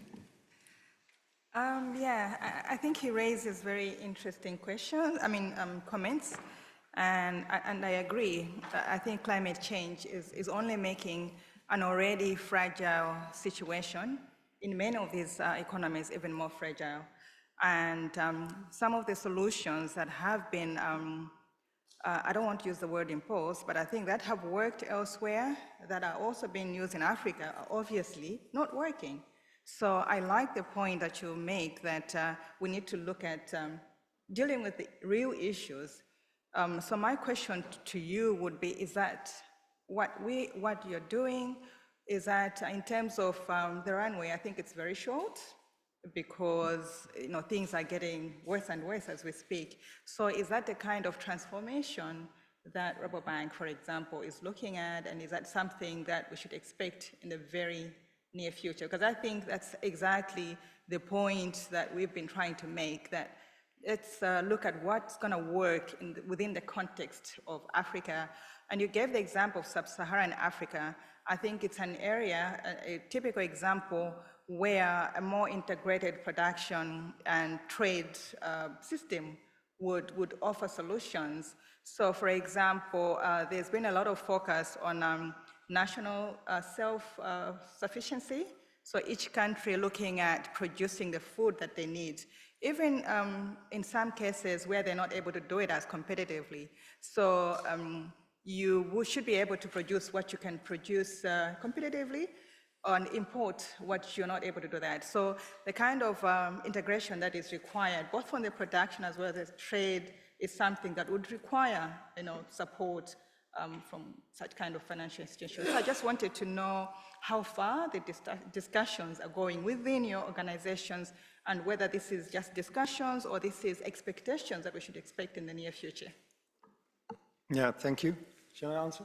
Briefly, yep. Because I'd like to move on as well. Yep. So brief you, yep. And then briefly Julian, if you both can do brief. In my view, it would require a whole private sector coalition. This is something that Rabobank cannot do, not any private sector and not any multilateral, in my view, alone can do. It would require a very strong private sector coalition, both national and international, that commit to that country. And of course, also a coalition with the development partners, etc. Very important alignment with the national government, with farm organizations, etc.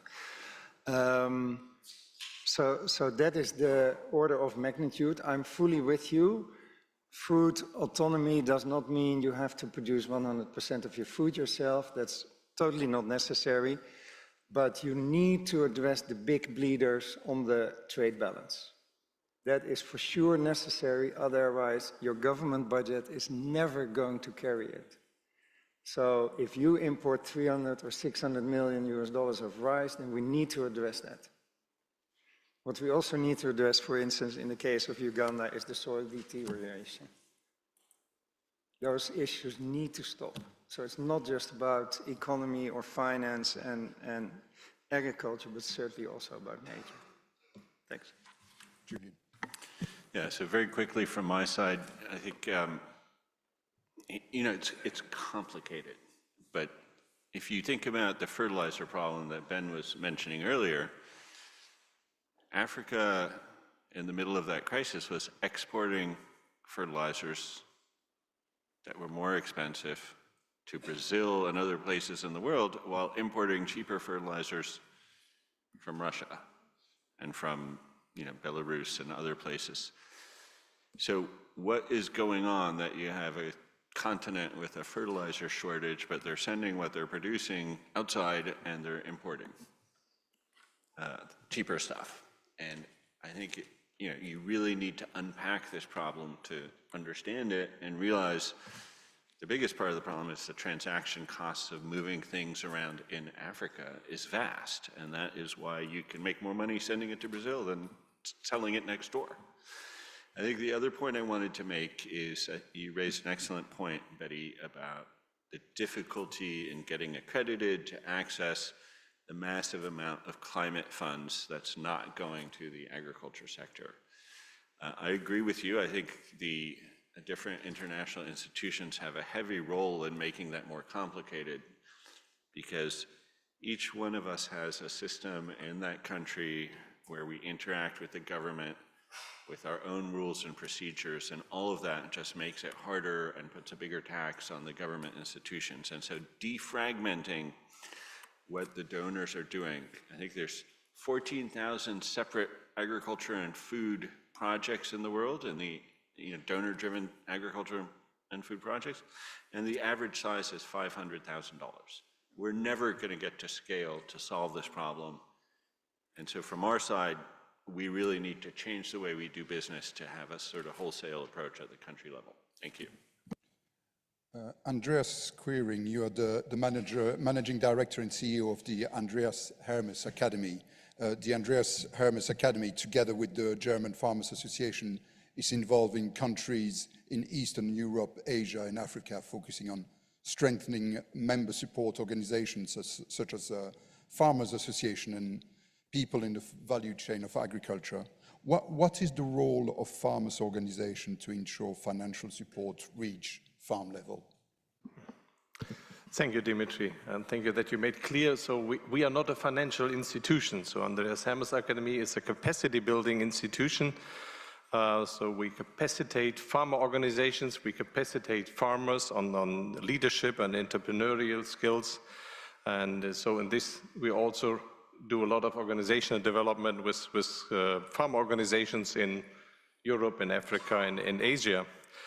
And we call ourselves sometimes agri-agency. And this term is quite important because it describes the role of an institution being part of the, let's say, international development cooperation, but being linked to the farmers. So we are owned by farmers. So Mr. Kruskin is actually my boss.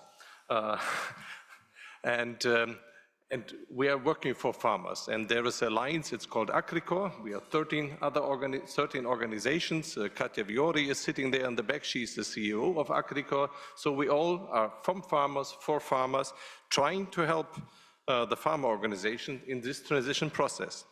So how do we see this transition process? So the first thing I would always say is transition can only work if it works on the farm level. So on the practice and on the economic side. So that's what you were asking, Dimitri, towards World Bank. So if farmers have to, let's say, use the finance for additional burdens, it will be negative for them. So it will not work on the farm level. That's also the reason why you saw the protests in Europe. It does not work on the farm level. So, and the role of the farm organization is to aggregate. But to play the devil's advocate the other way, we do need, I mean, Julian's got a point, we do need to change the system. Sure, but it needs to be practical and it needs to work out on the practical side and the economic side. So, and that's a role why farmer organizations have this important role, because policy is always general, farm situation is individual.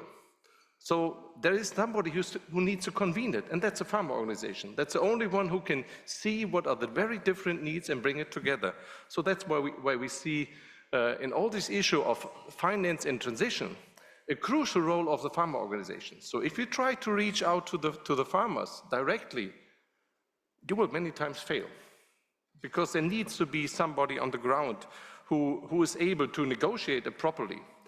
Who is able to capacitate the farmers. So farmers are not beneficiaries. You want to empower farmers that for the long term, they come along in these different environments so that they are able themselves to solve the problems.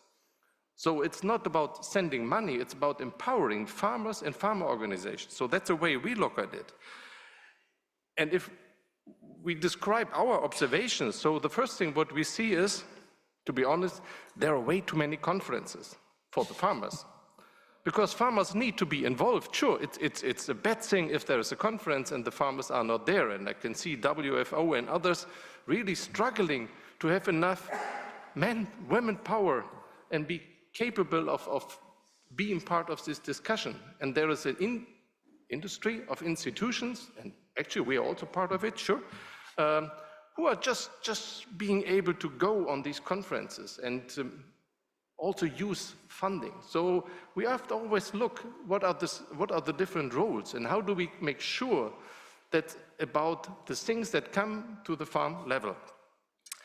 What we also see that everybody wants to reach the small-scale farmer, the smallholders. So it's very, very famous to reach the smallholders. And for sure, the small farmers need to be reached out. But why divide them? Why make them different to others? They are a part of a farming community, and they are, for good reasons, also part of this World Farmer Organization, which has the whole family farming community. And the smaller farmers are a part of the farmers. Don't divide them, bring them together, and don't sideline the farmer organizations. There is there is also, what was already said, a lot of big promises, which we heard enough, which is failing for implementation. The funds at the end are way too limited. What we see on the other side, it's much easier to impose regulation. We see it in Europe with the Green Deal, which has also impact on Africa. So Europe makes regulations which has an impact on African farmers. Well, they never asked Africa. So that's our next session. We'll be discussing that very point in the trade session next. Okay, so maybe then we talk also about the Deforestation Act, a good example of a bad instrument. Also in the next session. Also, okay, I continue.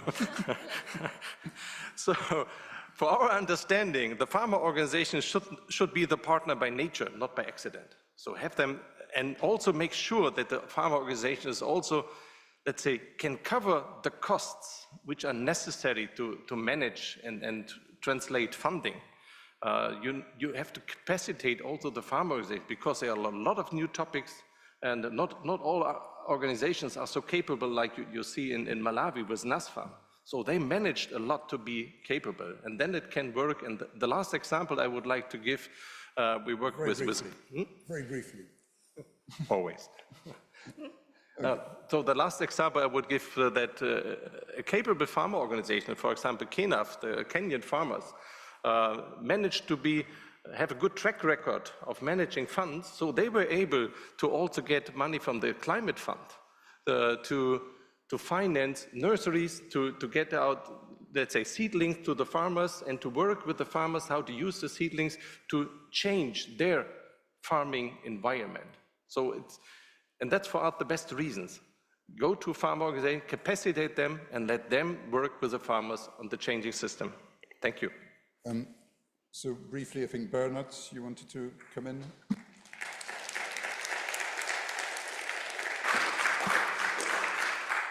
Just a short comment to your question, Dimitri. Do we need a change? Of course we need a change, and there will be change. And I would like to make a link to the description Ben gave, and I fully support his description of the dysfunctionality between the three pillars, so financial, system, nature, and so on. But the point behind that is that we are, at least on one eye, we are quite blind, and we are not able to really control the process of change. Because the indicators we use and the parameters and the criteria the financial system right now is using for being described as green investments or as sustainable investments, they do not address the fundamental implications you pointed out. And this is a point we have to work on in order to get control of this process. Thanks. Julian, briefly. Yeah, so I wanted to ask a relatively, hopefully relatively straightforward question. So you mentioned the protests by the farmers in Europe. I was in Berlin during the GFFA, and the farmers were spraying manure on the buildings and everything. And so I'm not wrong, I read in the paper that the thing that triggered this protest was the government saying they were going to remove a $1,500 fuel subsidy, or at least that was the core thing. So of course you're going to protest if you say you're taking $1,500 away from someone. I mean, that's pretty obvious. But $1,500 per farmer, $1 billion total, you know, but the question I would ask is, could there have been a better way for the government to engage the farmers in saying, we're going to give you this money, but not to subsidize fuel, which leads to inefficient behavior when it comes to greenhouse gases and so on, but to subsidize good things for the planet? It's a question. And would that have engaged the farmers more? Over. I'm not talking for the German farmers. Okay, yeah. The core of the protest, because I'm losing control of this discussion now. I'm supposed to be asking the question. Okay. So no, it was a direct question. So just let me answer. The core of the protest was not just something like a couple of €1,000 per farm. The core of the protest was being set back in a very essential competition question. So that was the basic idea. We have a common market in Europe, and in many agricultural products, in many commodities and market sectors, we have a global market.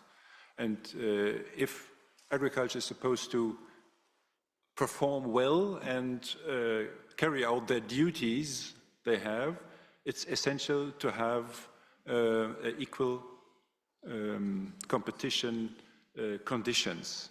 And that's what our government did.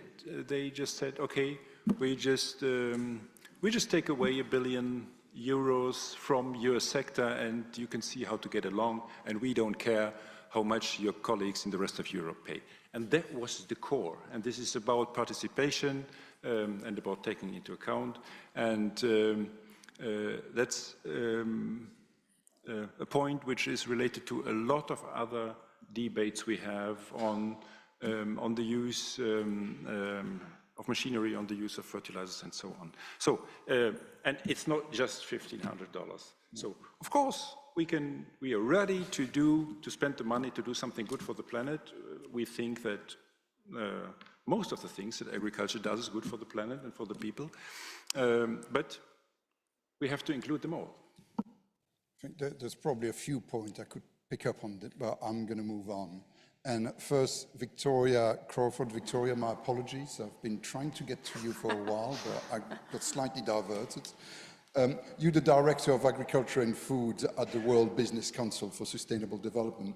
What tools have you found to ensure financing reaches farm level, especially small and family farms?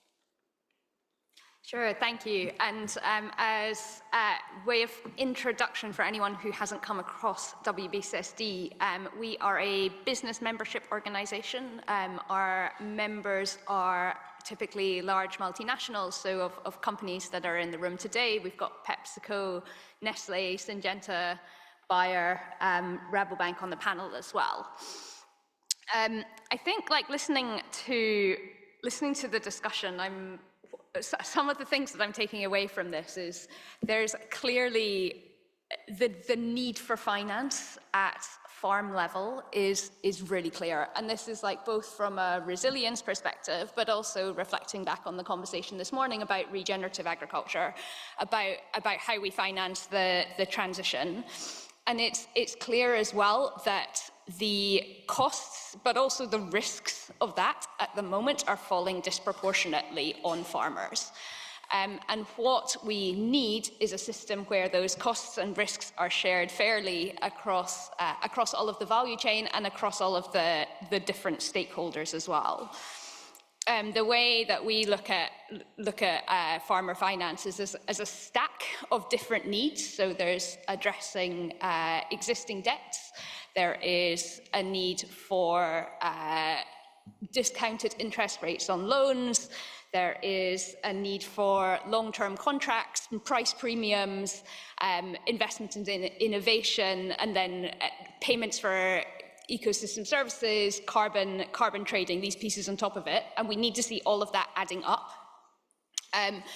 There are examples we can show from our members in contributing across those different aspects. So one example would be a commitment that Nestle has made towards regenerative agriculture, which is they've committed $1.2 billion to support farmers over a 5-year period in transitioning to regenerative agriculture, covering a range of those different pieces. So providing price premiums for products that have been produced sustainably, providing technical advice. They have a partnership with Zurich to roll out insurance, and also providing investment support for investment in new machinery, for example.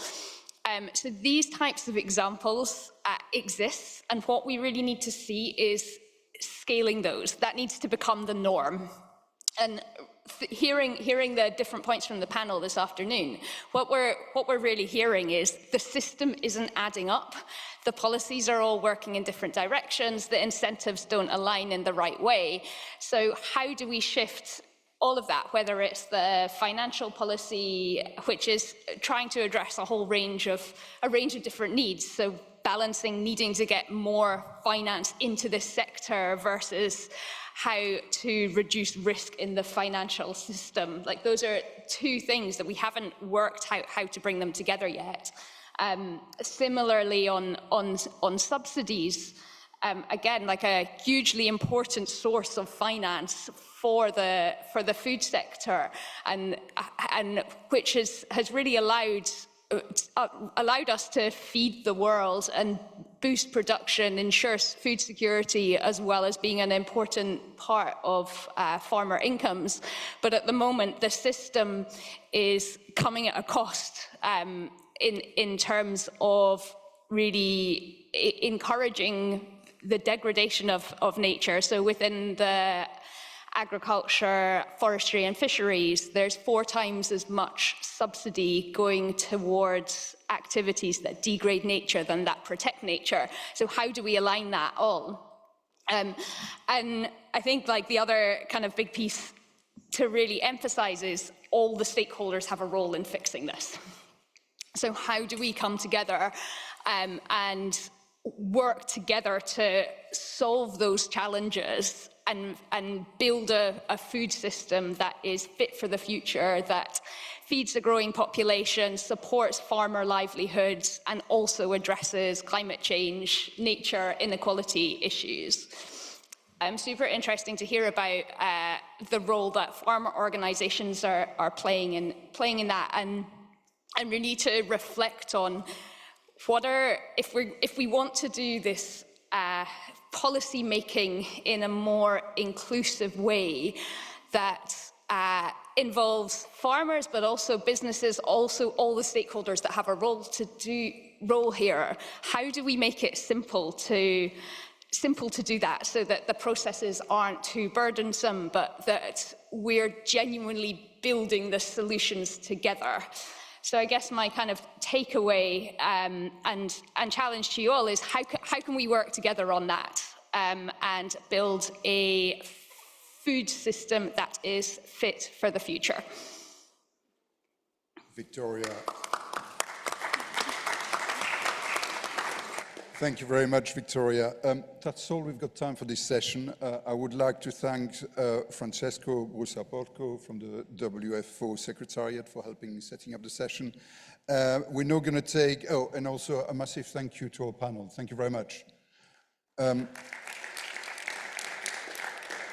We are going to take a 30-minute break, coffee break, and we'll see you back here at 3:45. Thank you very much.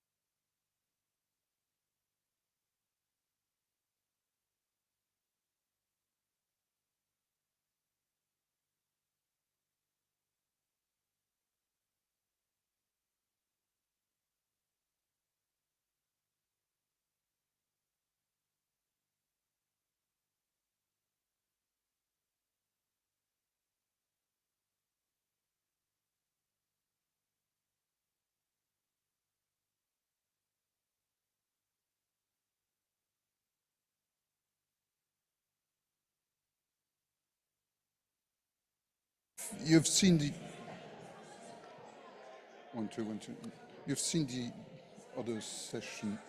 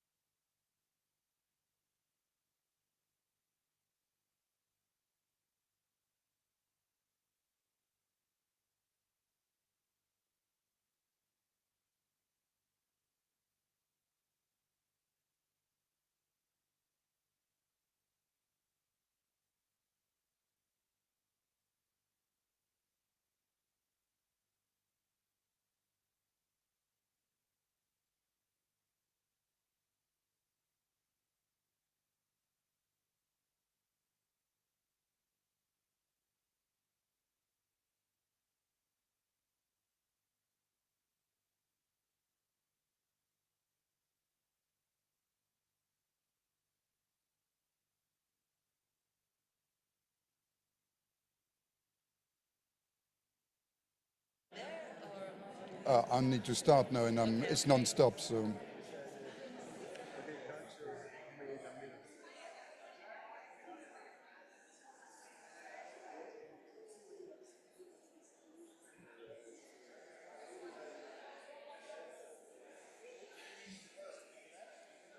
Welcome back.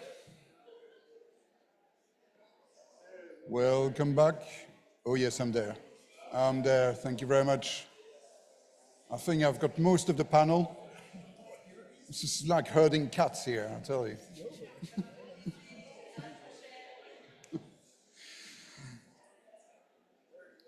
Welcome back. I will make a start because we've got a very large panel and we want to make sure we get to hear from all of them.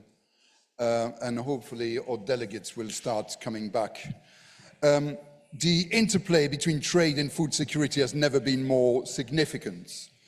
With the right policy frameworks, trade offers a powerful avenue to enhance food and nutrition security, ensuring that the benefits are equitable and sustainable. In the short term, international trade acts as a vital mechanism to address production shortfalls caused by extreme weather events. Over the long term, it facilitates the efficient adjustment of agricultural production across nations and accelerates the adoption of innovation practices. And smooth agri-trade can help ensuring geopolitical stability. So all of you here are all players in helping keeping peace around the world. By keeping the world fed via trade, you are the genuine and original peacemaker. So this session builds on the momentum from the 13th WTO Ministerial Conference held earlier this year at Abu Dhabi. Those of you who were present at last year's annual meeting of the WFO in South Africa will remember that the relationship between food security, climate change, and international trade was the focal point of one of our sessions. Which then led to the revision of the WFO policy on international trade. And since then, Brody Berrigan has been leading the WFO working group on international trade as facilitator.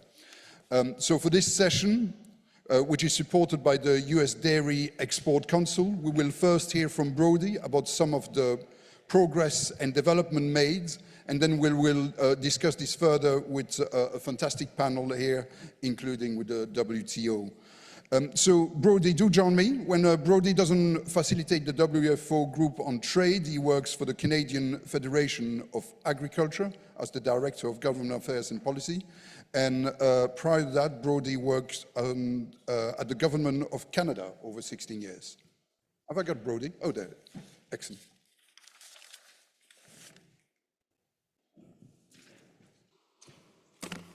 Okay, good afternoon. Thank you, and thank you, Dimitri, for the introduction. I appreciate that. I do realize it's getting late in the afternoon, so I will keep my remarks relatively brief. As Dimitri said, my name is Brody Berrigan. I am currently here in my capacity as the facilitator of the International Trade Working Group with the World Farmers Organization. Trade is extremely important for many farmers all over the world. And for those of you who are present for the Internal Affairs session yesterday, you would have heard my update on the working group. We have been busy in a very compressed time period. While the hard work and ambitions of my colleagues on the working group are certainly a big part of that, we have also been deliberately very active when it comes to engaging with the WTO. And there are a couple of reasons for this. First, despite the fact that the agreement on agriculture was born out of the early days of the WTO and has been in place now for almost 30 years, there's no formal engagement mechanism for farmers at the WTO currently. And that's one of our objectives, is to seize every available opportunity to engage with the organization and its members, to raise the profile of farmers and to advocate for more formal representation through, for example, either the WTO, civil society, or business advisory groups. The second reason is we see a multilateral trading system that is struggling to gain traction in the current political environment. I recall coming out of MC13 personally, where no formal agriculture conclusions were reached, and rather than being severely disappointed in the lack of progress, almost feeling a sense of relief that we didn't end up backsliding even further on commitments to open and rules-based trade. So there's no doubt that this is a challenge, but we also see it as an opportunity to get in early on the ground floor for discussions that we feel will have profound long-term and meaningful impacts on farmers around the world. Environment-related trade issues have been the subject of discussion at several recent international events, which articulate both the potential risks inherent with uncoordinated environmental policies for international trade, as well as potential opportunities to strengthen environmental outcomes through trade. Trade has the potential to play a significant positive role by, for example, increasing the availability of environmental goods and services. However, this won't necessarily happen on its own. We need institutions like the WTO to provide fair and rules-based trade. Why? Because at a global level, as much as trade could lead to positive environmental outcomes, without guidelines and rules in place, international trade could relocate production to economies with the most lenient environmental policies, leading to an overall increase in pollution. The challenge facing farmers around the world is the extent to which fragmentation of environment and trade policies can jeopardize both economic growth and as well as our environmental outcomes. One of our concerns is that many domestic environmental policies are being designed and implemented without considerations of their impacts on trade or food security. As a result, we see a need to advocate not only for effective rules governing international trade, but also guidance to negotiators that ensures future potential coordination and standardization of environmental policies do not disadvantage global farmers. And from our perspective, we need to start that conversation now by anchoring it in a clear set of guiding principles around sustainability and trade, so that as discussions at the WTO Trade and Environment Sustainability Structure discussion, the TESSD, mature into something more concrete and more formal, with the interests of global farmers front and center. And I'll do a little shameless plug here, but if you'd like to hear a little bit more about this topic, I would encourage our very good friends at the WTO to accept our proposal for a session at the upcoming public forum on involving farmers in the development of policy approaches to trade and sustainability. That's just a little subtle hint. However, we also have to recognize that this is a long game, and in the short term, we need to continue eliminating non-tariff barriers that limit market access. This includes ensuring that trade restrictive SPS measures don't go beyond what is needed for legitimate purposes. In order for that to work, we need to ensure decisions were made science-based, and we need a functioning dispute resolution system that is efficient, effective, transparent, and accessible to members. At the same time, speaking from the perspective of both developed and developing countries, represented through the WFO, a balance must be struck here, and trade must not undermine the ability of countries to meet their legitimate social and environmental needs, including national food security objectives.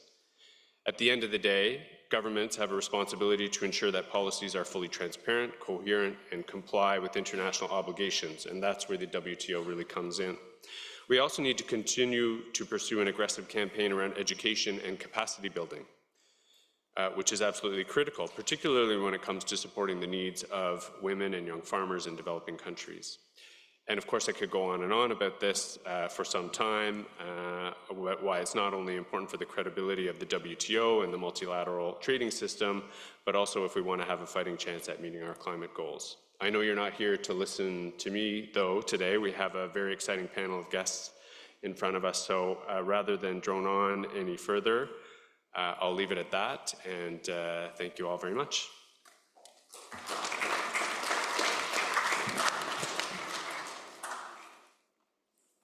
Brody, thank you very much. So I'm going to open up to the panel now. I'm going to, because there's so many of them, you don't want to hear me talk too much, so I'll get them to introduce themselves. Starting with Doa Abdelmotal from the WTO. Can you just briefly introduce yourself, please? Hello, everyone. I'm Doa Abdelmotal from the Agriculture and Commodities Division of the World Trade Organization. I'm in charge of external relations within that division, and very happy to be with you here today. Eloisa Fredericking. So, yeah, you need to press the, yeah. Yeah, sorry. Yes, I'm Eloisa Fredericking. I am from Argentina, Sociedad Rural Argentina, and I am a member of the board of the World Farmers Association. Christoph Newman. Hi, I'm Christoph, representing CropLife International, the trade association for the science-based agricultural industry, Bayer, BASF, Sumitomo, FMC, Corteva, Syngenta. Thanks. Claudia Mariani. Or you need to press the button. Okay.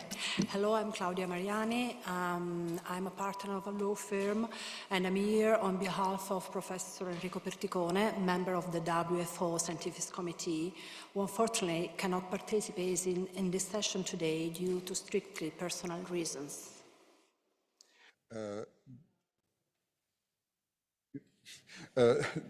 George Rapsomanikis. Good afternoon. My name is George Rapsomanikis. I am a senior economist in the Markets and Trade Division here at FAO. Lloyd Day. Good afternoon. My name is Lloyd Day. I'm the Deputy Director General of the Inter-American Institute for Cooperation on Agriculture. We represent the Ministers of Agriculture from Canada in the north to Argentina in the south, and 14 member states in the Caribbean as well. It's an honor to be here. Thank you. Nick Gardner. Good afternoon, everyone. My name is Nick Gardner. I lead multilateral affairs engagement for the U.S. Dairy Export Council. USDEC is a majority farmer-funded, farmer-led organization that supports building dairy demand and market access around the world. Thank you very much for having me. And finally, Riccardo Fargione. Good afternoon, everyone. I'm Riccardo Fargione from Coldiretti, and specifically I'm a coordinator of Divulga. Divulga is a research institute promoted by Coldiretti to study data and fact about agri-food system. Thank you very much. Doa, if I can start with you. Agriculture always seems a tricky element of trades.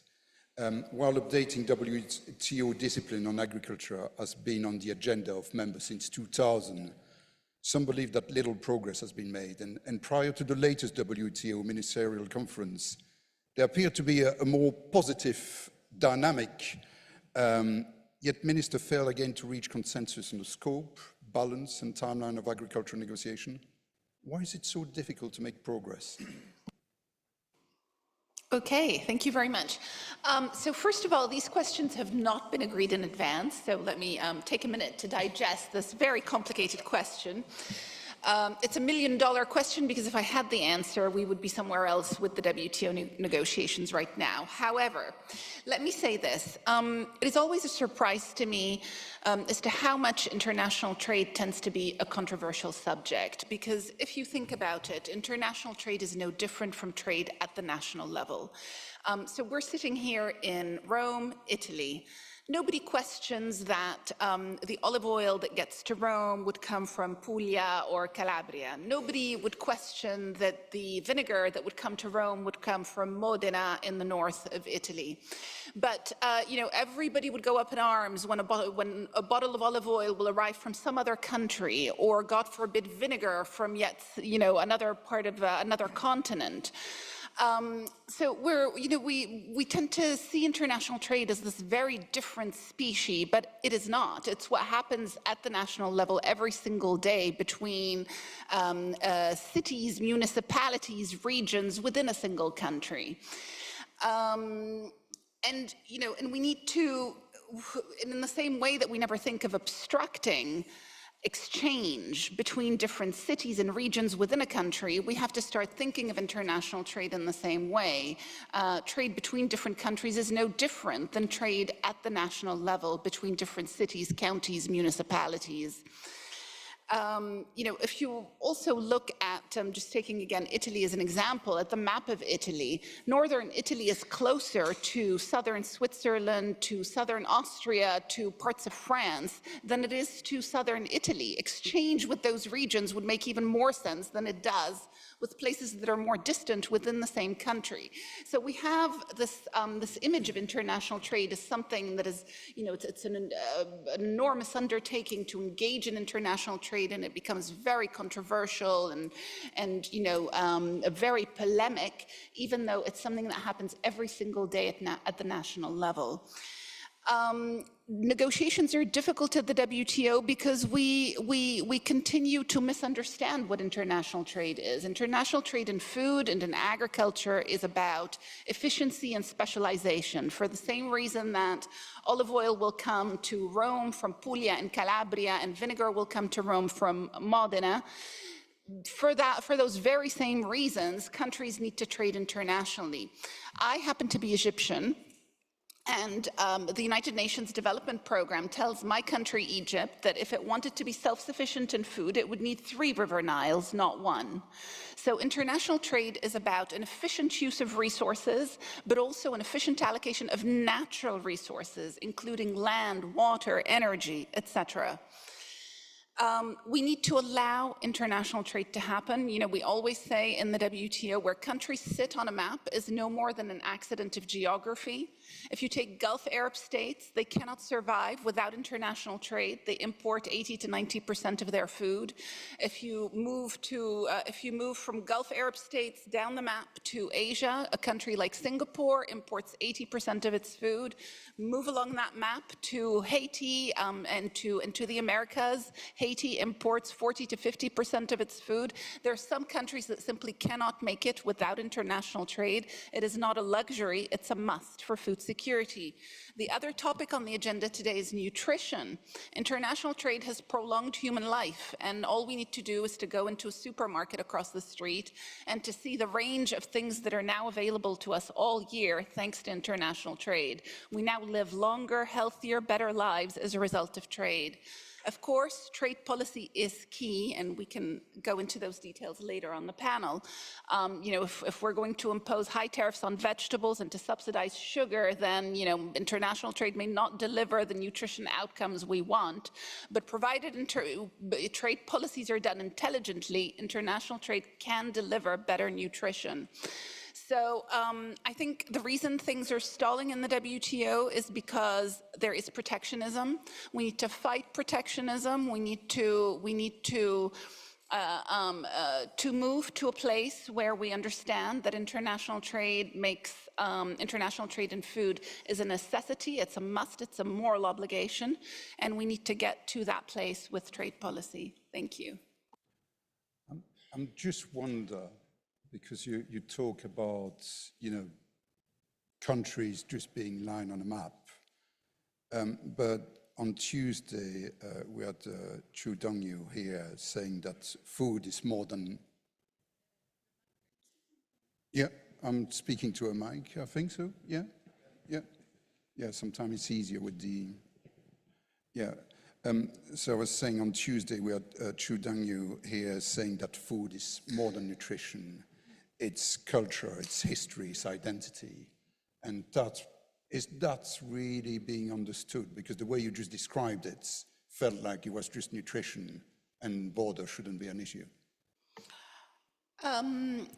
Indeed, food, we were just talking about that with some of the participants here during the coffee break. Food is about a lot more than just something that we need to survive, etc. Food is very linked to tradition, to religion, etc. And therefore, the more we exchange, the more we get to know each other better. The more the world shrinks, the more we are familiar with other cultures, the more we enrich the human experience. So absolutely, trade is about all of these other things, not just in food, but in a whole range of products and services that are exchanged. We're exchanging culture, ideas, and that exchange makes us all, it enriches us all. Thank you. George, food and agriculture has expanded significantly since the beginning of the 21st century. And most farmers will think that's a positive thing. But is this always positive for society? Thank you, Dimitri. Since 1995, with the establishment of WTO, we have seen a very strong trend in food trade. In terms of value, in 2000, I think it was about $400 billion US, and in 2021, it was 1.9 trillion US dollars. If you translate this in calories, it is about, in 2021, it's about 5,000 trillion calories. This is the energy trade moves. And I would like to start with the most fundamental function of trade, which is to move food from surplus countries to deficit regions, thus contributing to food security globally. At the same time, trade will interact with all dimensions of sustainability: economic, social, and environmental. It is associated with economic growth. It affects people, health, nutrition, and culture. And of course, it links with the environment. Now, in terms of food security, in FAO, we use a particular definition of food security that was discussed and endorsed in 1996 by the World Food Summit, and has got 4 parts. There is the part of availability. People should have sufficient food. So trade increases availability. And there is a part of access, that people should have the resources to buy the food or to produce it. If we have higher availability, we will have lower prices. There is a part which is related to nutrition, that everyone should be able to have a nutrition well status. And finally, it's a part of stability, that we need stable markets for farmers to produce, to plan their production, and for consumers not to be disrupted by volatility. And again, trade affects all these parts. And Doa spoke about the Gulf countries, but diversity is extremely important for nutrition, because if you have diverse diets, you have a better nutritional base. And I'll give you an extreme example. China, which is the 3rd largest country in the world, produces 320 foods. Compare that with Kiribati, which is a small Pacific island that produces 15 foods only. Without trade, it will be very difficult to live. And this is all good things. At the same time, we have trade-offs. And Brody started mentioning those. We have a trade-off between food security objectives, more production, and environment. Because if you produce for exports, you may have cases of unsustainable water withdrawals, you may have emissions, you may have pollution. There are trade-offs with society as well.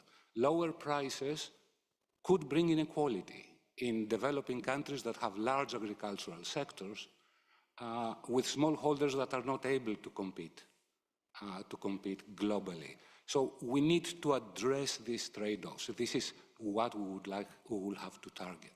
Thank you. Nick, trade can also help sustainable productivity growth by trading more than just goods, isn't it? Yeah, absolutely, and really appreciate some of the remarks that have been made by my colleagues leading up to this question, because I think the exchange that can be facilitated through economic-based trade routes, so trade routes where transactionally we're moving one product from a market to another market. You can also really find pathways to building exchanges of ideas, of technologies, of innovations. This has come up earlier today as well in past comments. And the way that we see it at the U.S. Dairy Export Council, when we enter a market, we are bringing access to good dairy nutrition, to products, and to suppliers who can help bring that surplus dairy that we have in the United States into a market, as you said, that may not have that surplus. However, we also build deep relationships with the producers in those countries, with the producer groups, with farmers often themselves, and with institutions, academia, business organizations, et cetera. And in the United States, the dairy industry has committed to a series of really significant environmental goals. GHG neutrality, significant reductions in water use, increasing water recycling, really raising water quality. To achieve these goals, we are going to have to develop significant new innovations. We are going to have to apply technologies at scale that are really now much more theoretical. And we're going to have to do so through a really diverse dairy industry. Many of you may think I'm up here representing only large farmers. One of the things that you may not realize is that 50% of the US dairy industry are farms with 100 or less cows, still relatively large. But 1/3 of our dairy industry is also representing plain sect farmers, farmers that come from communities like the Amish or the Hutterites who don't actually adopt large technologically based production systems.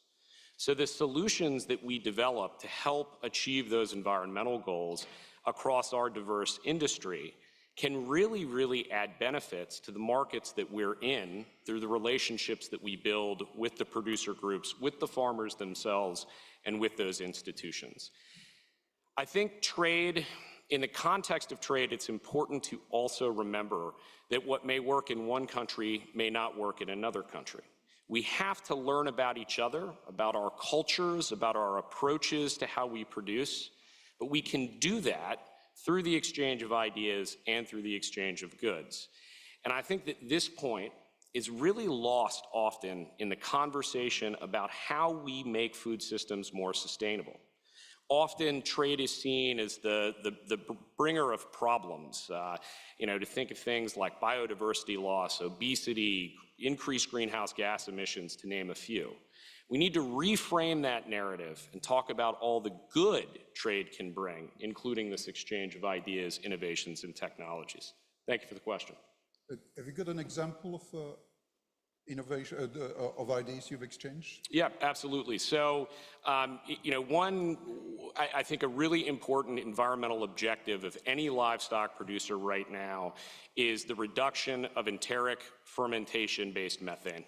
So when we look at solutions for feeding different rations or using feed additives that can reduce methane, we see incredible exchange between Europe, Oceania, and the Americas. And although not everyone is going to be able to use feed-based technologies to significantly reduce methane emissions, what we are learning and we are building the data for is ways that farmers can get paid and can have access to technologies that meaningfully reduce those methane emissions. Happy to go into more detail if useful, but I think that's what I'd pose. Thank you. Lloyd's, international trade has a very important role in the improvement of national food system. What are some of the fundamental roles you believe international trade fulfills? Well, thank you, Dimitri. I think Doa covered a lot of that. I mean, and I'll just quickly recapitulate them. It redistributes food production. It increases the variety of foods available. I'm looking at a colleague here from Argentina. I had a great Argentine steak in London. Thank you to the Sociedad Rural on both here and in the audience. Trade enables that. It stabilizes prices. It improves economic access to food. It improves agricultural productivity through competition. And as I already mentioned, it moves foods from surplus regions to deficit regions. And we look at the recent crisis that we've all been through, the pandemic, the war, and the spike of inflation. If it weren't for the trading system in agriculture, which functions very well despite what we may have heard on the last panel, the agriculture system is a miracle. we've been hearing in this building and in many other buildings around the world that agriculture is just a problem.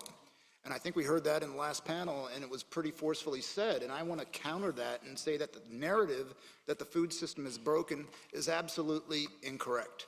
The food system is a miracle. We're producing plenty of food. If there are problems for hunger, obesity, other types of things, it's not because of the food system. It's because of governance. It's because of other elements. And so I think it's important to talk to farmers to understand that the food system is functioning. And it's important that farmers, like they're here, have a voice here at the FAO, have a voice at the WTO, like Brody mentioned. In the WTO, we convened a panel with CropLife International, that's part of this panel as well, in order to talk about the intersection of food, of sustainability, of innovation and technology, and environmental regulations that are being brought into the WTO that have the potential to restrict that ability to use the miracle of trade to do all the things that Doa and George just mentioned along with me, in order to have a functioning and miraculous food system that feeds the world. So I think it's important to, first, that farmers need to be a part of this entire discussion. Second, that science, not political science, is the foundation for public policy. A lot of these regulations are not based on science, they're based on aspirations, and some of them good, but often those aspirations have unintended consequences. And finally, that agriculture, instead of being viewed as the problem, is viewed as the solution. And just to take Nick's point on methane reduction, in a place called California, which is the top dairy producer in the United States, they've reduced methane from their dairy emissions by 40%. And that's by incentivizing proper policy. So agriculture is part of the solution. So whenever we hear this notion, this narrative of agriculture being a failed system, we need to talk about the positive attributes of agriculture, and we need farmers' voices to help us do that. So thank you. Christoph, when it comes to productivity and sustainability, you believe there's a triple challenge. Can you explain that? Yes, thank you for passing on that question. Let me start with the following. I think when I'm observing discussions on agriculture at the UN level since quite a while, and what I rarely hear is productivity. And when it's mentioned in political discussion, it's very often objected by certain regions as being a term which is outdated and not linked to sustainability. As Lloyd already said, I think we should be proud about the productivity that has been reached with farming and what it has saved in terms of land not being used for agriculture and being maintained for natural resources, sources of biodiversity. We have to feed 9+ million people, and that is what agriculture currently is doing. So I believe that between productivity and sustainability, there is not automatically a challenge. However, it is clear that we need to do what we are doing more better, and we cannot use more land. And I think what is therefore needed is to feed this growing population and also address climate change and biodiversity policies that describe, and that is the case at UN, when they talk about this triple challenge, which biodiversity, we would all agree, climate, we all agree, but then it's pollution, and this is automatically linked to, most of the time, agriculture and the inputs of agriculture. So we need to, I think, revert this thinking and talk about the third pillar and linking pollution, which is there. We have externalities which we need to reduce and need to do better with this technology's advancement, rather than ignoring productivity as a mandated thing that we need to do. And there, I think, comes important element on innovation, which also is very important. We have disparity in the world of good technologies that are out there. When you look at new breeding techniques, when you look at genome editing, the speed which those technologies are brought to market are quite different in markets. We have new solutions when it comes to digital farming. We heard today about subsidies that are needed. Actually, we should talk about how we enable digital farming, which means we don't want nobody to leave behind. So I think having the infrastructure for doing it with G5, for example, which is needed for most of the digital tools to being applied and precision farming, I think is something very important to consider. My plea is that we really have a neutral look at technologies. We as an industry, we offer choices. We are working enhancing the toolbox of farmers. We are not the policymakers that regulate those technologies. We provide data to allow those decisions, but those decisions should be also taken based on science and not on false promises.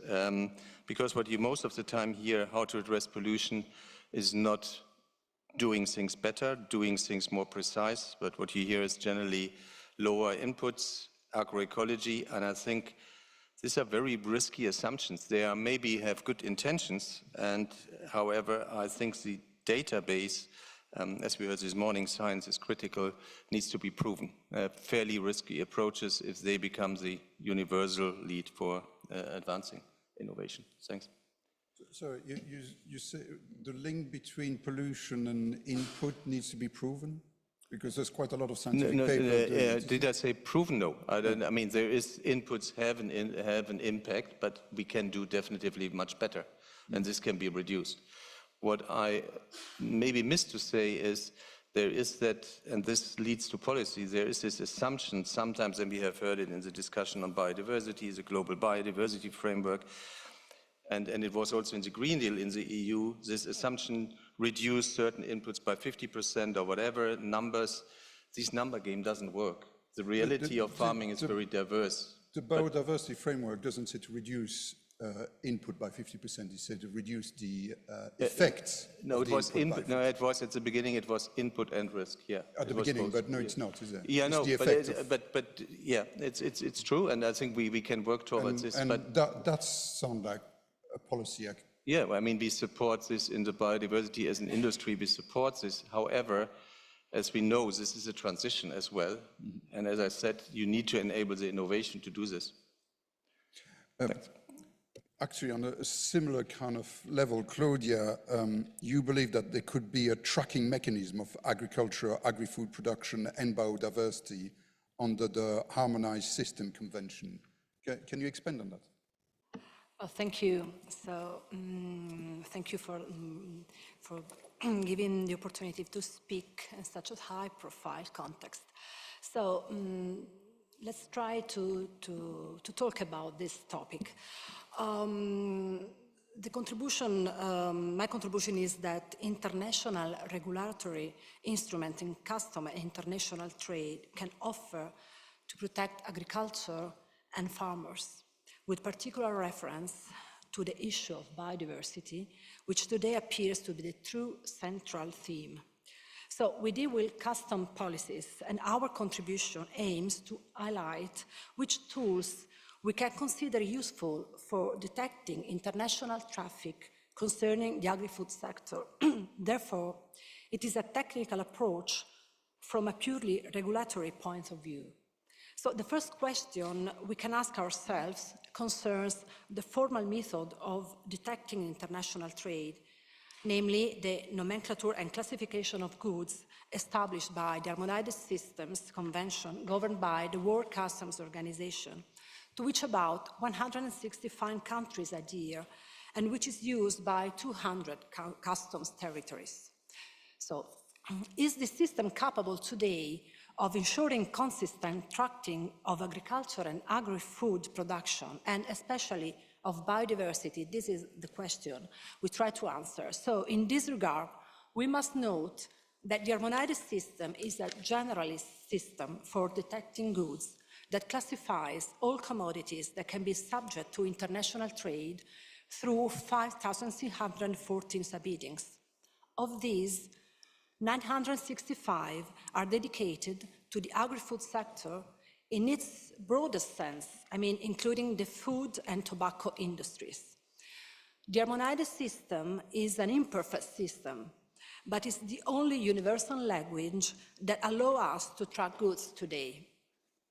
Certainly, each country can subclassify with additional codes, but the common root of international trade is that of the harmonized system, and that is what interests us if we want to enhance the control of biodiversity.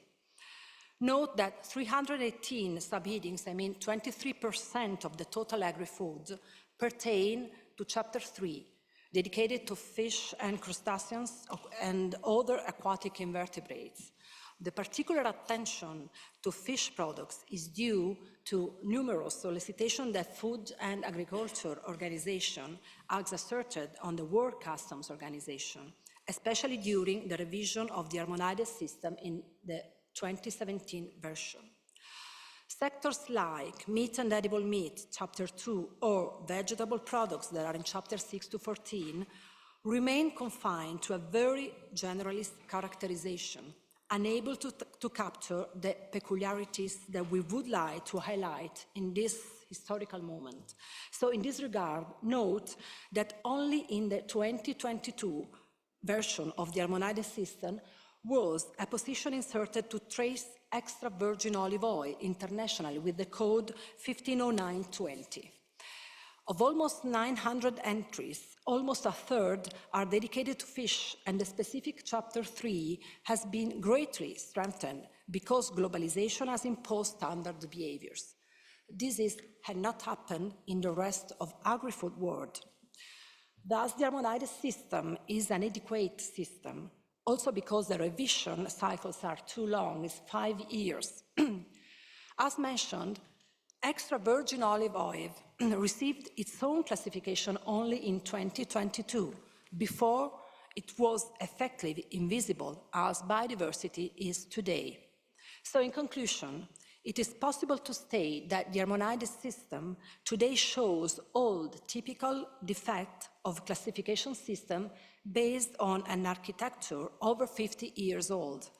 Within it, biodiversity is simply invisible, with the consequence that global international trade detection systems do not have the tools to intercept this important paradigm for understanding agriculture and agricultural production.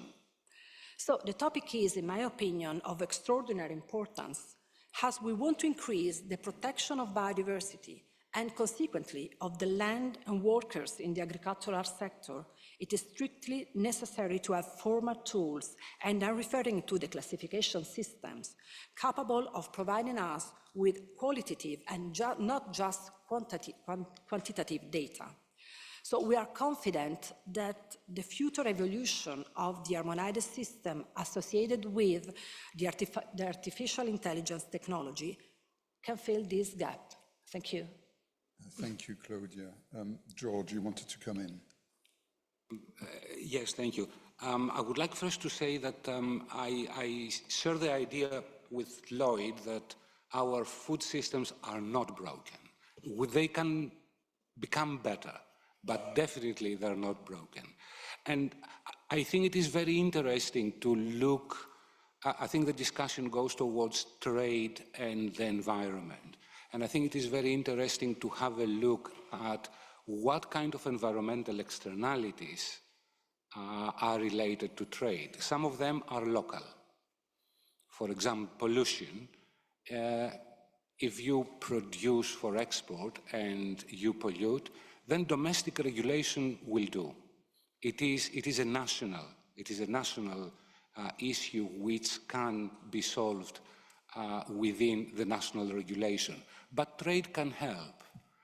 Modern trade agreements are deep in the sense that they go beyond the border and they can influence domestic regulation. And an example is the 2022, I think, agreement between Switzerland and Indonesia. It's about palm oil that has to be produced environmentally. It has to be certified that it was not produced on deforested area. And they do that with a third-party certification scheme. So this is extremely important. Although deforestation is local, is a local problem, it happens locally, is of global interest. And that's why it is such an important issue. If you go on climate change, on emissions, this is a true global externality.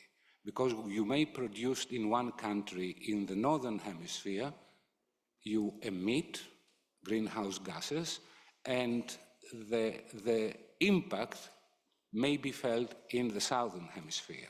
For this, it is very difficult to have national policies, and we should have a multilateral solution. And this is where the WTO comes in. And what is very important in this is that already, together with the negotiations we have on WTO, there is another international body, the COP, in the UNFCCC, the Paris Agreement, that discuss things. And they have already discussed carbon markets. And they're going towards carbon markets. Already there are technical committees that work on how the carbon markets will be organized. These two processes, they have to come together. And they have to come together especially not only for other sectors, but especially for agriculture. At the moment, global food systems are responsible for about 30% of emissions. As the other sectors, cement, transport, energy, the other sectors mitigate, in 10, 20 years, 50% of the emissions may come from agriculture, and then all the fingers will start pointing at us to find quick solutions. So I think it is a very interesting discussion, and farmers will be a large part of the solution on that. Thank you. Eloisa, actually, George just talked about the challenge of having national regulation as opposed to international one. How do you feel about the increase of climate and sustainability measures that some countries are putting as condition of food import?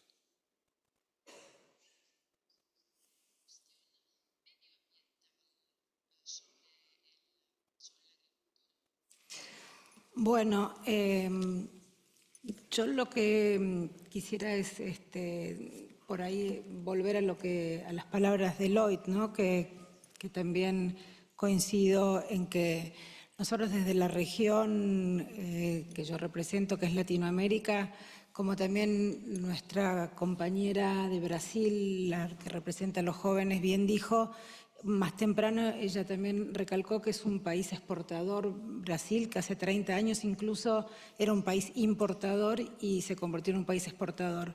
Todo esto nos hace una región netamente exportadora de alimentos, pero que hace 30 años ya nos adelantamos a esto produciendo con una responsabilidad del medio ambiente y de la sostenibilidad.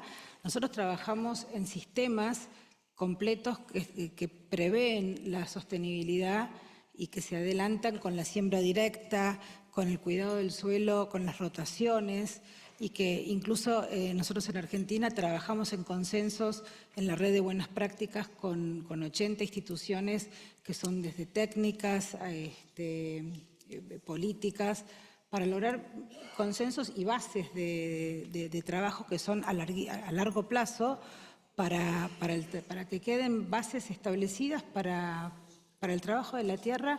Y, bueno, y otra cosa muy importante que hacemos de nuestras instituciones es que estamos trabajando en la creación de un sello para la venta de los bonos de carbono. ¿Y quiénes vienen a comprarnos esos bonos de carbono? La industria de la energía. Entonces, vuelvo ahora a lo que dijo el último panelista, que no recuerdo el nombre, cuando dice... y vuelve a la COP de París, al Acuerdo de París.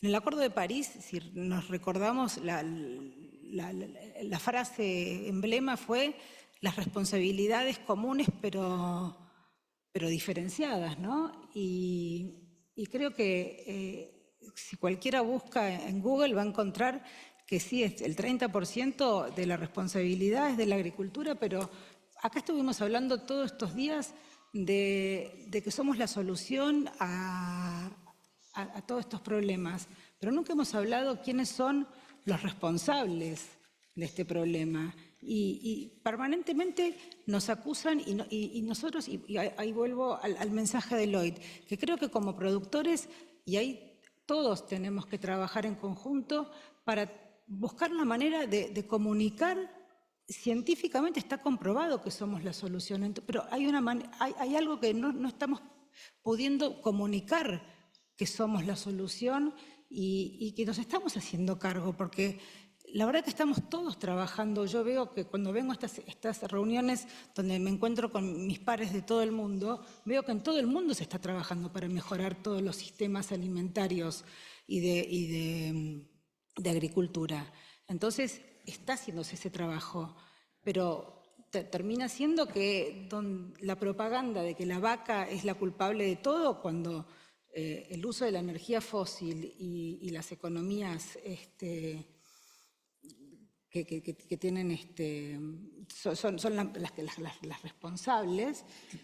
Can we focus on trade? Yes. And last night when we talked, you talked about what you thought about the issue of green protectionism. Yes, okay. And from your point of view, so we can just Okay, stay on. What the concerns, okay. Sí, estamos preocupados porque pensamos también que hay hay un incremento de medidas ambientales relacionadas al cambio climático, de la sostenibilidad, que lo que hacen es crear barreras arancelarias para el futuro y que también están muchas veces sin ninguna base científica. Y volviendo a la importancia de lo que es la base científica, que es lo que necesitamos con mucha certeza de que nos basamos en eso para que sea un pilar fundamental. Y también hay un tema que para nuestra región es fundamental, ¿no? Un ejemplo de esto es una iniciativa o algunas iniciativas que suceden como en países o bloques de países que se tratan unilateralmente y que debieran de por ahí, o pensamos nosotros desde la perspectiva nuestra, ¿no? Que debieran de tratarse en organismos multilaterales como la OMC, donde todos debiéramos, me refiero puntualmente a la resolución 1115.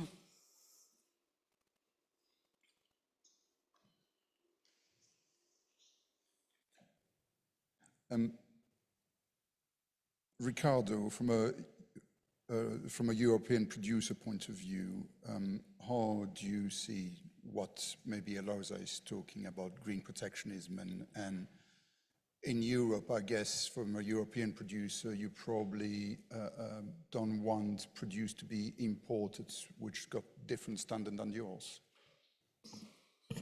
Thank you, Dimitri. Thank you for the invitation. First of all, I would like also thank you, WFO, for this meeting. I think that international trade systems are very important for our goals, to achieve the world's goals about to reduce the hunger problem. But we think that international trade must be characterized by some rules, some keywords. And specifically, I mean about the principle of reciprocity, because we need international trade characterized by the same rule from the farmers in the world at the planet level. I think specifically about the labor rule, the sustainable rule, the social rule. And for this way, we think that products imported from another country must meet same rule and same standard in force in the importing country.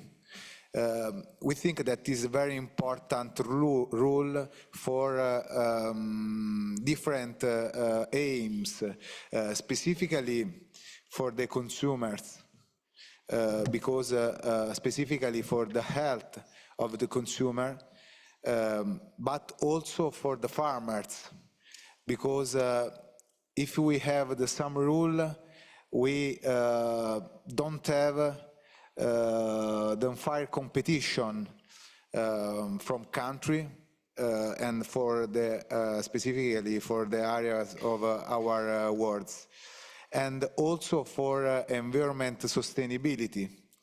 Because, for example, Italy is a country that pay a lot of attention about the environment sustainability, like another country in the world.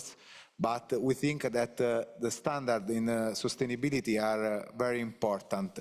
So we think that now we are living also a specific experience where the farmers live in fair competition with another areas of the planet, and this can be dangerous.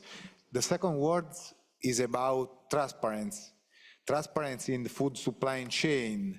For example, we think that we need a mandatory labeling specifically for the indication of origin, because consumers must know what are eating and must know what are drinking. And for this reason, we think that it is important to improve at planet level a mandatory labeling. For us is very important because is an important element of transparency. The last but not least, the last word is about fair competition. So we must try to achieve the fair competition and to avoid specific example, for example, sounding imitation that are dangerous for the consumers and are dangerous for our health. So I think that these three keywords are very important for our system, are very important for a good international trade system, and specifically for the international trades characterized by sustainability, fair and equal system. Thank you. Well, I'd really like to hear some of you as well, so if you've got any question, comments, ideas, please switch on your green light and I'll try to come to you. Doa, I think we're starting to get to, what is one of the key issue when it comes to food trade negotiation, is that idea that in some country there's some standard of production expected from farmers, and I guess, understandably, they feel a bit undercut if imports don't have to meet the same standards. But then we've heard from Eloisa that that's not fair to impose your own standard on somebody else. Well, how do you manage that? Thank you, Dimitri. I'd like to react to everything that's been said and to get to that question, absolutely. So first of all, I would just like to second what Lloyd has said, that the food system isn't broken. In fact, he said it's a miracle. The food system, the current food system that we have today should be seen as a miracle, and I absolutely agree that it is so. I also want to agree with George, who said that food trade has expanded, and that obviously this is now a phenomenon that is here to stay and will grow. And I would just point out that today about 25% of the food that is produced gets traded internationally. And I would also like to point out that a lot of the trade that we're talking about today, and the fastest growing part of international trade in food, is in processed foods. So why do I mention processed foods? Because processed foods are not made, I would say, in any specific country. They are made in the world. They're made along a global supply chain. And I often take the bar of chocolate example, where the cocoa will come somewhere from Africa, the milk will come somewhere from Europe or New Zealand, the sugar will come from Brazil, and the nuts will come from Thailand or somewhere else. And then a country like Switzerland will put all of that together and then say Swiss chocolate. But, you know, it really, that's just the sort of the assembly. That's where the final assembly has taken place. And so the fastest growing part of our, of international trade in food is happening across borders. So we need to make sure that global supply chains are working, and we need to make sure that we're not impeding them with tariffs and other obstacles to trade. I also want to address the buy local phenomenon and the zero-kilometer foods that, you know, that are very much in fashion today. So you will find a lot of activists on the food system saying we need to be buying our food locally, but and that is because of environmental considerations. But have you ever heard anybody say, I want my iPhone to be produced locally, I want a zero-kilometer iPhone, or I want my car to be zero-kilometer? It's okay for the iPhone to come from the other end of the globe. It's okay for you to want a German or a Japanese or something else car, but the food and your tomato and your whatever else has to come from 0 kilometers from your backyard. In fact, being Egyptian, you know, if I were to be told that I'm eating rice in the city that I come from, Cairo, that is 0 kilometer, that would ring all sorts of alarm bells, because it would mean that my country is misusing its very scarce water supply. Rice needs to come from far. It should not come 0 kilometer. It should not come from close. And so we just need to, you know, we need to understand what international trade is, and we need to make sure that we're not chasing after slogans that are not necessarily helpful to the environment or to anything else. In terms of reciprocity mentioned by Ricardo, you know, I think the standards issue is a complicated issue. What is important is that the product that is traveling and that is crossing international borders meets the standards that is set by the importing country. That is absolutely valid. If Italy, the country that we're sitting in today, wants to import vegetables that do not have a particular pesticide, for example, and pesticide residue, it is completely within its right to do so in WTO.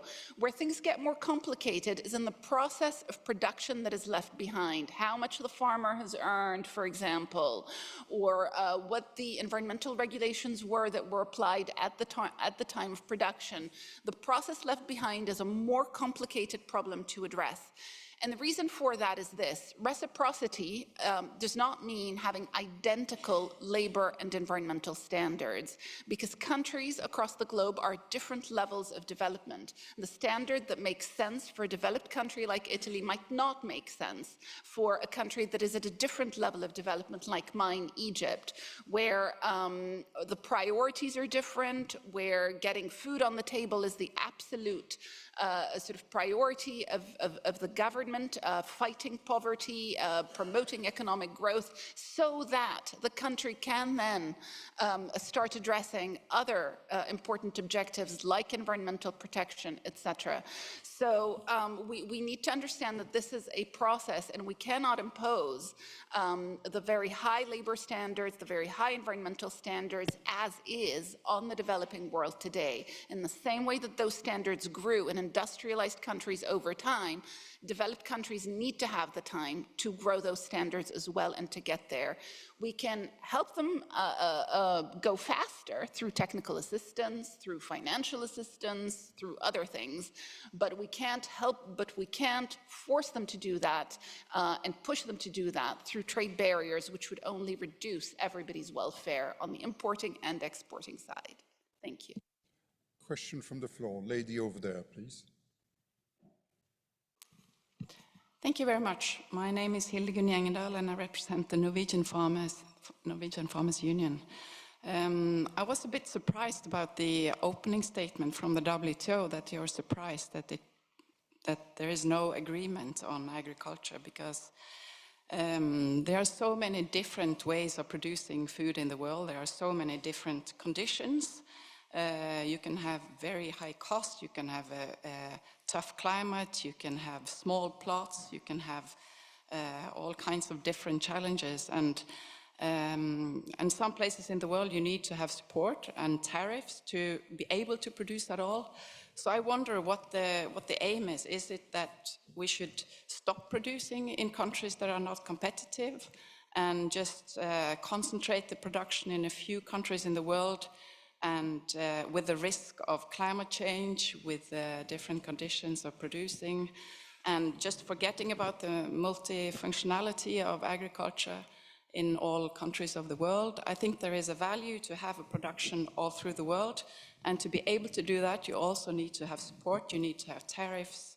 So I understand it takes many years to make an agreement, and I think WTO is supposed to represent all the countries in the world, also the countries you call protectionist. I mean, it's just a facilitator of rules of trade, so thank you.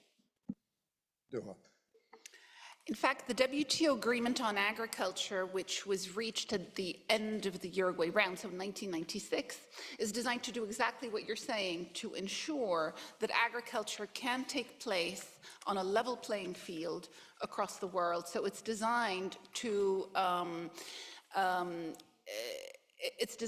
reduce protectionism and trade distortive policies that prevent agriculture from taking place in some parts of the world. There are some countries that so heavily subsidize their agriculture at the expense of other countries that could be competitive had those had other exporting countries not poured subsidies onto the production of specific commodities. So in fact, a lot of countries that are very high subsidizers are crowding other countries out of international markets because of their subsidies. So we are trying to level the playing field in the WTO precisely so that production does not get concentrated in countries that have deeper pockets and that provide more subsidies.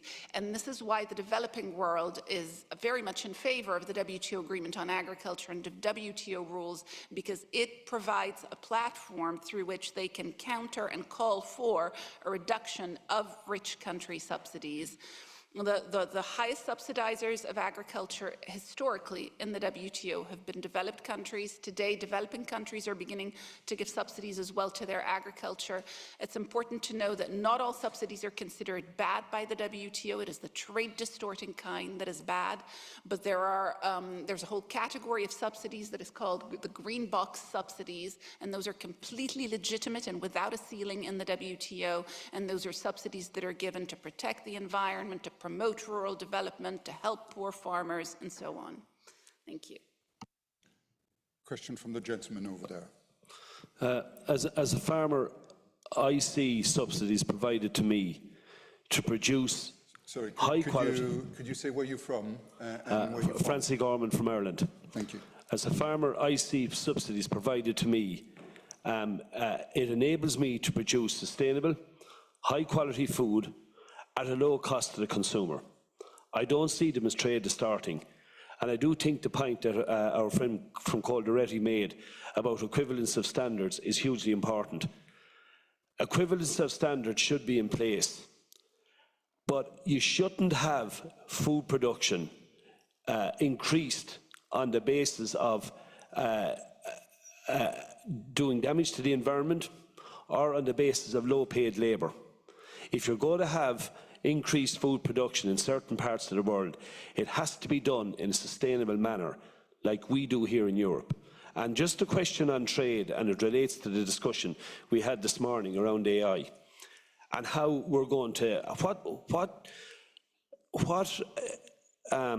impact does the panel think artificial intelligence is going to have on world trade in terms of how it's going to verify the carbon footprint or the sustainability of product from around the world? And you mentioned consumer foods. It's a perfect example. How do you get a sustainability figure for a product that's finally produced in one country with inputs from maybe all over the world? And I think that the fear I have is that you're going to see big business discriminate against farmers who are unable to produce food at a certain level of sustainability, and that could impact on farmers in the poorer parts of the world that maybe don't have the money, maybe the skill set or the technology to be able to keep up with food producers in other parts of the world. So how does the panel see that playing out in the next 5, 10 years, decade or so? Who wants to take that one? Yeah, Doa, go ahead. I'll just respond to the WTO part maybe and leave the AI to others.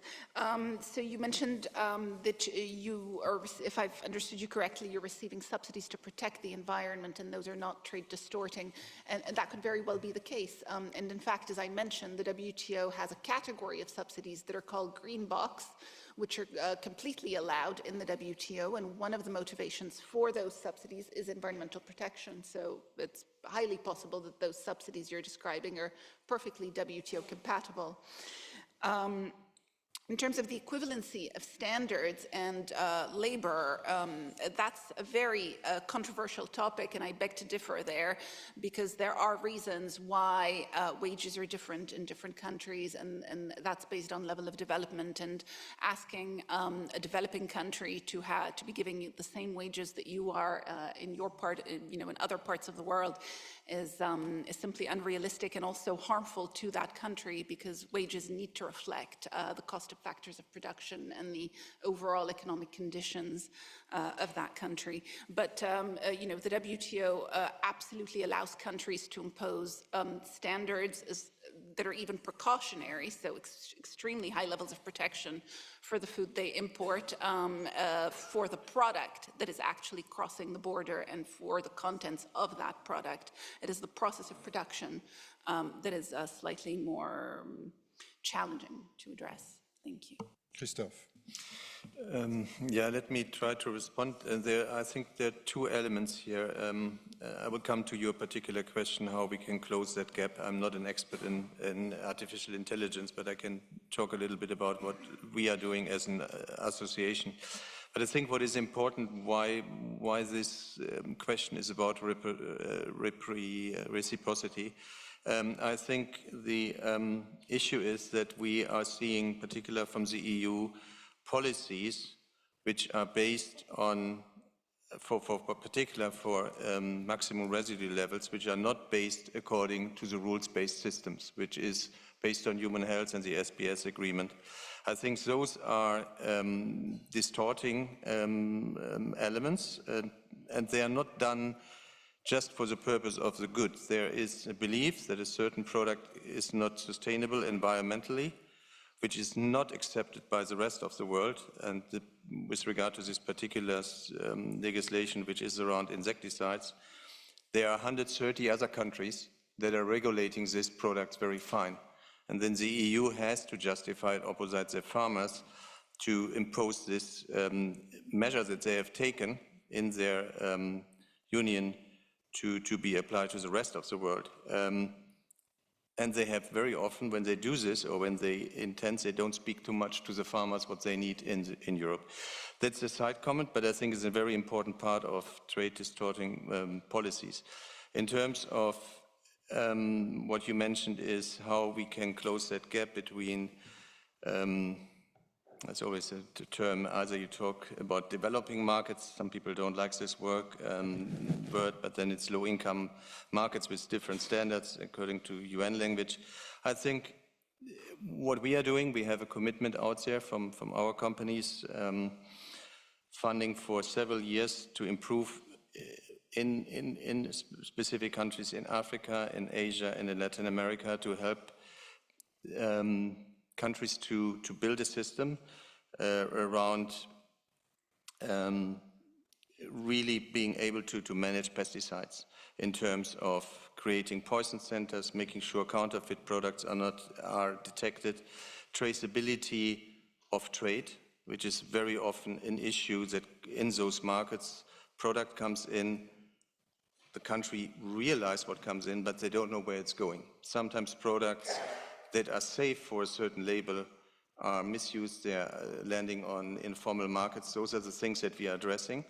It has another pillar which is about talking about innovation. Innovation is critical. When you look at a portfolio in some of the African countries in terms of toolbox, what farmers have available, I think we would all agree that these are very often pesticides and inputs which are not the most modern things that can be used. So how can you do this? How can you make the transition? And what is very important, and I think that's important also to what I mentioned before, is the realization is often this is not just only that there is a gap, but also we need to understand the different farming conditions. There are certain tools which are needed in certain tropical conditions, which is totally different. As you are farmers, you all know this is different than in a cereals field in Germany, where I'm coming from, or in the UK. So I think we need to give time in terms also of trade to let those countries to come up to those standards. But we don't achieve this with policies that are disrupting trade. It's more around what has been said before, I think by Nick as well. It should come with trade here, should come with an exchange of how you can improve. That's also part of our program. So we are working also with farmers, but for example in Kenya, to make sure that the MLs, the maximum residue levels, is matched. So thank you, Christoph. Did you want to just briefly come back, but very briefly, because there's another two questions I'd like to get to, so very briefly, please. What I really want to know is how AI is going to be used to verify the data that we have at farm level and what effect that could have on trade deals going forward, because verification of our data is going to become a huge issue down the road, and I'd have a fear about that, how that would be used by multinational corporations against your average family farm. I think that's a really pertinent question. I'm afraid I don't think we've got the expertise on this panel to answer that. So maybe we can take it with somebody else after. We'll try to find an expert maybe. But Lloyd, you wanted to come in. I wanted to touch on your AI issue, but not so much in verification. I believe verification is a very complicated and controversial issue. Having been in charge of the organic program of the United States years ago in another lifetime, the verification that something was actually organic was problematic. It's probably gotten better by now, but it's a marketing scheme, and to verify all that, especially all the requirements now put in place by the MRL issues and European standards that are not that are not consistent with Codex standards, is quite problematic.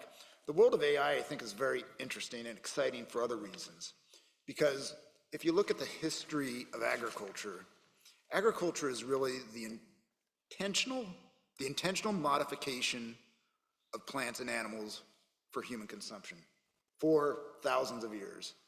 And AI, as well as all the other elements related to genetic engineering and other biotech and other technology aspects that we don't even know yet, even your phones, which was a great example, by the way, I like that very much. We are going to be able to do so many incredible things with not just AI, but just with innovation and technology and science. And that is going to enable us to grow food in a way that we haven't before. It's going to enable us to protect the environment in ways that the whole world wants us to do that. And so we need to embrace innovation rather than stymie it. And some of the rules that Christoph was just speaking about are stopping that innovation, because then they're becoming artificial trade barriers, and that's the kind of thing that we need to eliminate. We need to work together to ensure that we follow science. We allow farmers and ranchers to utilize the technologies. You know, the last panel talked about finance, and that there's lots of finance available for all this. I don't think that's getting to the small farmers, so we need to find a way to establish that financing so that farmers will have the tools they need to produce in a more efficient way and to spread that around the world. And AI, I think, is going to help that. We'll see how it is on verification. Audit and verification is a problem in everything. If AI can make that better, that's great. If it makes it worse, obviously, that's going to be bad. Okay, we're going to take two more questions, and then we're going to wrap up. But the lady over there, please. Oh, no. No, okay, Anna Carolina.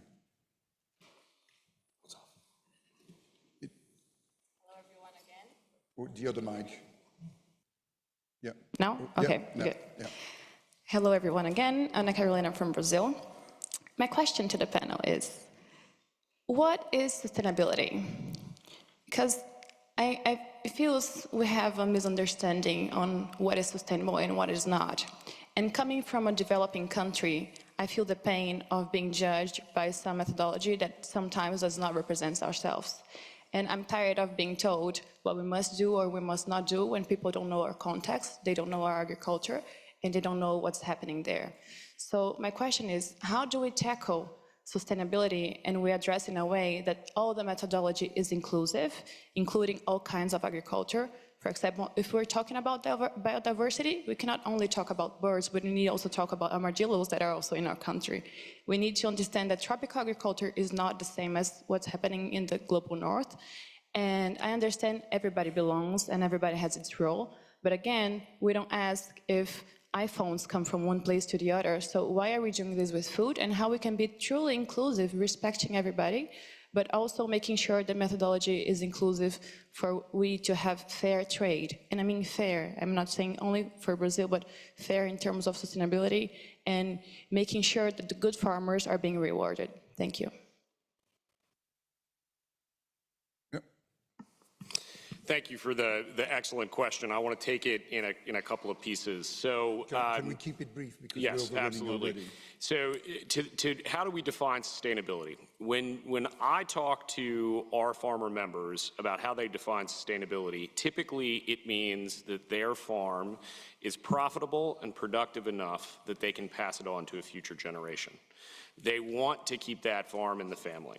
So, if we ignore the economic aspects for farmers of sustainability, preach at the farmer rather than trying to understand and meet the farmer in the middle, we will never achieve sustainable food systems, first and foremost.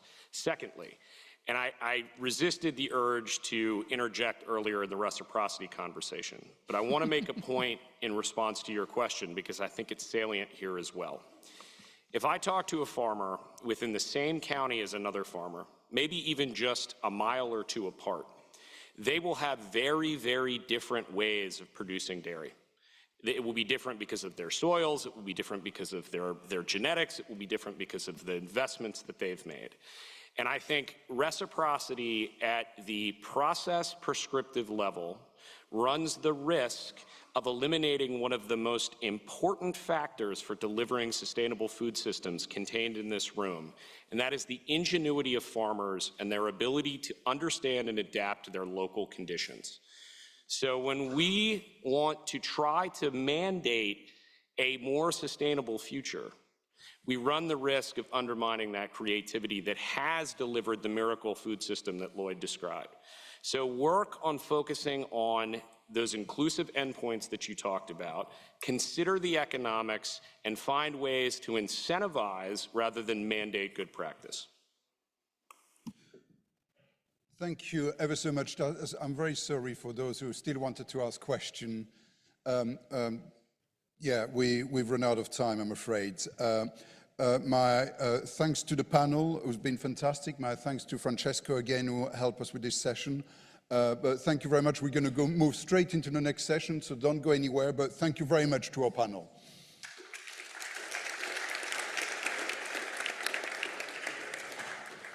And we'll smoothly move into our last session. This is a shorter session, so we're coming towards the end. We'll be looking at the journey ahead for the farming industry at COP. COP28 in Dubai marked a really important turning point for farming, as it was the first time that food and farming were high on the official agenda.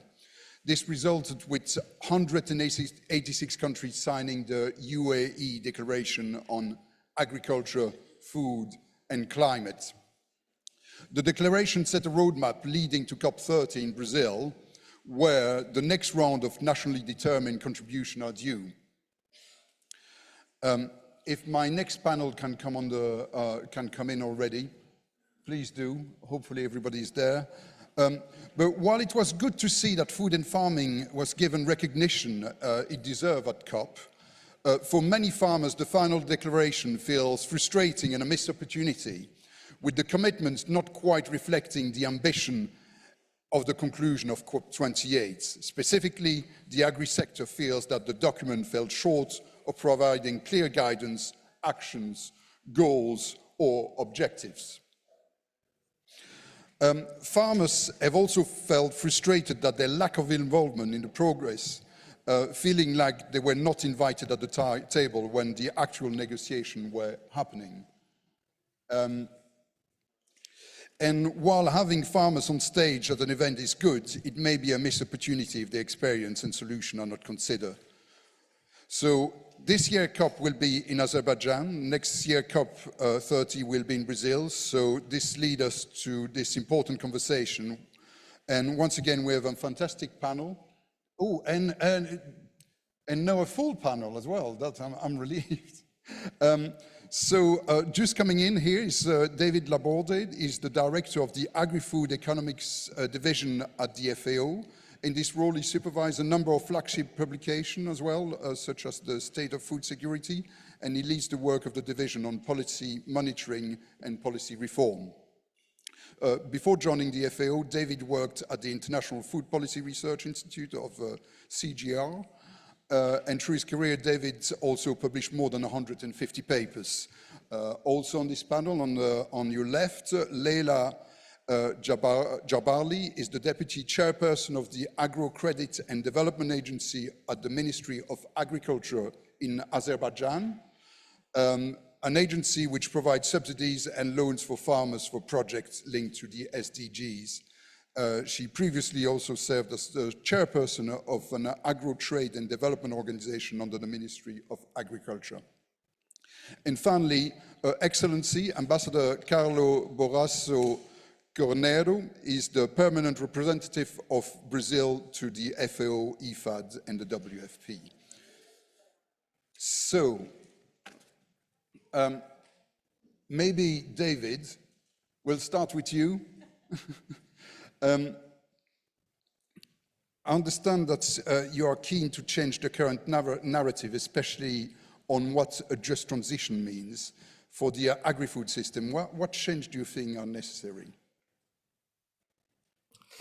So I think today we are really at a critical point in time about the type of challenge we face, in the sense that we are a bit more than 8 billion on the planet. At the same time, in the last few years, we have seen hunger rising.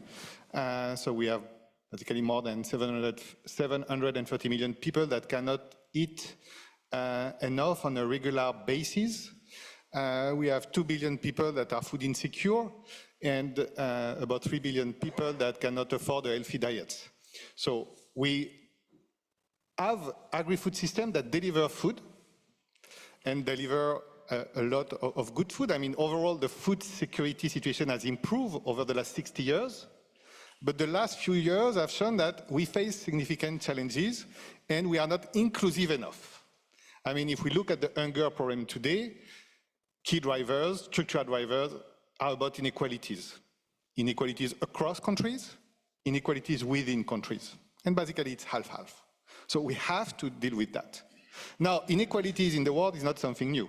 And a number of problems like conflicts, unfortunately, are not new. We also had a lot in the 70s. But something that has drastically changed the situation is actually climate change. This is a situation that farmers have never known. We are entering in a world that, yes, the planet has already been as warm as of today, but it was more than 10, 12,000 years ago. So before we start to do agriculture.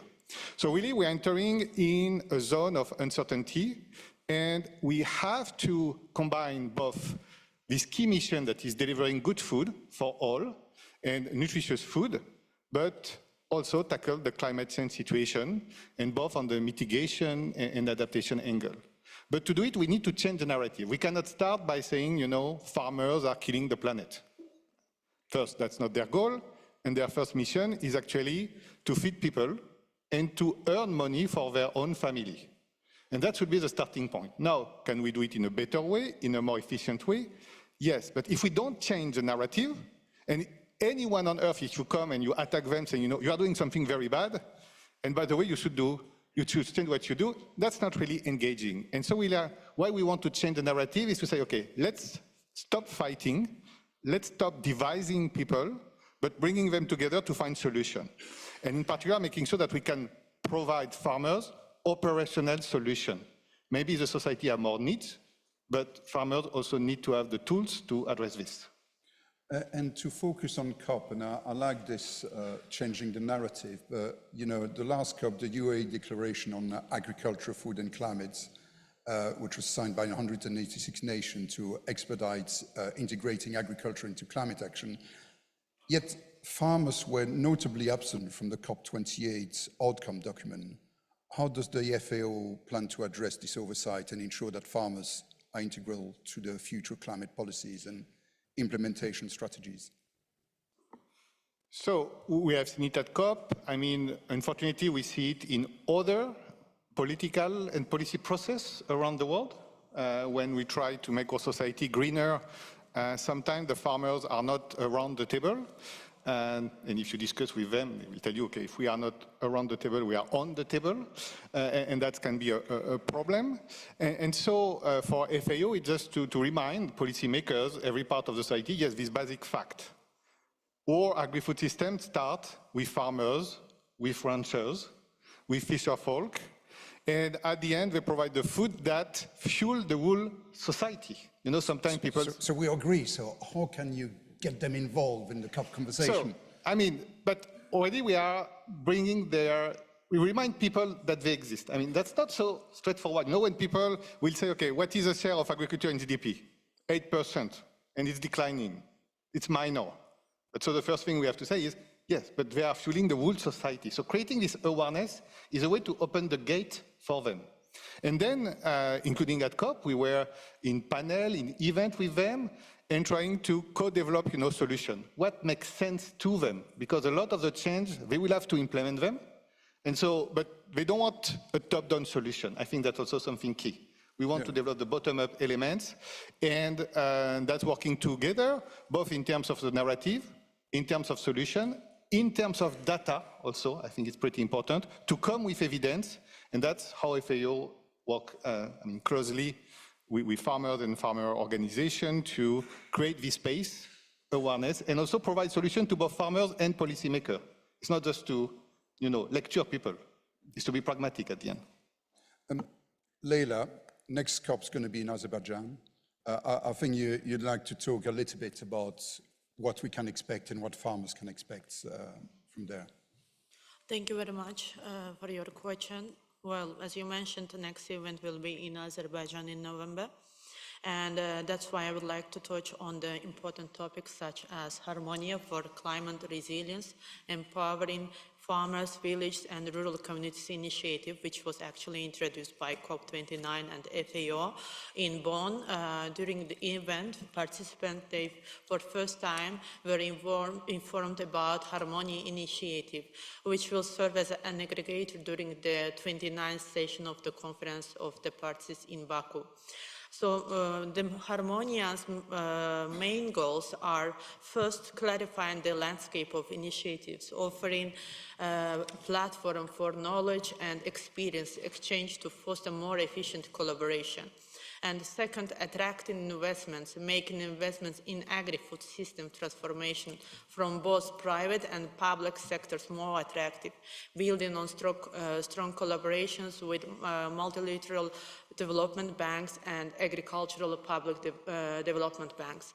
And third, finally, supporting climate-resilient communities, developing climate-resilient villages and rural communities, strengthening the role of women and young farmers in adaptation action in the food, agriculture and water sectors. As Mr. Yalchin Rafiyev mentioned during his participation in the event which happened in Bonn, who is also COP chief negotiator and deputy minister of foreign affairs of the Republic of Azerbaijan, said that Harmony initiative will amplify stakeholders' impact in transforming agri-food systems by turning discussions into tangible actions. He also mentioned the importance of harmonizing agricultural initiatives to bring about concrete solutions, enhancing climate finance and focusing on farmers. Using this opportunity once again from Azerbaijan, we would like to invite you to participate in COP COP29 actively, which will start on 11th November and will continue until 22nd November in Baku City. Thank you. And Leila, you're hoping to put farming quite at the center of some of this conversation in the next COP? Yes, as you mentioned, comparing to previous COPs, during COP29, we will be more focused on agricultural issues. That's why we even named the Harmony Initiative of COP29 as Empowering Farmers, Village and Rural Communities Initiative. We will be focused on cooperation, knowledge, experience exchange, green financing, and empowerment of especially women and young farmers. At the same time, I would like to mention about some initiatives of the Ministry of Agriculture using this opportunity, because it's our first time at attendance in your event. So I would like note especially that if we are talking about green finance and innovation, we should always keep in mind creating special tools and platforms where public and private sector can actively cooperate. The Ministry of Agriculture of Azerbaijan is committed to supporting farmers in adopting green agriculture practices and leveraging technological innovations. In Azerbaijan, we are taking significant steps forward. We've developed the e-agro, electronic agricultural system, in 2019, a digital platform that collects data to pay subsidies, provide insurance, and offer other agricultural services. By incorporating advanced algorithms, we can monitor and evaluate farmers' behaviors in more nuanced way. This allows us to create individualized products. As one of colleagues mentioned, that we cannot approach to consumers and farmers as a mass. That's why we do understand and agree with her point. We also create by collecting data using our electronic platform, we convert it to useful information in order to create individual approach for every farmer, not only based on economic performance criteria. Because if we are talking about modern green agricultural activities, modern farmers, we cannot evaluate and support them using traditional tools. Moreover, we are adopting internationally recognized approach like precision agriculture, techniques such as remote sensing and GIS-based soil mapping, which helps us to optimize water use and improve soil health. And also I would like to mention about activities of the Agro-Credit and Development Agency, which is functioning under the Ministry of Agriculture. We continue enhancing our state support tools for agricultural and leasing activities. We are subsidizing partial interest rates and providing state guarantees for loans to boost food wheat production and mitigate climate impacts through modern irrigation systems. Furthermore, we have expanded the list of agricultural machinery eligible for state subsidies, including advanced technology equipment such as drones, robotics, intelligent control systems, and agricultural meteorological devices. These technologies are transforming our agricultural sector, making it more efficient, sustainable, and resilient. The agency also provides substantial financial support for modern irrigation systems, ensuring efficient water use and improving water management across 1.5 million hectares of irrigated land. We also recognize that the future of agriculture lies in the hands of women and youth. Therefore, we are very loyal to organize events, programs, projects for Azerbaijani women and young farmers, and we are always happy to share our experiences and at the same time challenge with our neighbor countries, and sometimes thanks to FAO we get opportunity to share our best experiences with representatives of other regions. Thank you very much, Leila. My pleasure. Your Excellency, COP 2030, COP 30 in Brazil next year. Farming is hugely important to the Brazilian economy. How is farming going to feature in COP 30? Well, first of all, I want to thank the Wild Farmers Organization for giving me the opportunity to address you, farmers. Unfortunately, it's not usually the case, and in Brazil, we believe it is very important to begin this dialogue now so that we are preparing to an efficient COP30. My main message to you today is that while we must acknowledge the benefits of aligning climate change and agriculture, we must never lose focus of the real impact that agri-food systems have in climate change, because there are still many risks while we're changing the narrative. Also, while the general practical steps for transforming agri-food systems are already known, what is still not known, and is crucial, is to give materiality, to make concrete the costs of agri-food systems transformation, so we can stimulate more climate resources to go to agricultural sector. So I want to clarify each one of those aspects, and I want to begin by talking a little bit about acknowledging the link between agriculture and climate change. For a while, we have been seeing this struggle of aligning climate change and agriculture. And frankly, Brazil was a little bit cautious about it, because there is a blame game here that we all know about. And we must not join this game. We have to take a different approach. So when finally we got to a position where we signed the Emirates Declaration last year, we were sure we finally had some of the conditions to change the narrative while also acknowledging some specific aspects of agriculture. First of all, agriculture is not the big culprit in climate change. Agriculture is only responsible for 30% of emissions. While we usually, when we see headlines, we see deforestation and agriculture as the culprit of biodiversity loss. What is really happening is that 70% of emissions come from the industrial sector. It comes from the energy section.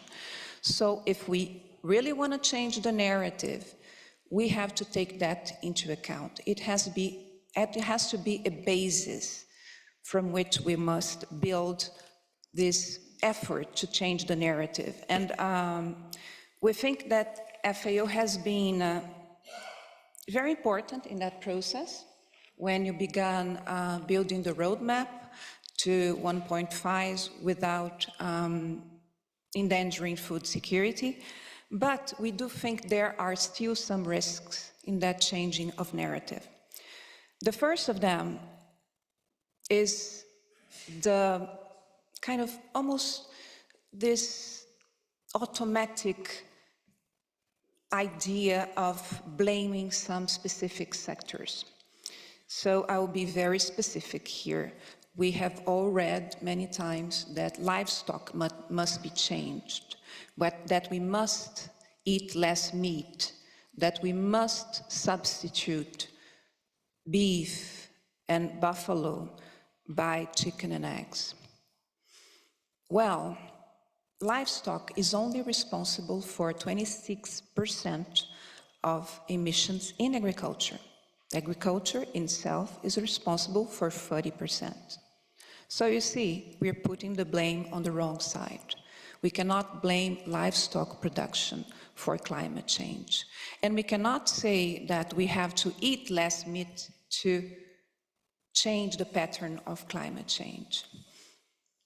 Of course, if you want, if you can eat less meat, but you cannot also say that it's healthier. There is no evidence saying that it's healthier not to eat food if you have a balanced diet.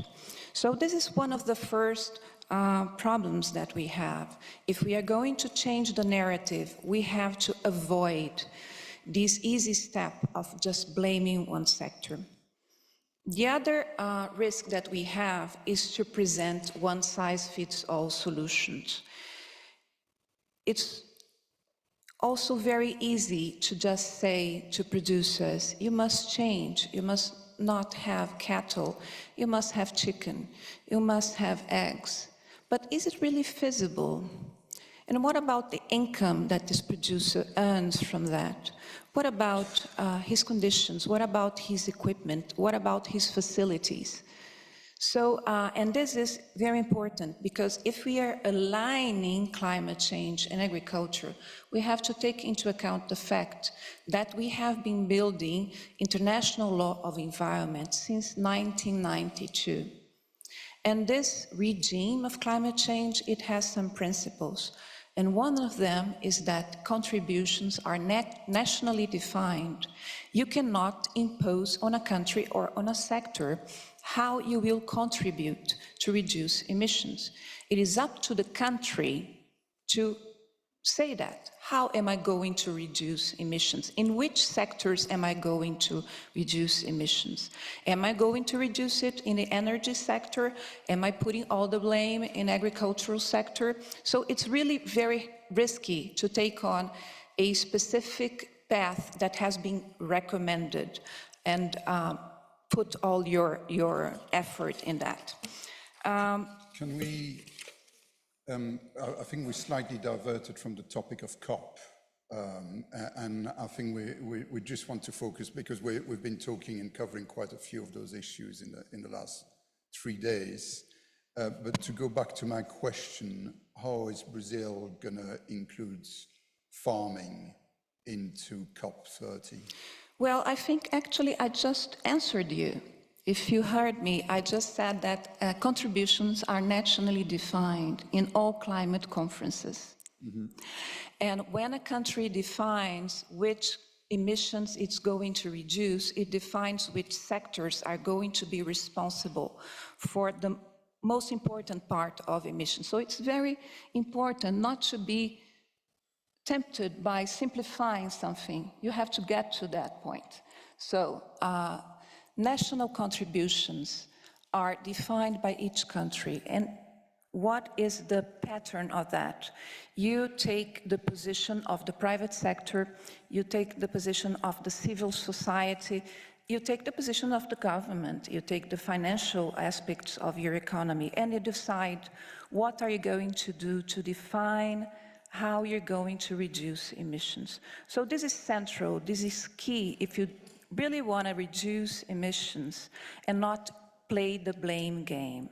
So this is what Brazil has been trying to do for a long time, and one of the ways that we really plan to do that is to get more climate money into agriculture. Now we have this idea that we must change agri-food systems so that it is more sustainable, it's more reliable, it's more resilient. But still, how much does it cost? Where is this money coming from? And if we are to answer those questions, we have to say that we still have lots of availability of climate resources worldwide. But those resources are not getting to adaptation in the agricultural sector. So FAO has been trying to do that. IFAD has been also trying to do that. And this will be an effort that we will also try to keep while we are preparing to COP30. So, and as for the private sector, there is also another tool. You have the Committee on Food Security that is among the 3 agencies here, the 3 Roman-based agencies. And under the Committee on Food Security, there is the CSIPM, where the private sector has its role and capacity and can participate in the dialogue. So this is also another tool. Usually, the CFS chairperson is invited to COPs. She has been invited to this year's COP, and we will certainly invite her when we get to host next COP. Thank you. And some of the frustration from the farmer in Dubai is that while there was a food and farming day, when it came to the negotiation, they were not really in the room. So a couple of questions. Do you think farmers will be in the room in Brazil? And also, the other thing is the declaration on agriculture, food and climates from the UAE, while good progress was actually made outside the official COP negotiation. Is Brazil going to put farming inside the room of the official COP negotiations?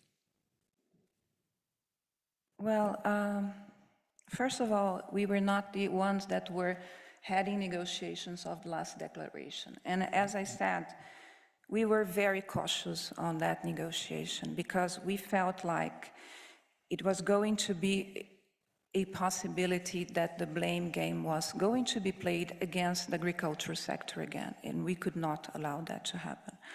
So, but to be very concrete, Brazil is now hosting the G20.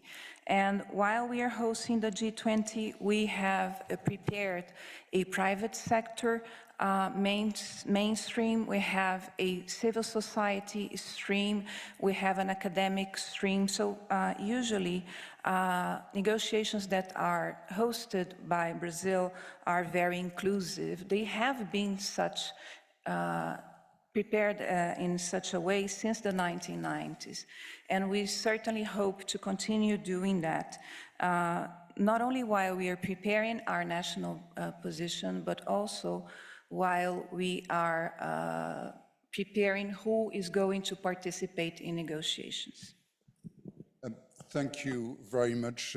Thank you, Your Excellency. Thank you, David. Thank you, Leila. Thank you, Louisa, as well, Volpe, who helped putting this together. This brings to the end this panel. Thank you very much. No, to finish the day, yeah, thank you.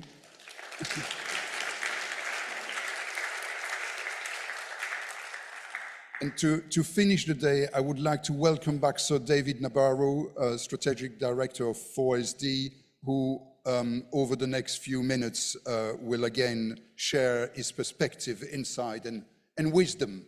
Sir David. Dimitri? Yeah.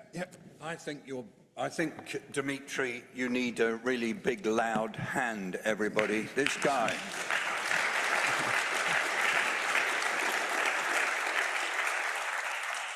He's a fearless magician, actually. Thank you. So, this afternoon, what became abundantly clear, as has been also clear throughout the Assembly, is farmers must never be taken for granted. Farmers are key to the future of our earth and the people on our earth, and that's going to go on for the foreseeable future. Food does not come from anywhere else. But farmers now need to be recognized as essential food system actors, and we collectively at this Assembly have recognized that it is necessary to find ways to increase the agency and the impact of farmers within local, national, regional and global decision-making. Now, what is necessary to ensure that farmers are at the heart of shaping food systems of the future? It's the farmer organizations. The farmer organizations that bring together farmers in different settings. During this year's Assembly, you had an extraordinary moment of collaboration between the World Farmers Organization, the World Rural Forum, and Via Campesina. And the whole objective of that collaboration is to show that it is the organization of farmers as a collective force and energy that is key for the future. Let me give you some of my thoughts about what farmer organizations can do for us all in the future. First of all, none of the issues that we've discussed today is easy. So farmer organizations need to be comfortable with complexity, with tension, and with difficulty. So let's hold on to that. It's not going to be easy work to be running the farmer organizations of the future. Farmer organizations need to be at the heart of multi-stakeholder networks on regenerative agriculture, on financing for agriculture and food, on agriculture and food trade, on innovation in agriculture and food. Indeed, at the heart of any major activity involving agriculture, food, and rural development. Indeed, farmer organizations can position themselves as custodians of the production space, as advocates for sustainable food systems, and as participants in rural and indeed in global development. Farmer organizations can help hugely if they can explain to the public the costs and the benefits of different decisions that have to be made. We just heard from Her Excellency about the importance of being able to be clear about the roles played in our collective development of livestock and livestock farming. It's the farmer organizations who need to be ready to explain this, as many of you in this room do, and do very, very well. But we need to make it even better. Farmer organizations are super important at helping governments and others navigate between different alternatives for supporting agriculture and food systems. They need to be clear on how to uncouple some of the perhaps unhealthy patterns of support that we heard mentioned just now. For example, very high subsidies for sugar production. Let the farmers also be explaining the rationale for and against such decisions. And finally, remember, farmers create and adapt constantly.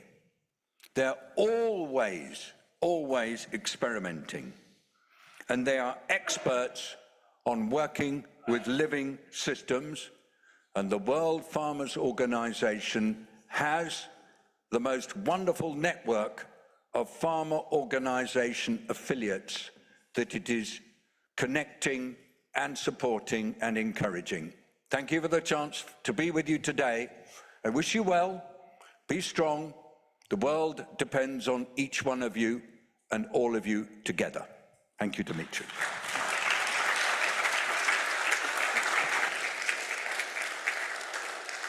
David, thank you so much. It's always so enlightening to hear your fantastic analysis. Thank you. There's a final internal affairs session coming up, but this brings the high-level session to an end. So much has been covered here today, and you farmers of the world clearly have a crucial role to play on the global stage to help create a fair and sustainable food chain. There is clearly plenty of talent, ideas, energy, creative thinking, and will in this room, so I'm sure you can rise to the challenge. But on another note, if you're going to the farm visit tomorrow, 7:30 is the time of the bus, either here at the FAO or at the Hotel American Palace. But no, I'd like to thank our fantastic host, the FAO. Can we also give a round of applause for our translating and our technical team?